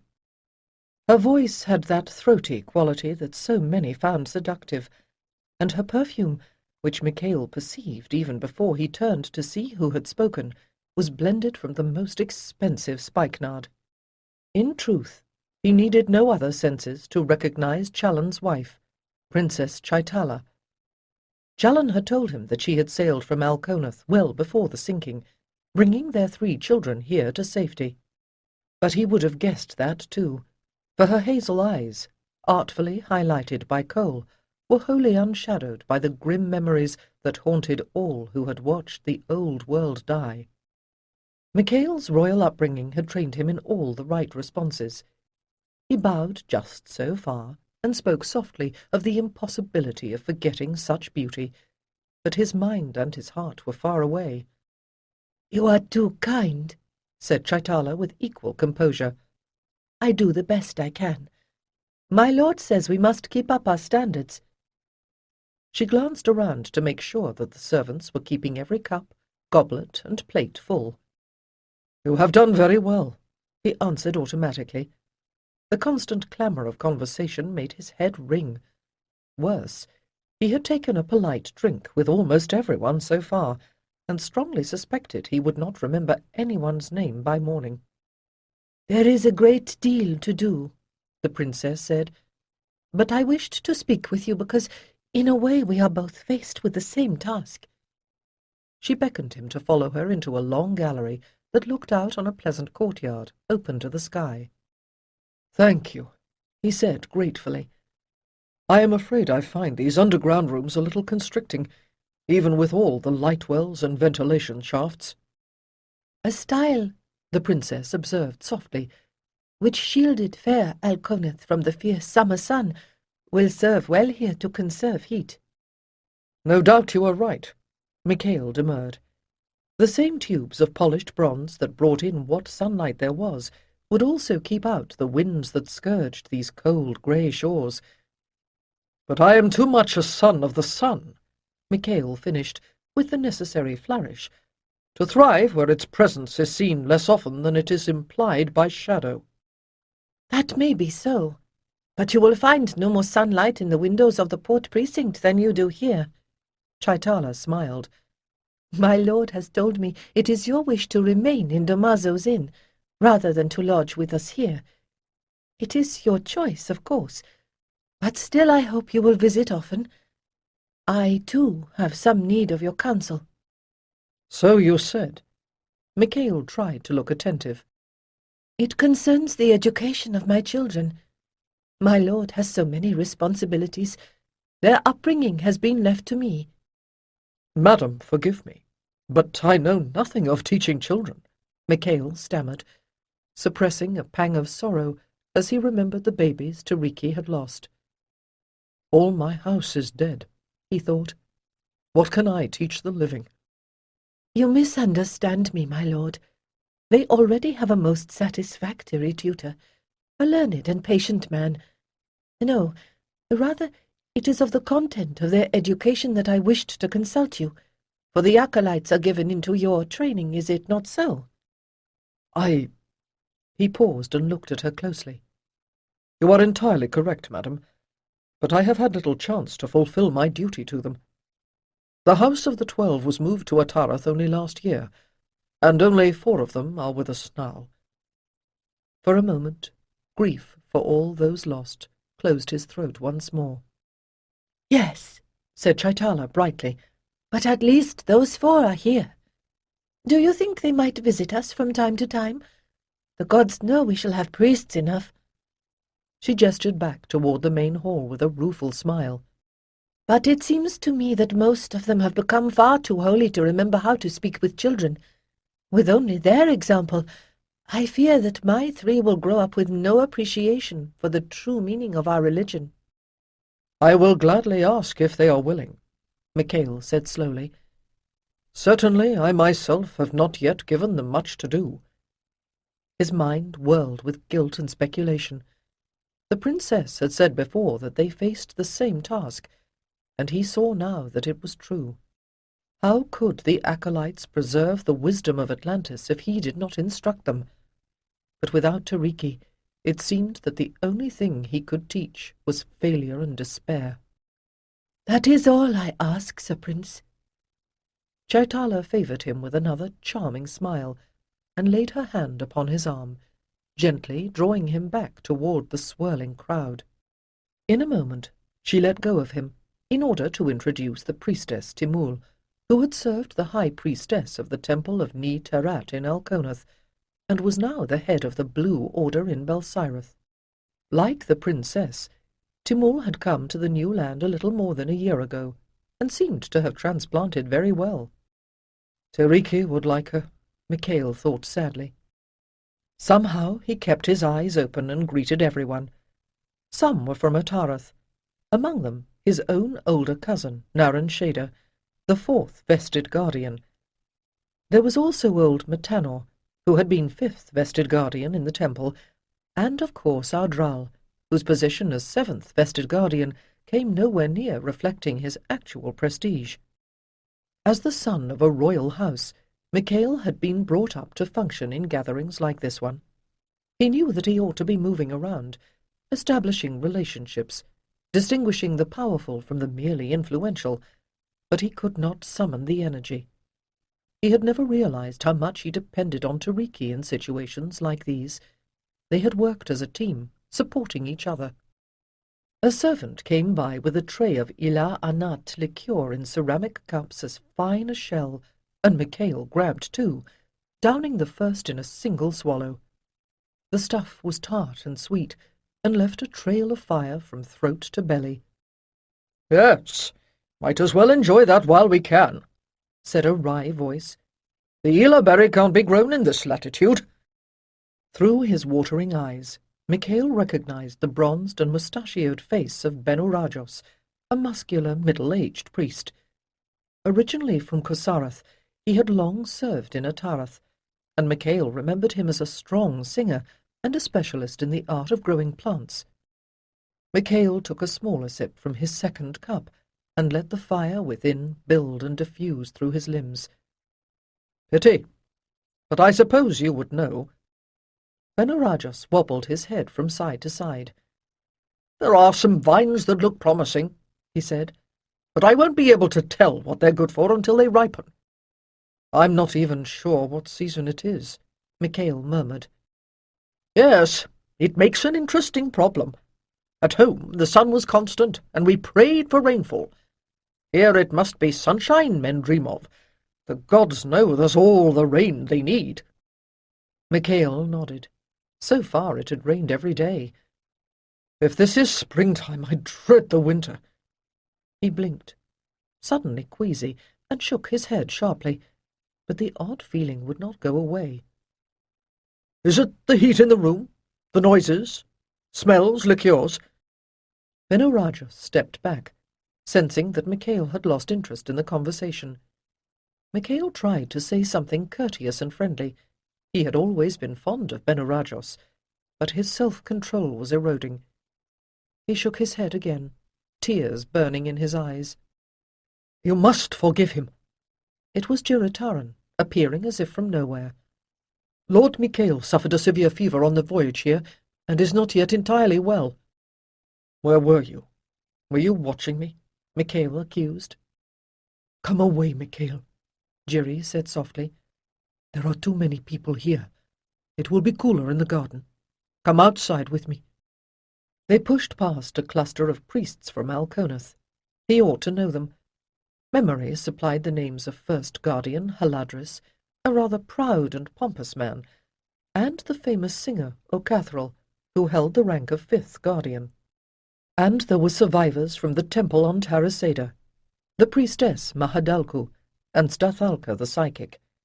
A gaggle of lesser priests and priestesses moved about on the fringes. More than a few seemed familiar to him, but that, he decided, was only because they looked so obviously to be priests of light. But none of them interested Micail. There could never be a big enough crowd, until it included the one person he wished for so desperately.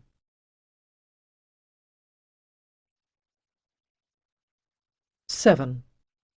How could I possibly know whether I like it here? Grimacing, Damisa swatted a midge from her arm. Ask me tomorrow. Will your opinion have changed? Iriel's words came muffled through the veil she had swathed around her face and throat to protect herself from the midges and other insects that seemed to swarm everywhere along the river. Reeds edged the shore, and willows hung over the brown waters of the channel that the crimson serpent was following. Yesterday they had seen the sun, and felt a promise of warmth in the air. But today the sky was as gloomy as their spirits, and mists hid the line of hills they had glimpsed from offshore. "Not at all," Damisa denied, with an envious eye for Iriel's veils. "But I can't help thinking, if you had asked me yesterday whether it wouldn't be better to go back out to sea, I would have called you an idiot." "You're the idiot," said Iriel automatically, her own eyes still fixed upon the lush riverbank that was slowly passing beyond the railing. Damisa shook her head, suspecting she was not seeing whatever it was the younger girl was staring at. To Damisa, one meandering stretch of marshland was quite indistinguishable from another. If tangled willow trees weren't overhanging a stretch of murky water, there were tall, spiky reeds or thorny, stunted shrubs. Either way, they couldn't get anywhere near the solid ground. The interior is probably all just foggy undergrowth anyway, she thought. For 3 days they had been misled by the numerous rivers that fed into the estuary, each broad and promising at its mouth, but becoming too choked with half-submerged oaks, willows, and vines for the ship to do anything but retreat. She hoped someone was making a map. "Look!" said Iriel excitedly, as a flock of birds rose noisily from the reeds and scattered like a handful of stones flung across the pale sky. "Enchanting," Damisa said dully, not so easily shaken from her gloom. She was beginning to suspect that the hills they had seen from the sea were no more than a vision sent by mischievous sprites to entice them into this wilderness in which the crimson serpent was doomed to wander until they all sank into the muck and mire below. "Or is the rotten smell I've been noticing all day something recently half-eaten by something waiting to eat us?" The river had in fact become much more brackish as they moved inland, but its level was still determined by the sea. Yesterday, the men Captain Rydell sent ashore as scouts stayed out too long and were stranded in the marshes until ebb tide. By the time they could get aboard, they were covered to their necks in mud that was full of leeches and— Damisa shuddered and swatted another tiny winged predator from her eyebrow, swearing, and Iriel snorted with laughter behind her veils. "Oh, shut up," Damisa warned, watching Arkor, the grizzled old Ataran sailor, taking soundings from the ship's bow. "How does he stand it?" she wondered. His knotted muscles flexed and released beneath the short sleeves of his tunic as he swung out the line and the lead splashed into the water again and again. Midges clouded around him, but he never once paused to swat them. Even a few moments' inattention could leave them stranded on a mudbank until the evening tide. By sheer force of will, Damisa ignored the little insect now walking on her elbow. "I should not complain," she told herself, thinking that even Arkor had an easier job than the men who rowed the small boat that was laboriously towing this one upriver. She hoped Rydell knew what he was doing. The only thing worse than being eaten alive as they floated through the wilderness would be to get stuck here, unable to move at all. Suddenly, Arkor stood up, peering ahead. "What is it?" came Rydell's calm voice. "What do you see?" "Sorry, Captain. Thought 'twas a helmet," Arkor joked. "'Tis only Tyrone's bald pate. And there's Arcadis with him, keeping the magpies off."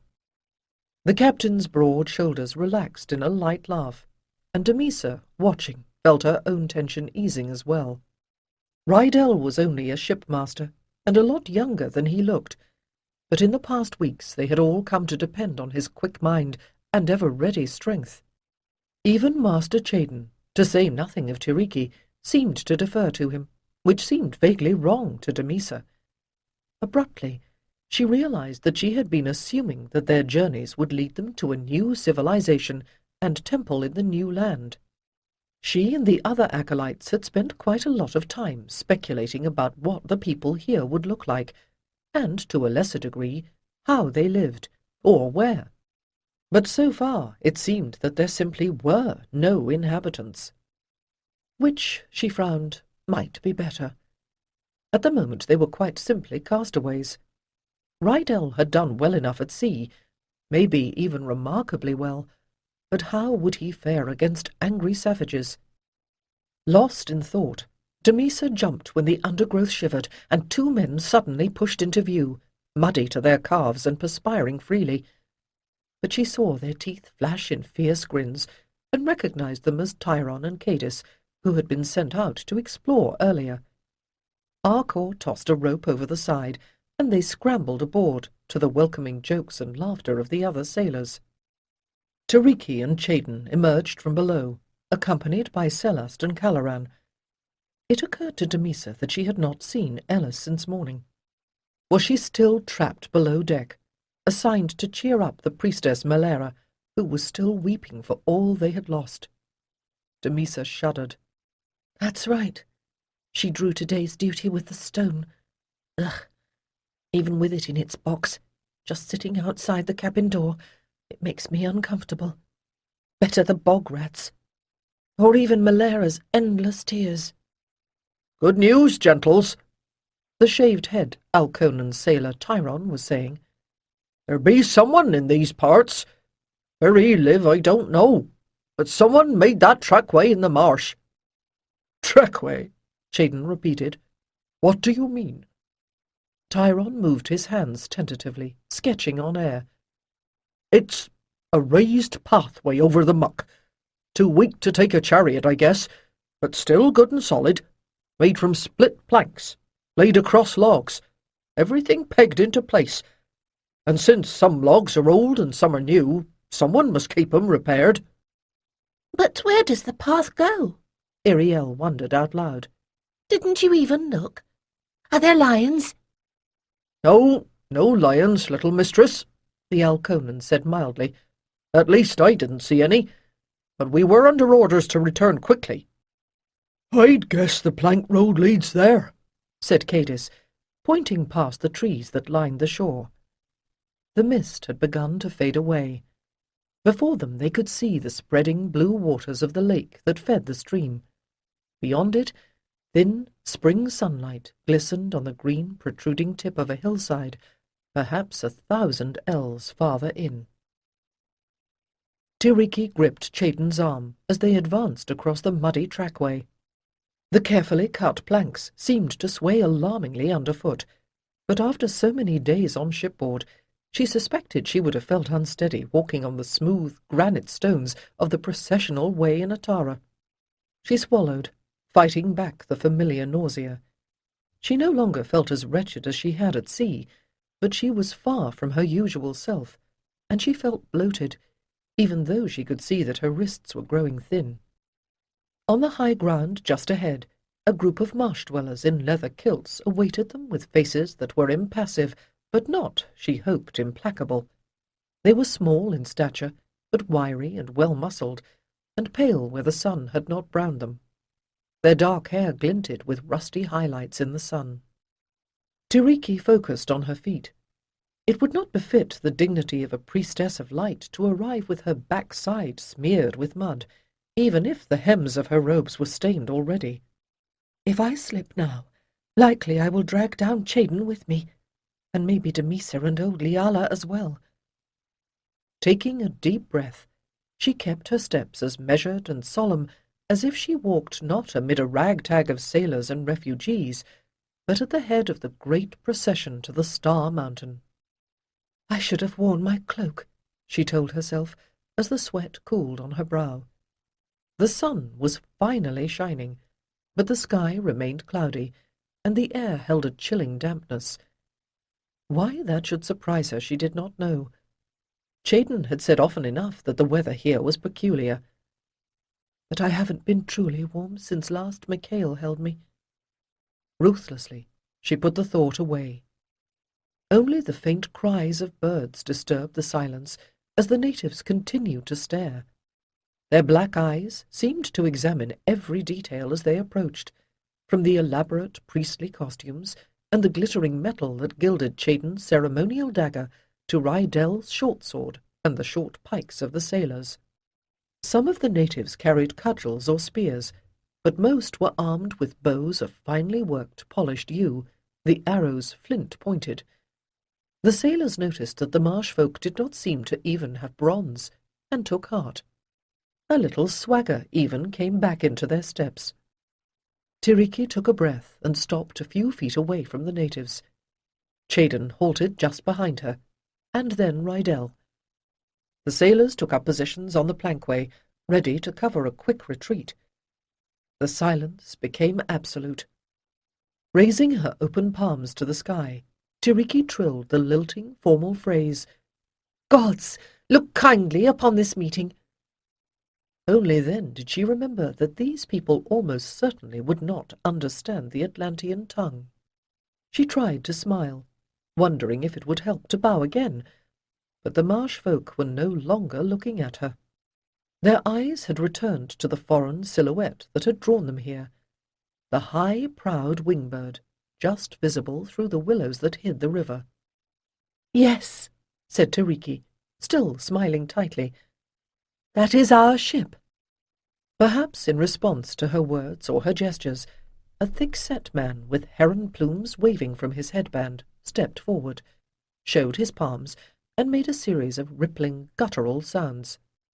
Helplessly, Tiriki turned to Chayden, and after a moment the mage replied, rather slowly, in the same sort of speech. Tiriki blessed again the fate that had sent Chayden to these isles once before. She sensed it was going to be hard enough to reach an understanding with these people, even with the help of words. The headman's scowls melted away, and he spoke again. Chayden's eyes widened in surprise. "Tell me what you're saying," Tiriki whispered. Chayden blinked at her. "Oh, sorry. This fellow is the chieftain. His name is Heron. He says our arrival is fortunate, or fated. If I understand correctly, these people spend winter in the hills, and have only now returned here for the hunting season, and to celebrate some kind of festival." As Tiriki nodded thoughtfully, Chayden turned again toward Heron, and initiated another complicated exchange. Tiriki bit her lip, and tried to look patient and wise. "He says," Chayden interpreted at last, "their priestess, a wise woman of the tribe, has invited you to visit her. Apparently she dreamed about our ship. He says all may come and receive her blessing, but the men must wait apart while she speaks with you." "What? Lady, you must not go alone," Rydell interrupted, with a protective glare that Tiriki thought was really meant for Damisa. She had observed such glances often lately, and wondered if the girl herself had noticed them. "Tell him we will come," said Tiriki suddenly, and catching Heron's gaze, gave him a smile and a nod of her head. "I think that Liala and Damisa and I can handle one old woman by ourselves, no matter how wise she may be." Rydell muttered and cast a dark look around, but Chayden turned and indicated to the chieftain that he should lead the way.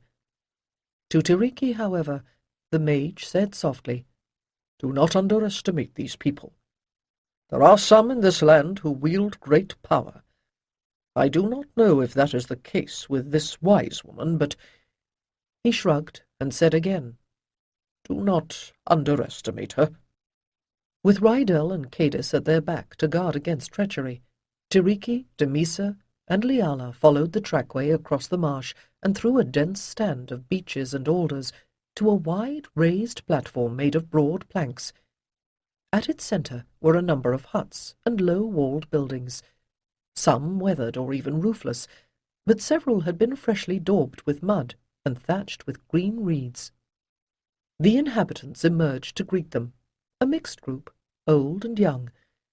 Although the women were no taller than an Atlantean child, many of them clasped even smaller children, who stared at the newcomers out of huge, dark eyes.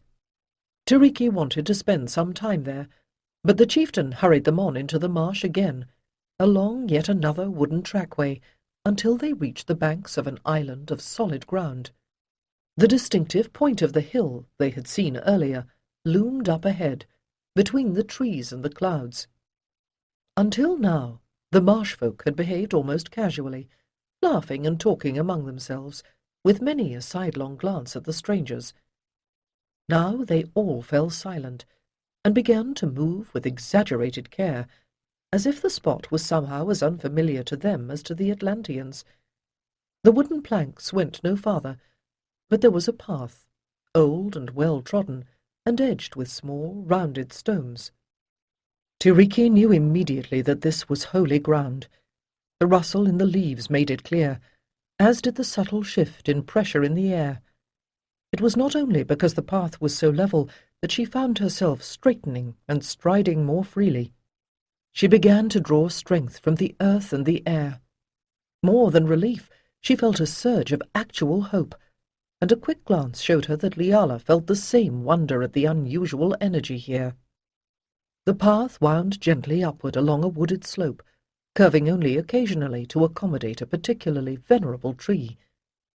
From time to time, the smooth green rise of the tor could be seen between the leaves, and this, she realized, was because the trees were thinning. Before them lay a small meadow. To the left, a tangle of hawthorns formed an enclosure. From an arched opening in the bushes emerged a small stream, edged by rusty red stones. On the right, farther up the hill, white stones jutted from the ground, half hidden by trees. From among them, a second stream coursed down to join the first. On a knoll, just above the point where the rivers joined, nestled a small, round hut, its faded, close-packed thatching extending almost to the ground. Unlike the simple shelters in the village, this building had clearly been there for a very long time. They had not quite reached the edge of the rushing waters when a figure emerged from the hut, leaning on a short staff. To the Atlanteans, her stature seemed that of a girl of 10, but as she raised her head to survey them, Tiriki saw a face webbed with wrinkles, and knew that this was the oldest person she had ever seen. Heron held out his palms and greeted the wise woman in his throaty speech, then turned to Chaden and spoke again. "This is their priestess. Her name is Tarot," Chaden interpreted. Tiriki nodded, unable to look away. Though the wise woman's flesh was ancient, surely no one had ever had such lively and penetrating black eyes. As the Atlanteans made their various bows, Tarot took another step forward. "Welcome," said the wise woman in the tongue of the Sea Kingdoms. "I wait for you." Her words were heavily accented, but otherwise entirely understandable. Observing their surprise, she grinned merrily. "Come now." With hardly a pause, the priestesses set out across 4 great stepping stones that bridged the turbulent waters. But when Rydell sought to follow, the chieftain stepped in front of him. Immediately, the sailors rallied to their leader, and the scene grew tense. But Chaden put his hand on Rydell's shoulder and drew him gently back. Tarot, standing at the edge of the water, stared at the mage for a long moment, but his only response was to make an odd kind of salute to the sun. "Ah, you, then," said Tarot. It was clear to whom she spoke. "You shall walk here." Chaden looked startled, but Heron appeared even more surprised. He looked from Tarot to Chaden, and back again several times before, with a conflicted expression, he moved aside, allowing the mage to tread the stepping stones. Chuckling softly, the wise woman settled herself on a sturdy, 3-legged stool just outside of the doorway of the hut, and motioned to the others to take their ease on a bench carved from a felled tree trunk. Tarot's bright black eyes darted over each person in turn, and came to rest on Tiriki's headdress and the wisps of golden hair that were visible beneath it. The wise woman smiled again, but more gently. Sun people, she said with evident satisfaction. Yes, children of red snake that I saw in dreams. We are very thankful to have found this place, answered Tiriki, and though her words were formal, they were enlivened by genuine emotion. I am Tiriki, a guardian of the light. This is Chaden, guardian and mage. Yes, man of power, said Tarot. Most men I don't ask to come here. Chaden was flustered at the compliment, and made another little bow, but the wise woman's gaze moved inquisitively to the others. Liala is a priestess of the healers, and kinswoman to me, said Tiriki, not quite realizing how slowly and carefully she was enunciating the words. And Damisa is my chela. Tarot inclined her head. Welcome. But there is another. Again her ageless eyes probed at them. With you in my dream, one who sees into closed places. Perhaps. She gazed curiously at Liala, then shook her head. No.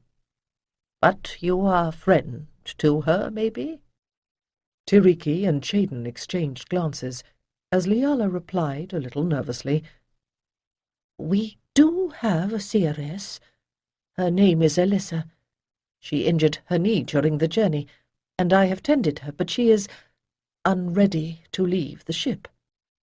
If you wish, Tiriki offered, we will bring her to you when we can.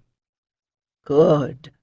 I like to ask her, did she see what is here? Did she see me? The old woman chuckled again. We come here not by intention, Chaden said earnestly, but by a turn of fate. We ask only to be friends with you and your people. Our home has been destroyed, and we must seek refuge here. Tarot shook her head. You lose more than old home, and you come here because shining ones want you. You feel their power. Yes, said Tiriki fervently. But we did not know. The gods knew, Chaden interrupted. Indeed, I saw it myself in the stars, but I did not understand until now. We thought we were sent here to build a temple, but it may be that the sanctuary is already here. Tarot grinned. Not temple like sea kings make, but holy place of safeness, true. We don't want to disturb your sacred place, Chaden said swiftly. This time Tarot's wizened shoulders shook with what they soon realized was not a spasm of pain, but uncontrollable laughter. Fear not, she gasped at last. Shining one's not disturbed. Her wrinkled face could not contain her smiles. In dreams I see. I know you belong, and dreams be true, or you not be here. Anyway, sacred place not belong me. She gestured toward the door. I show some things. Then, if shining ones wish, they show more. The shining ones, Chaden repeated, as if not certain he had heard her correctly. You will introduce us to them? What? Tarot bobbed her head and almost laughed again. No, no. I just say you people live here. New home. Shining ones find you. Chaden grew thoughtful, then said, Wise one, your generosity is far greater than we could have hoped. We sought this place because it is well above the floodline, but I was beginning to get the impression that building here would not be allowed. Tarot nodded. For my people, no. All this valley a spirit place, but the Tor, special, a gate. Only wise folk live here. She sat back for a moment, seeming to look within, and then pointed a bony finger at the mage. So, now you know. And you go now, yes? She smiled, almost coquettishly. Tell others all is well. But priestess and priestess must speak of other things. Jaden clasped his hands and bowed his head. I think I understand. Thank you once more, wise Tarot. You greatly honour me. The mage stood and gave her the salute that one adept accords to another who stands high in the mysteries. Then he made his way back to Rydell and the sailors, who looked relieved to have at least one of their charges safely back in their care. Tiriki, The old woman said when he had gone. little singer, you serve the sun, but for true, you are priestess of the mother. Her fingers curved in a sign that Tiriki had thought unknown to anyone but an initiate of Ni Terat and Karatra. Even as her fingers moved reflexively in the answering sign, Tiriki's eyes widened at a sudden, clear memory of the vow her mother Deoris had made before she was born. Tiriki's work in the temple had followed other paths, but always that primal allegiance was there, the foundation of her soul. You think us wild folk? Tarot's youthful laughter cackled anew. But we know mysteries. In this land, 9 wise women serve her. Sometimes we meet priestess from other lands. So I learned your talk long ago. You speak our language very well, Damisa complimented. Not be so kind. Tarot gave the girl a smile. But know enough to teach the maiden mysteries of red and white. Damisa frowned in confusion, and Tarot went on. Soon, you see, rocks white when one stream comes. White rocks, white cave. Other spring leaves red stain, like moon blood, and you will go there. You offer initiation into your mysteries? Tiriki asked doubtfully. It is a great honor, but none of us can submit to any rite that may conflict with oaths we have already sworn. We call on thee, O Mother, Woman Eternal. Tarot tilted her head like some bright-eyed bird. No conflict that oath, Ilantha. Hearing her sacred name, Tiriki felt the blood leave her face. What the old woman had said was the very oath that Tiriki's aunt and mother had sworn for themselves and their offspring before her birth. How? For a moment, her voice would not obey her. She had come to this new land to preserve the high magic of Atlantis, but this was something far more profound. On Atarath, the worship of Ni Terat had been a minor cult, honored, but not particularly important. Yet Tarot plainly welcomed Tiriki not as a guardian of the light, but as a priestess of the Great Mother, as if that was a higher distinction. How can you know? Tarot only smiled. Mysteries, mysteries, everywhere the same. Now you believe me. The mother welcomes you, and your child. Tiriki swayed. Damisa reached out to support her, brows lifting in surprise. What? Tarot laughed, tipping her head to one side like some ancient bird. You do not know? I thought I was seasick, she whispered, mind whirling back to her symptoms. She had never suspected.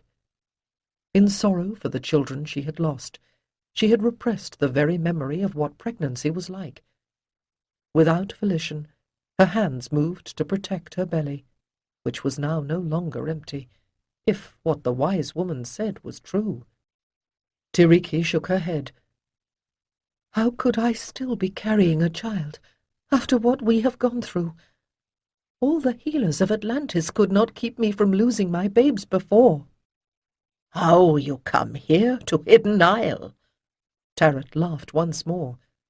"She wants you here, you and your kin." Tiriki curled forward, cradling her womb, remembering that last night when she had lain with Micail. Had his seed taken root in that moment of ecstasy? And if so, was it that part of him that lived within her that she was sensing when she felt so certain he survived? Tiriki blinked, and then found herself weeping openly in Damisa's arms, not knowing if it was joy or grief in her tears. The news of Tiriki's pregnancy spread like wildfire, and was a ray of hope in a situation that seemed bleak despite the marsh dwellers' welcome. The Atlanteans first needed housing, and in the days that followed, Tiriki was not the only one who found herself doing work she had not been trained for. Even if they had not all been heartily tired of life on shipboard, the Crimson Serpent could not serve as a long-term shelter. In fact, the vessel herself was in need of protection while undergoing repair. Chaden had in his day supervised the construction of more than one temple, and not all of them had been built from stone, but his expertise was limited to the esoteric requirements for sacred space and the aesthetics of design. And though he understood the magic by which song might be used to move stone, without enough trained bass and baritone voices to make up even a single stand of singers, there was little they could do. And the actual cutting of stone was the guarded specialty of the Guild of Stonemasons, none of whose members had ended up on the Crimson Serpent. The marsh folk built with wood a craft with which the priesthood was not familiar, but in the more rural communities of the Sea Kingdoms, where most, if not all, of the sailors had been raised, the peasants lived in huts that were not too different from those they saw here. Moreover, shipbuilding itself required a woodworker's skills, and Rydell, the son of a shipmaster, had learned quite a lot about the craft. "Once again," Damisa found herself grumbling, "our bold captain takes charge." She had to admit he was doing a good job. In next to no time, he had set the seamen to the work of construction, but Damisa had to wonder how they would take to it. Sailors from Atarath or elsewhere might not mind, but on Alconath the men of the sea were a privileged caste. Damisa had grown up near the great harbour, and remembered all too well their scorn of landsmen's tasks. Now, pausing at the edge of the woods with an armload of willow branches, she heard raised voices, and detoured around a hawthorn bush to see what was happening. "Not another log will I lift, and I dare you give me reason why I should."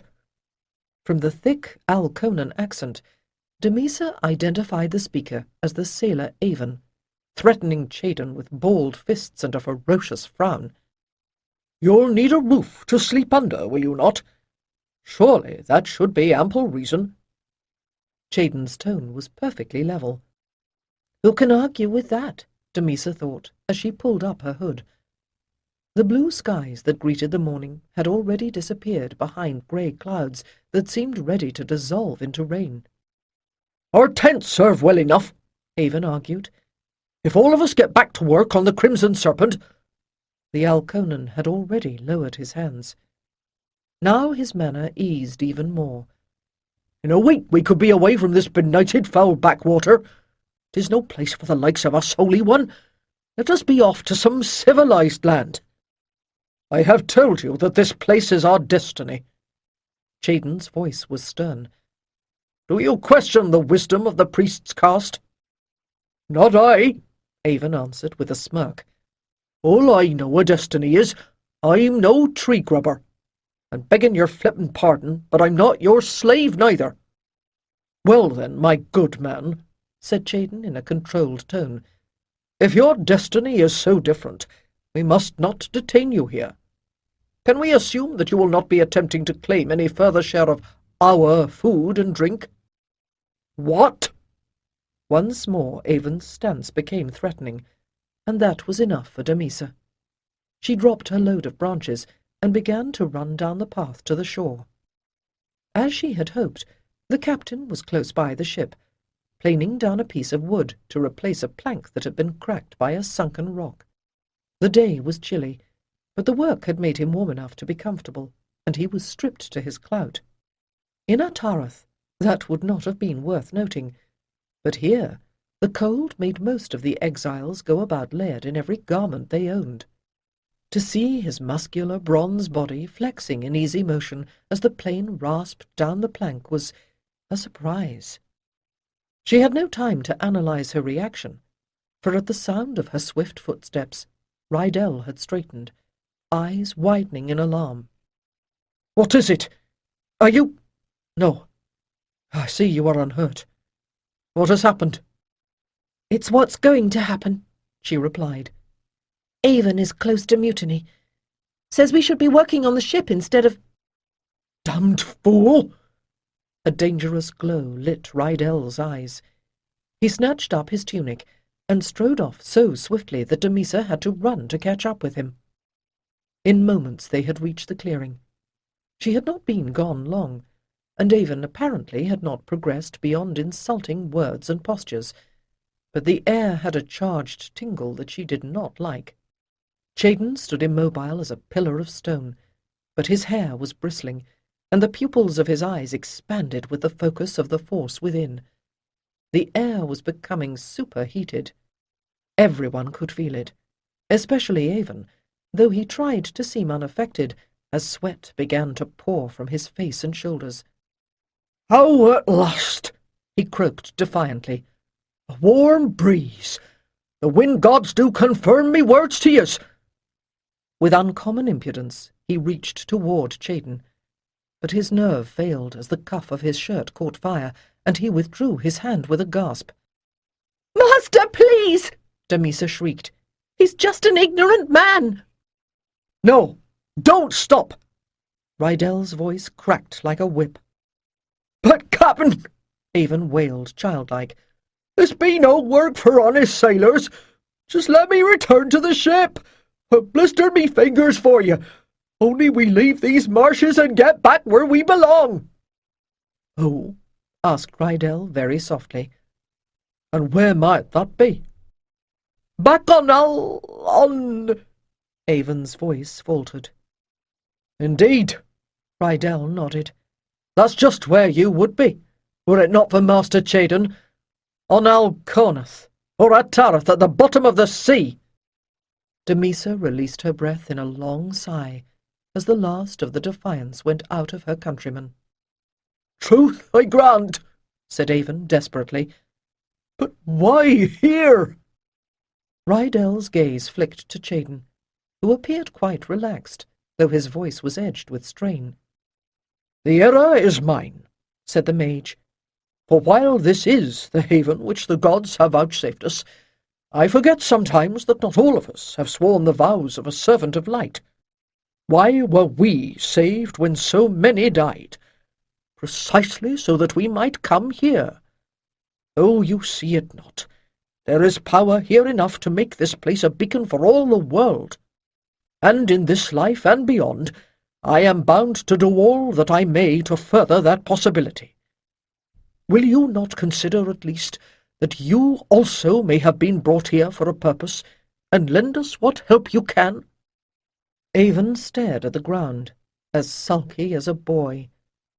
Chayden yawned and declared his intention to go and have a drink from the white spring, while Rydell, hands on his hips, shook his head.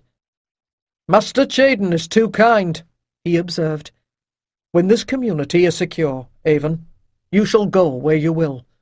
But until that day comes, we will all work together, and you will obey Master Chayden as you would a prince of the blood."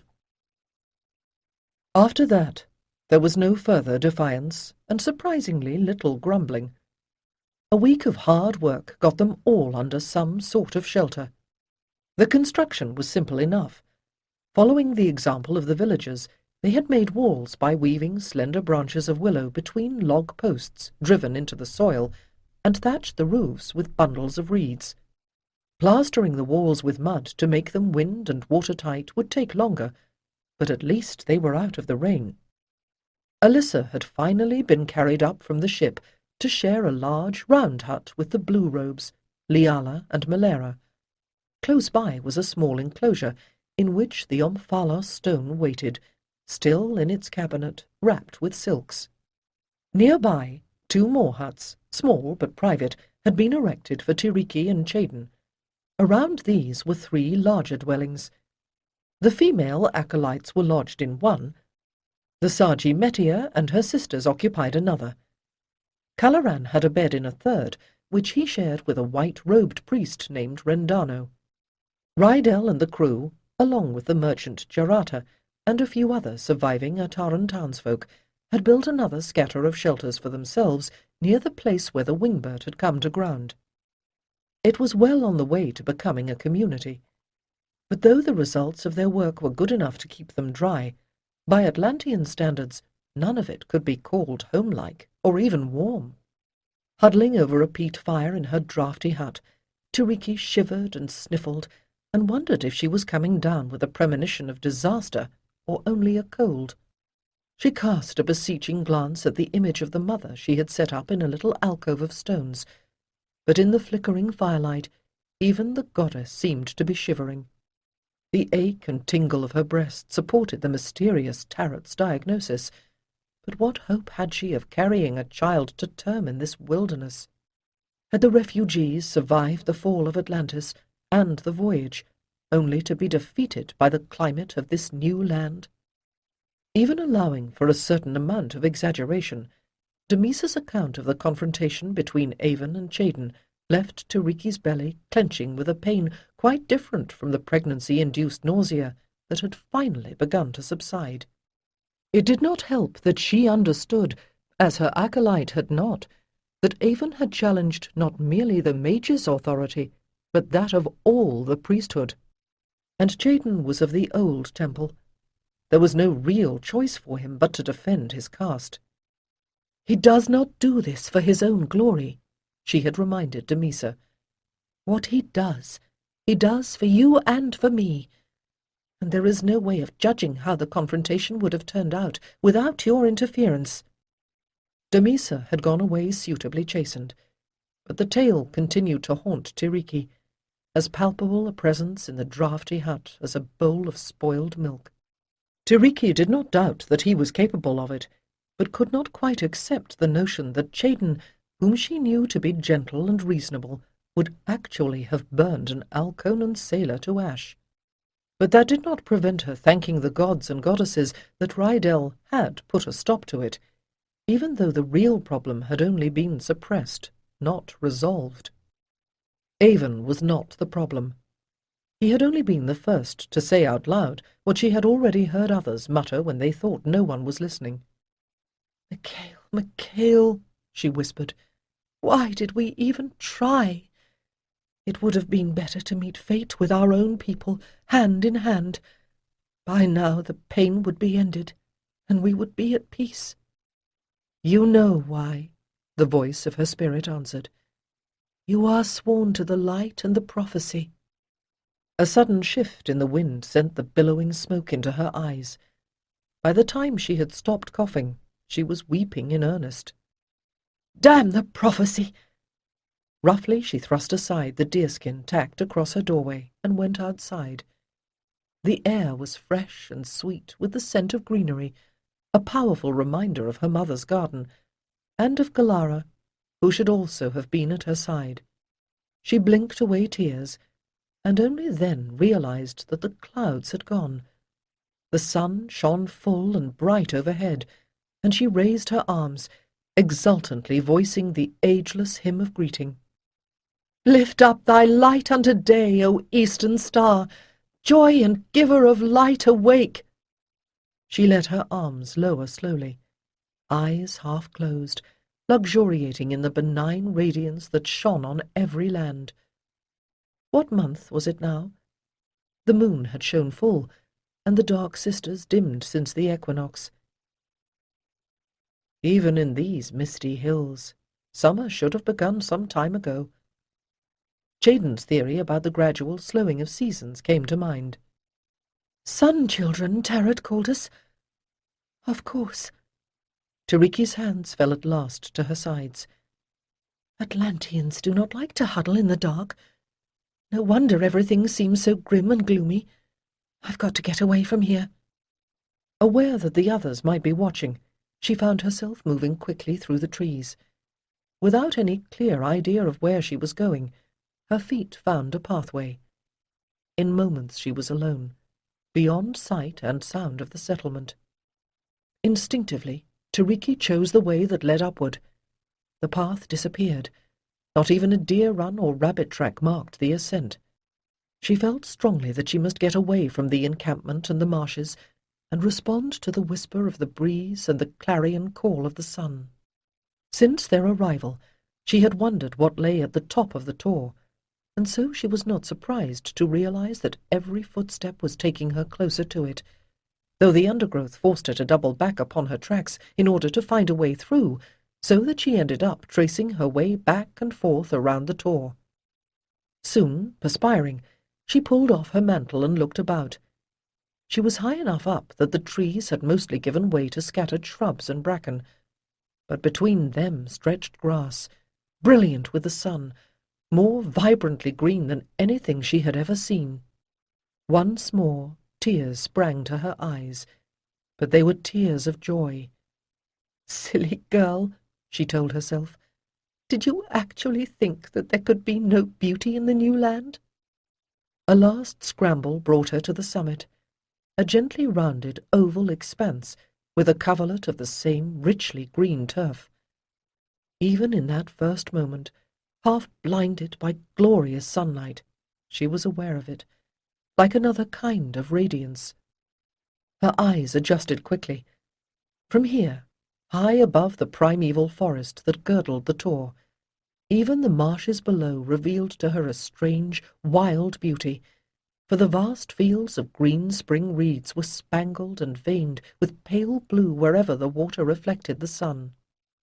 "Magnificent," she told herself, but her sigh of appreciation at once gave way to a sudden stab of nostalgia. In Atarath, she and Micail had often greeted the day from the summit of the Star Mountain, where the blazing sun above the diamond sea had revealed each and every feature of the countryside, and glittered on 1,000 decorated rooftops with breathtaking clarity.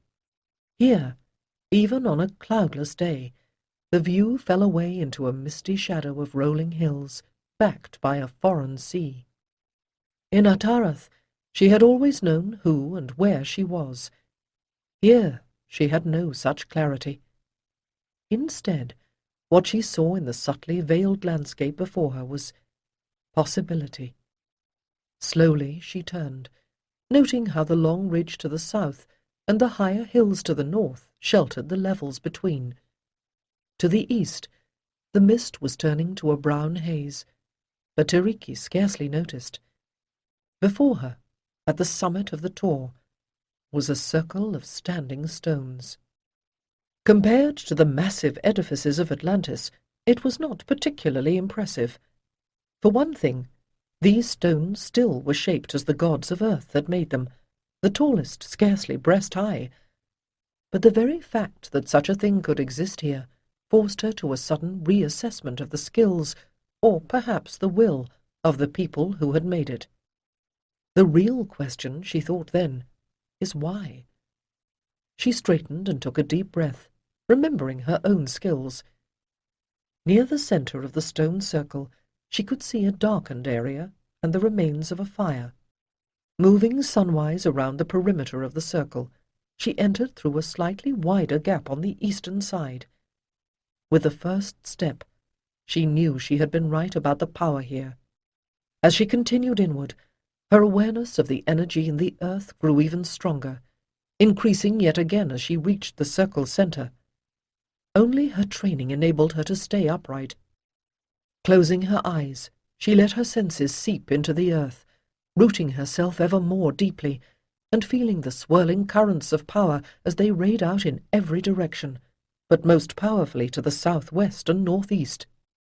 Yet more strongly still, she felt the vitality that surged in the ground beneath her, flowing upward through her body, until her arms again rose by themselves and stretched toward the heavens, making herself a living conduit between earth and sky. Tiriki had thought to use this moment to lay claim to the new land, but instead she found herself surrendering. "Here I am! Here I am!" she cried. "What would you have me do?" Keen as the wind, radiant as the sun, steady as all the earth below, the answer came. "Live, love, laugh, and know that you are welcome here." Tiriki's eyes flew open in shock, for the voice was not that of her spirit. She was hearing it with her physical ears.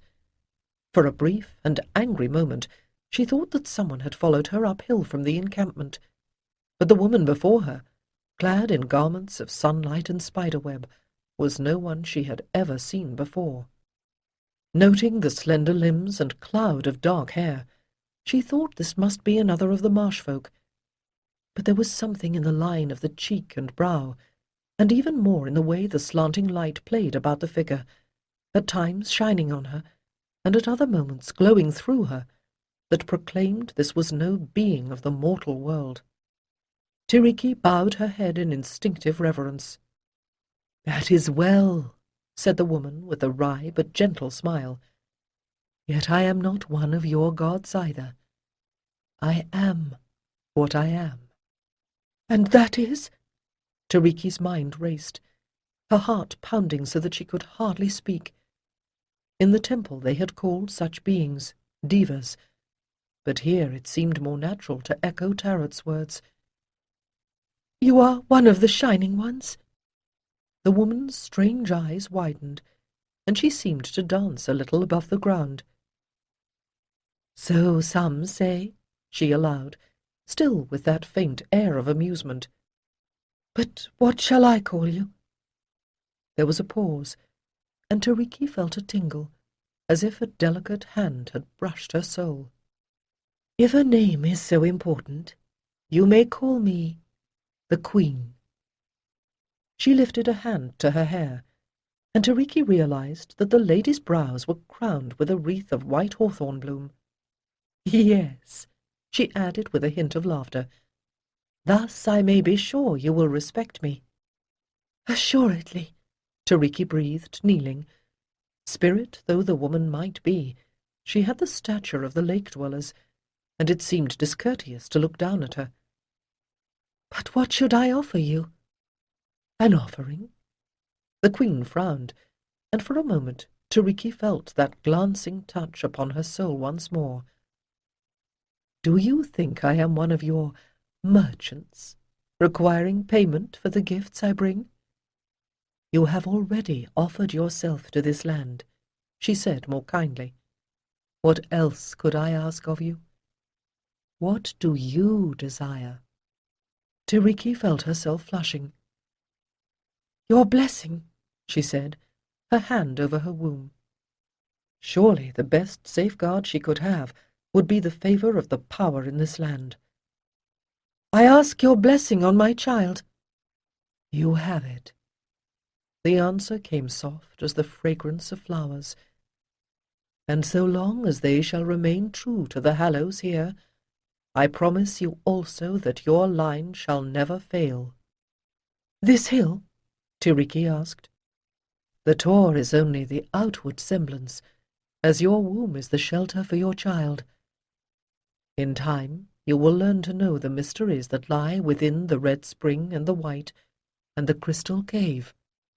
Tiriki's eyes widened. "How shall I learn about these things?" The Queen lifted one dark eyebrow. "You have met the wise woman. She will teach you. You have been a servant of the sun, but now you shall learn the moon's secrets as well. You and your daughters, and those who come after." She smiled, and the radiance around her intensified, until Tiriki could see nothing but light.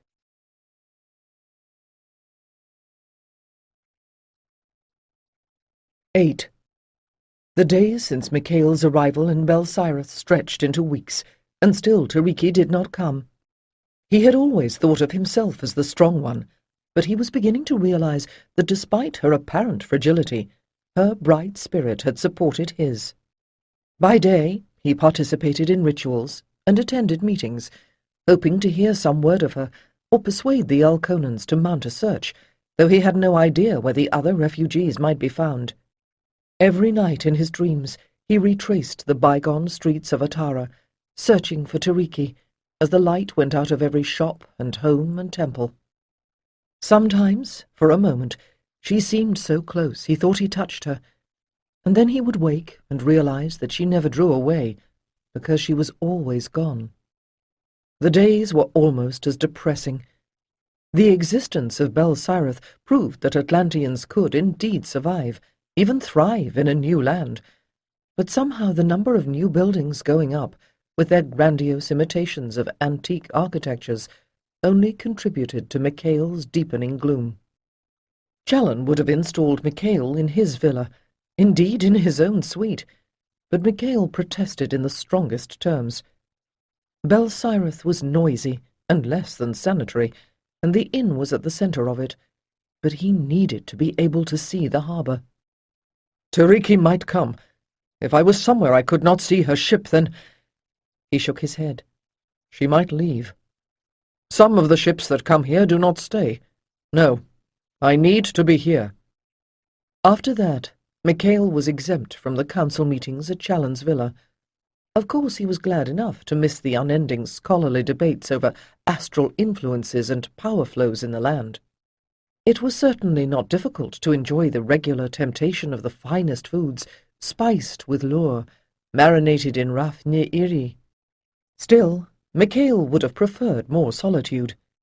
Continually, it seemed, there was a soldier nearby to protect him, a blue robe or other healer looking after him, Jiritaran, or even Benarajos visiting, offering heady liqueurs and a steady stream of quips and diversions.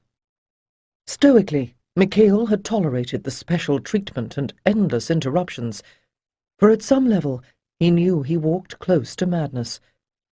Perhaps most difficult of all were the bracing visits from Challen, who repeatedly made it known that he was prepared to provide anything that might break through Micail's lethargy, up to and including fetching young women for his diversion. His cousin Naran Shader came once or twice, but Micail could never decide whether Ansha's visits brought comfort or more pain. When they had been junior priests, he and Ansha had been close, but as Ansha moved more deeply into the engineering studies that were his specialty, they had grown apart again. Now what they had in common was their loss, for in the chaos of the escape from Atarath, Ansha's wife and children had drowned. The Royal Emerald, searching for survivors, had found him clinging to a spar, half mad with grief. At times, Micail envied his cousin, who could put aside the vain torment of waiting for news and move on. But then he would see again the mute pain in Ansha's eyes, and realize that the slightest hope was better than a certainty of despair. If he had seen Tiriki sink beneath the waves, he would not have survived. Late one afternoon, Ardral came unexpectedly to call on Micail, offering a jar of honey wine from Foralaro's cellars and a platter of succulent roast pig direct from Challen's personal chef. The day was warm, but less than sunny, so they dragged a low table and a pair of benches closer to the open balcony and attacked the repast fiercely. Some little while later, mere appetite sated, they began to speak of plans for the new temple. You ought to attend some of those meetings, my boy. Haladris and Mahadalku make a formidable team, and you're the only priest with the rank to challenge them, said Ardral seriously. If they have their way, the new temple will faithfully reproduce all the flaws of the old.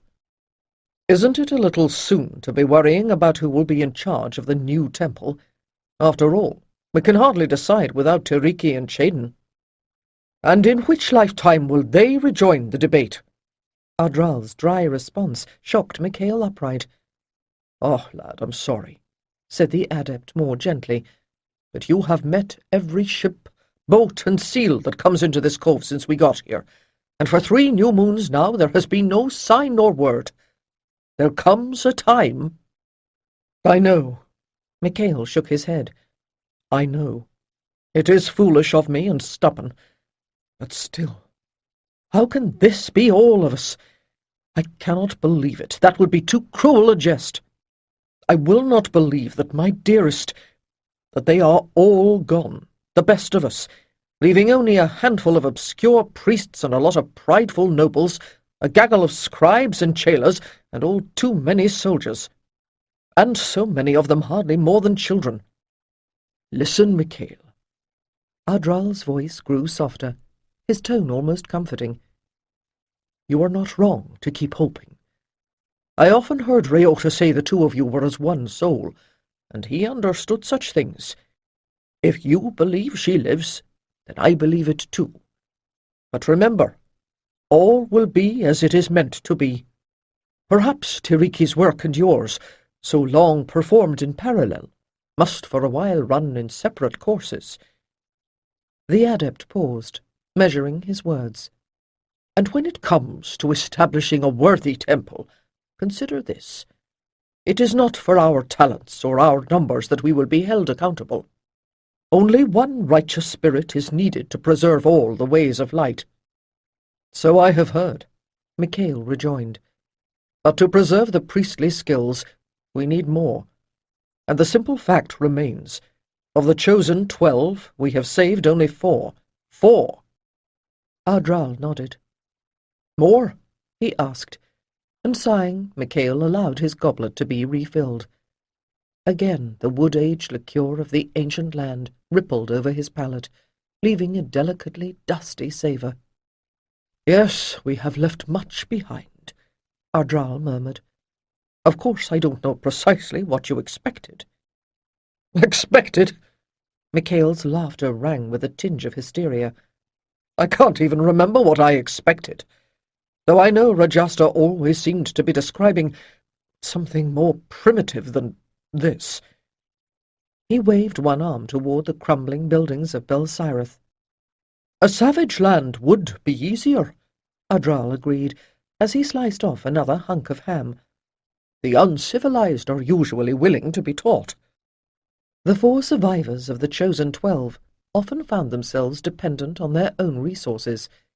The acolytes were not even lodged together, but lived in various places in and around Belsirath. Princess Chaitala's villa, well heated and spacious, had rapidly become the favoured gathering point for all of the younger Atlanteans. The acolytes themselves, of course, should have been occupied with meditation and study. There were a few elder priests who could have taken them in charge, but those priests were the ones most deeply involved in disputes and studies of their own. Time dragged on, and though Micail had not formally set aside his responsibility to supervise their training, he never seemed willing to begin. Elora, who had once wondered if she might be reassigned as his acolyte when they reached the new land, thought they might be better off without him. She had seen enough of him on the journey from Beleriand to Belsirath to question whether he could manage his own life right now, much less theirs. "It's a pity, really," she said to Lorraine, the great singer Ocathral's middle daughter, who at 17 was the closest to herself in age. "I would enjoy learning from him. When my lord is himself, he's a charming man." "Charming? I think he's the handsomest of all the priests. Do you suppose he will ever marry again?" Elora raised one well-shaped eyebrow. Lorraine did not seem to be mourning her betrothed, who had not escaped the sinking. But then Elora doubted that she herself would have been devastated had Lanath not survived. At the moment, he seemed to be undergoing complete devastation in the game of feathers he was playing with Vialma, but that was not unusual. Lanath looked even pudgier than usual, as he frowned at the pattern the tiles made on the board, while Vialma, tall and lanky, with unruly black hair, drummed his fingers impatiently on the curving arm of his chair. "Surely it is a little premature to think of such things," Elora said repressively, though she had wondered herself what would happen if Tiriki never arrived. But what right had Lorraine to gossip? She was only a chela, and even more neglected by her master, the priest Haladris, than the acolytes were by Micail. Hearing footsteps and shrieks, Elora reached swiftly to rescue her bowl of tea as Prince Baradel raced by, hotly pursued by Princess Serena, whose scarf he waved above him like a captured prize. The 9-year-old princess was the last survivor of the royal family of Tarasada, and tended to hide her sorrows by bullying her betrothed, 2 years younger. "What a little brat," sniffed Lorraine. "Thinks he's High Prince already. But he has 2 sisters and a baby brother. And then there's Galara from your island," whispered Lorraine. "She's Lord Micail's cousin twice over. It seems to me there's plenty of royalty here, and precious little for them to rule over." "Even more priests and priestesses," Elora sighed, "and no temples for them to serve." "There's Timur," Lorraine reminded her. "That's true." Elora frowned, remembering the strong-bodied, strong-willed woman she had met shortly after arriving. "I'm an initiate of Ni Teret. Well, a novice." She blushed. "At home I was apprenticed to Liala." She paused a moment, remembering the blue robe with regret, for Liala, though firm, had always been kind to her. The mother smile on her. "But doesn't Timur seem to you a little overwhelming?" Lorraine shrugged. "She doesn't have any use for men, but she has endless patience for women. She has some kind of chapel set up. A lot of women from the town go there." "Perhaps I should pay her a visit," Elora said thoughtfully. "It might be well to expand my options," she decided, silently, "but not, of course, if it means giving up men, at least not before I find someone worth giving up." She suppressed a grin. Lanath, as her future husband, wasn't available to her yet. Again she looked speculatively at Vialmar, who had just won the game of feathers, and was cracking jokes as he tried to persuade Caragon, a quiet young man who was jailer to the grey adept Valador, into a game. Either one might be glad of a dalliance with someone less sober than Cleta. For that matter, Caragon had already attempted a flirtation, although she hadn't realized it at the time. She smiled again. Life might become quite interesting, even on this desolate shore. There was a stir at the doorway, and everyone rose as Princess Chaitala swept into the room. "No, no," the princess said graciously. "Do not disturb your games for me." Pale green draperies floating behind her, she moved about the room, chatting with the young people. Elora noticed that she had approached first Cleta, then Lanath and Vialmar, so she was not surprised when the princess began to waft her way.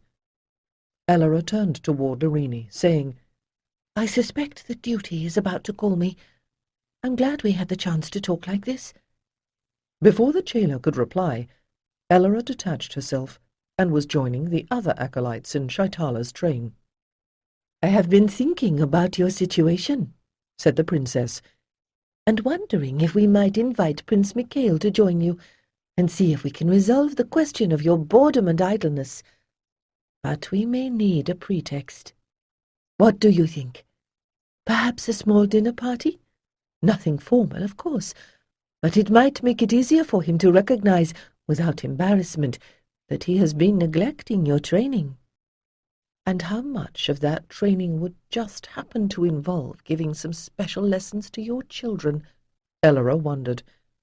Still, it might not be too high a price to pay if participating in Chaitala's machinations brought about the resumption of a proper regime of studies. It was fine to sit about, talking and playing games, but Elora feared that the acolytes were becoming like overripe apples, beginning to spoil from within. "Micail, I am so glad you could join us. You are looking much better than when I saw you last." Micail winced as Challen laid a brawny arm across his shoulders and squeezed. The receiving room of Challen's villa was crowded with priests and priestesses. The light from myriad hanging lamps set their shadows to leaping against the frescoed walls.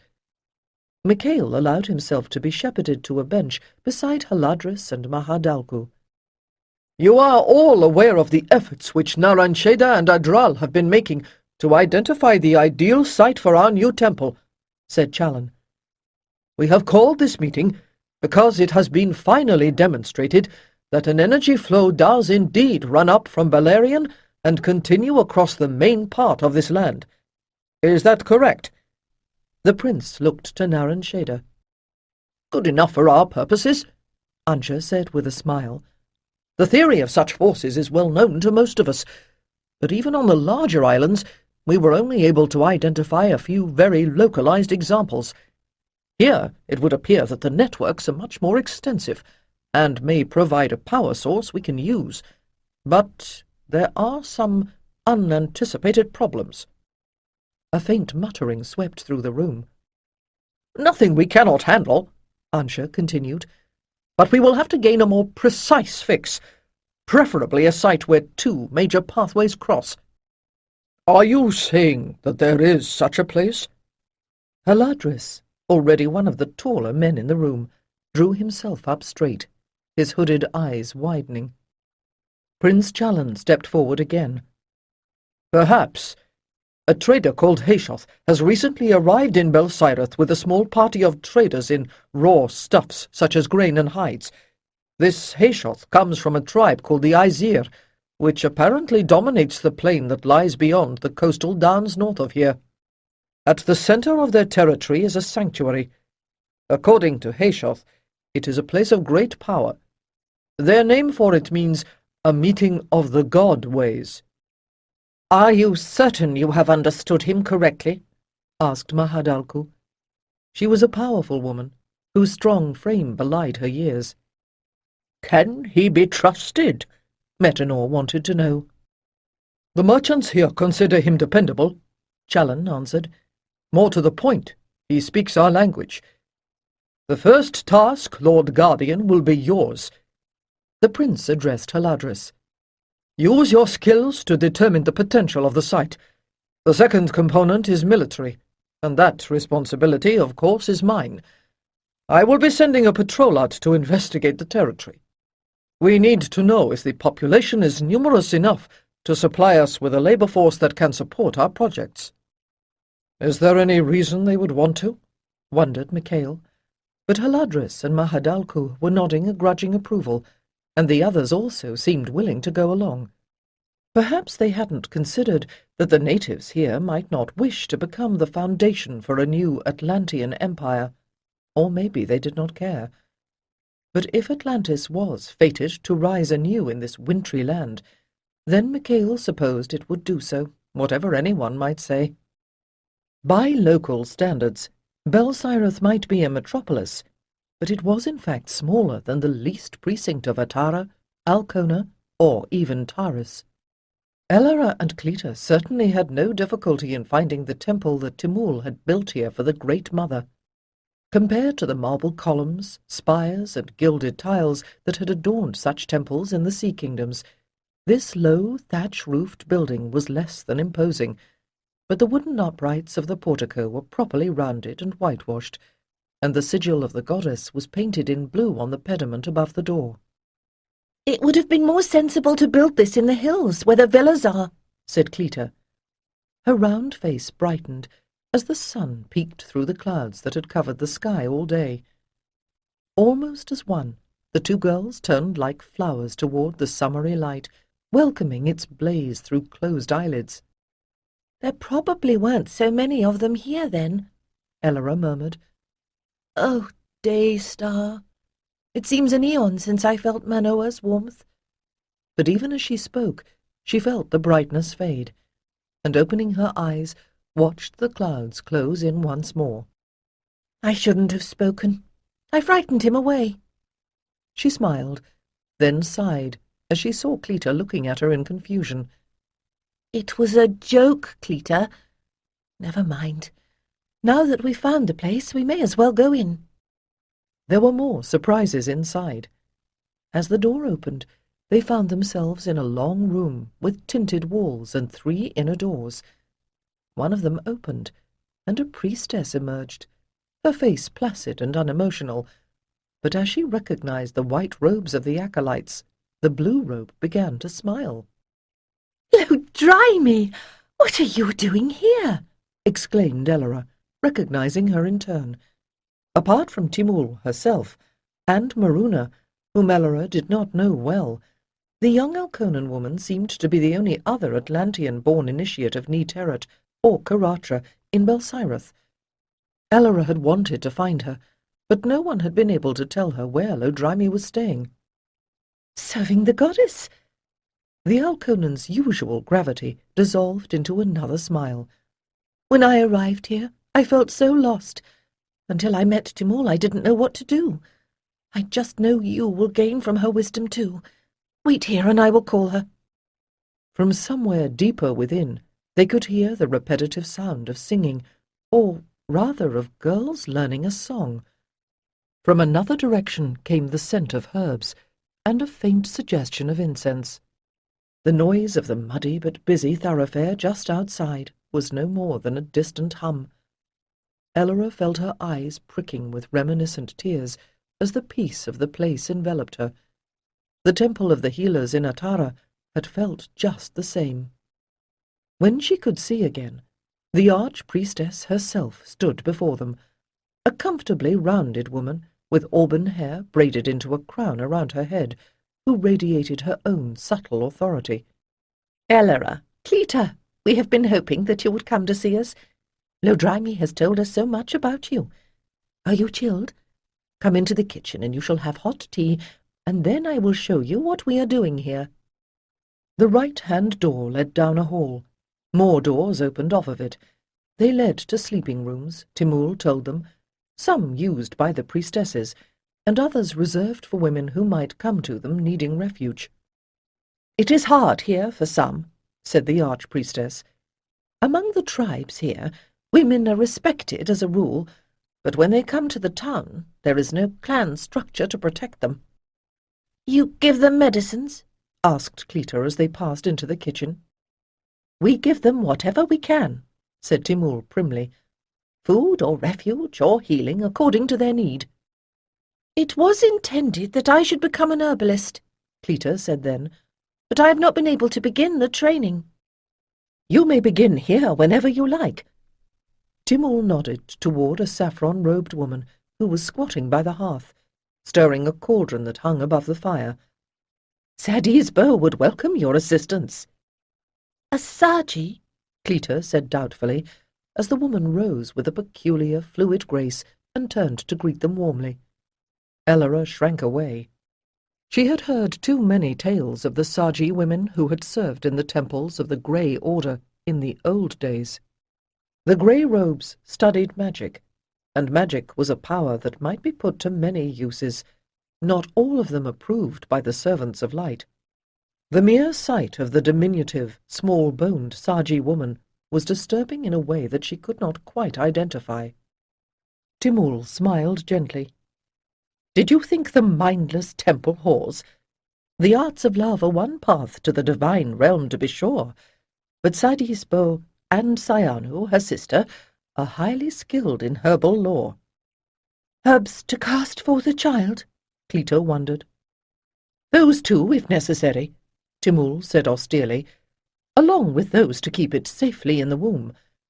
We serve life here, you must understand, and the greater good sometimes requires harsh deeds. In order to save, the goddess must sometimes slay. I do know that.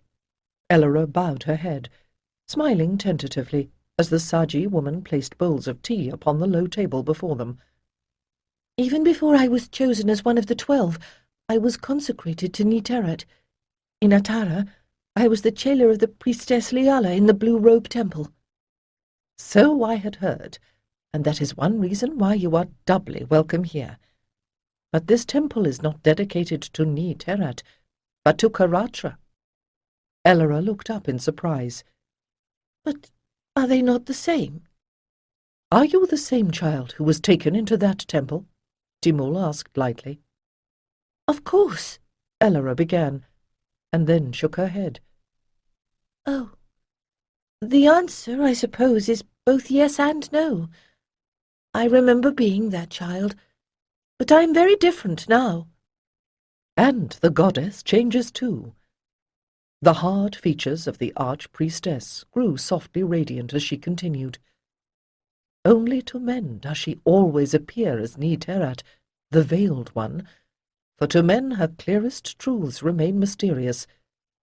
But within the temple, those mysteries are revealed, and so we call her always Karatra, the nurturer.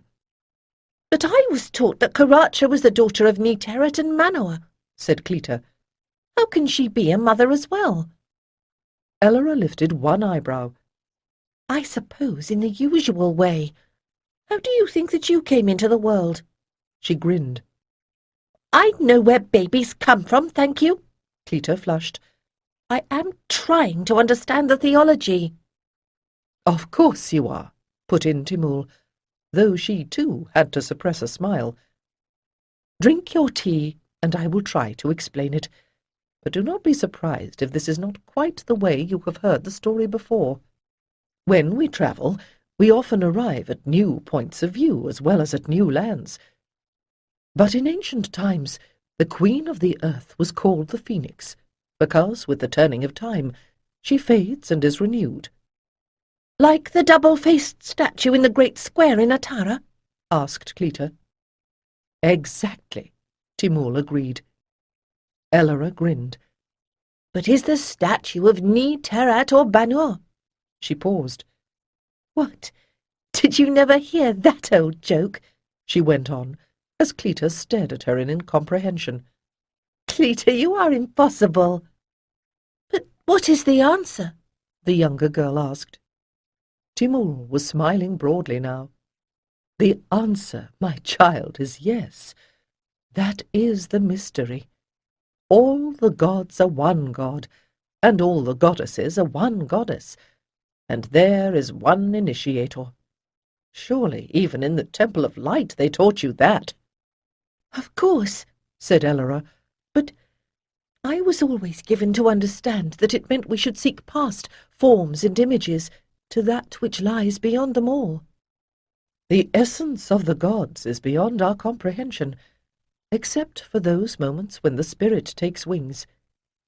Timul looked from one girl to the other. Elora bowed her head, remembering a moment in her childhood when she had stood watching the sun sink into the sea, straining for something she felt just beyond her grasp. And then, at the moment of greatest splendour, the door had suddenly opened, and for a moment she had felt as though she were one with the sky and the earth. Cleta also nodded, and Elora wondered what memory had come into her mind. But we still make statues. Cleta brought them back to awareness of the present once more. We do, because we are in mortal bodies surrounded by physical forms. The deep mind speaks a language that uses symbols, not words.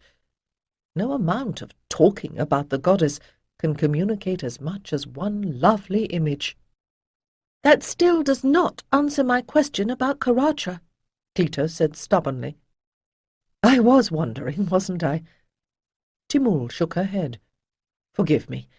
The women here are true daughters of the goddess, but except for Lodraimi, they do not have the training to discuss theology. Karatra, Elora repeated, with a sidelong grin for Cleta. It is all a matter of levels, you see, Timul replied. At the highest level, there is only one, unmanifest, ungendered, all-encompassing, self-sufficient. But when there is only being, there is no action. And that is why we speak of God and Goddess, said Cleta. That much I know. The one becomes two, and the two interact to bring spirit into manifestation. The female force awakens the male, he impregnates her, and she gives birth to the world. In each land, the gods are different. Some peoples have only a few gods, while others worship many. In the sea kingdoms, we worshipped 4, continued Timul. Nabi, Lord of the sea and the stars, to whom we prayed to bring us through the dark night when Atarath fell, whispered Elora. And Manoa, Lord of Day, whom we honour in the Temple of Light, Cleta agreed. But also four-faced Banur, who both preserves and destroys, and Ni-Terat, who is the earth and the dark mother of all," Elora said. In Atlantis, all we saw of the earth were islands, and so Ni-Terat remained veiled. Timur reached down to touch the packed earth floor in reverence. "Here," she said, straightening, "it is otherwise. This place is also an island, but so great that if you go inland, you can travel for days with neither sight nor sound of the sea." And so we remember another story. In the temple of the goddess, it is said that the age of the goddess is coming, but this is not something we speak of with outsiders, for too many of them would see any diminution of the primacy of Manoa as a rebellion against the light itself. "What does that have to do with the temple that the priests are going to build?" asked Cleta, setting down her tea. Timur's face grew darker. "I hope very little. The goddess needs no temples of stone. Indeed, she may be honoured more fitly in a garden or a holy grove. The cult of the Great Mother flourished in this land long ago, and there are still some among the natives who can rightly be called priestesses. It is my hope to find them and build on that ancient allegiance. It will not matter what the priesthood does then." Elora lowered her eyes to her bowl and took another sip of tea. "And if it does come to a serious conflict of interest," she asked herself, "where will my loyalties lie?" Still deep in thought, she followed the archpriestess through the door that led into the shrine. The space was all in darkness, save for a single lamp flickering upon the altar. When her eyes became accustomed to the masses of shadow, Elora observed that the walls were frescoed with images that seemed to move in the subtly shifting light.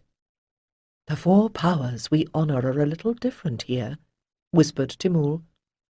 "Behold." On the eastern wall, the goddess was pictured as a maiden dancing among flowers. The southern wall bore a mural of Karatra as mother, enthroned with a laughing child upon her knee, and all the fruits of the earth around her. In the west was the familiar representation of Ni-Terat, veiled with grey mystery, crowned with stars. But the north wall set Elora's heart to pounding, for there the goddess was shown standing with sword in hand, and her face was a skull. Elora shut her eyes, unable to bear that implacable regard. "The maiden, the mother, and the wise woman are the faces of the goddess that all women know," said Timur quietly. "We honour Karatra as the source of life, but we who are priestesses must accept and revere both of Ni-Terat's faces as well, for it is through her judgment that we will pass in order to be reborn." "It is true," thought Elora, eyes still closed. "I can still feel the goddess looking at me." But even as that awareness passed through her mind, she felt the power that surrounded her changing, warming, holding her like the arms of her mother. "Now you understand," came a thought that was not her own. "But do not be afraid, for in darkness and in light I am here."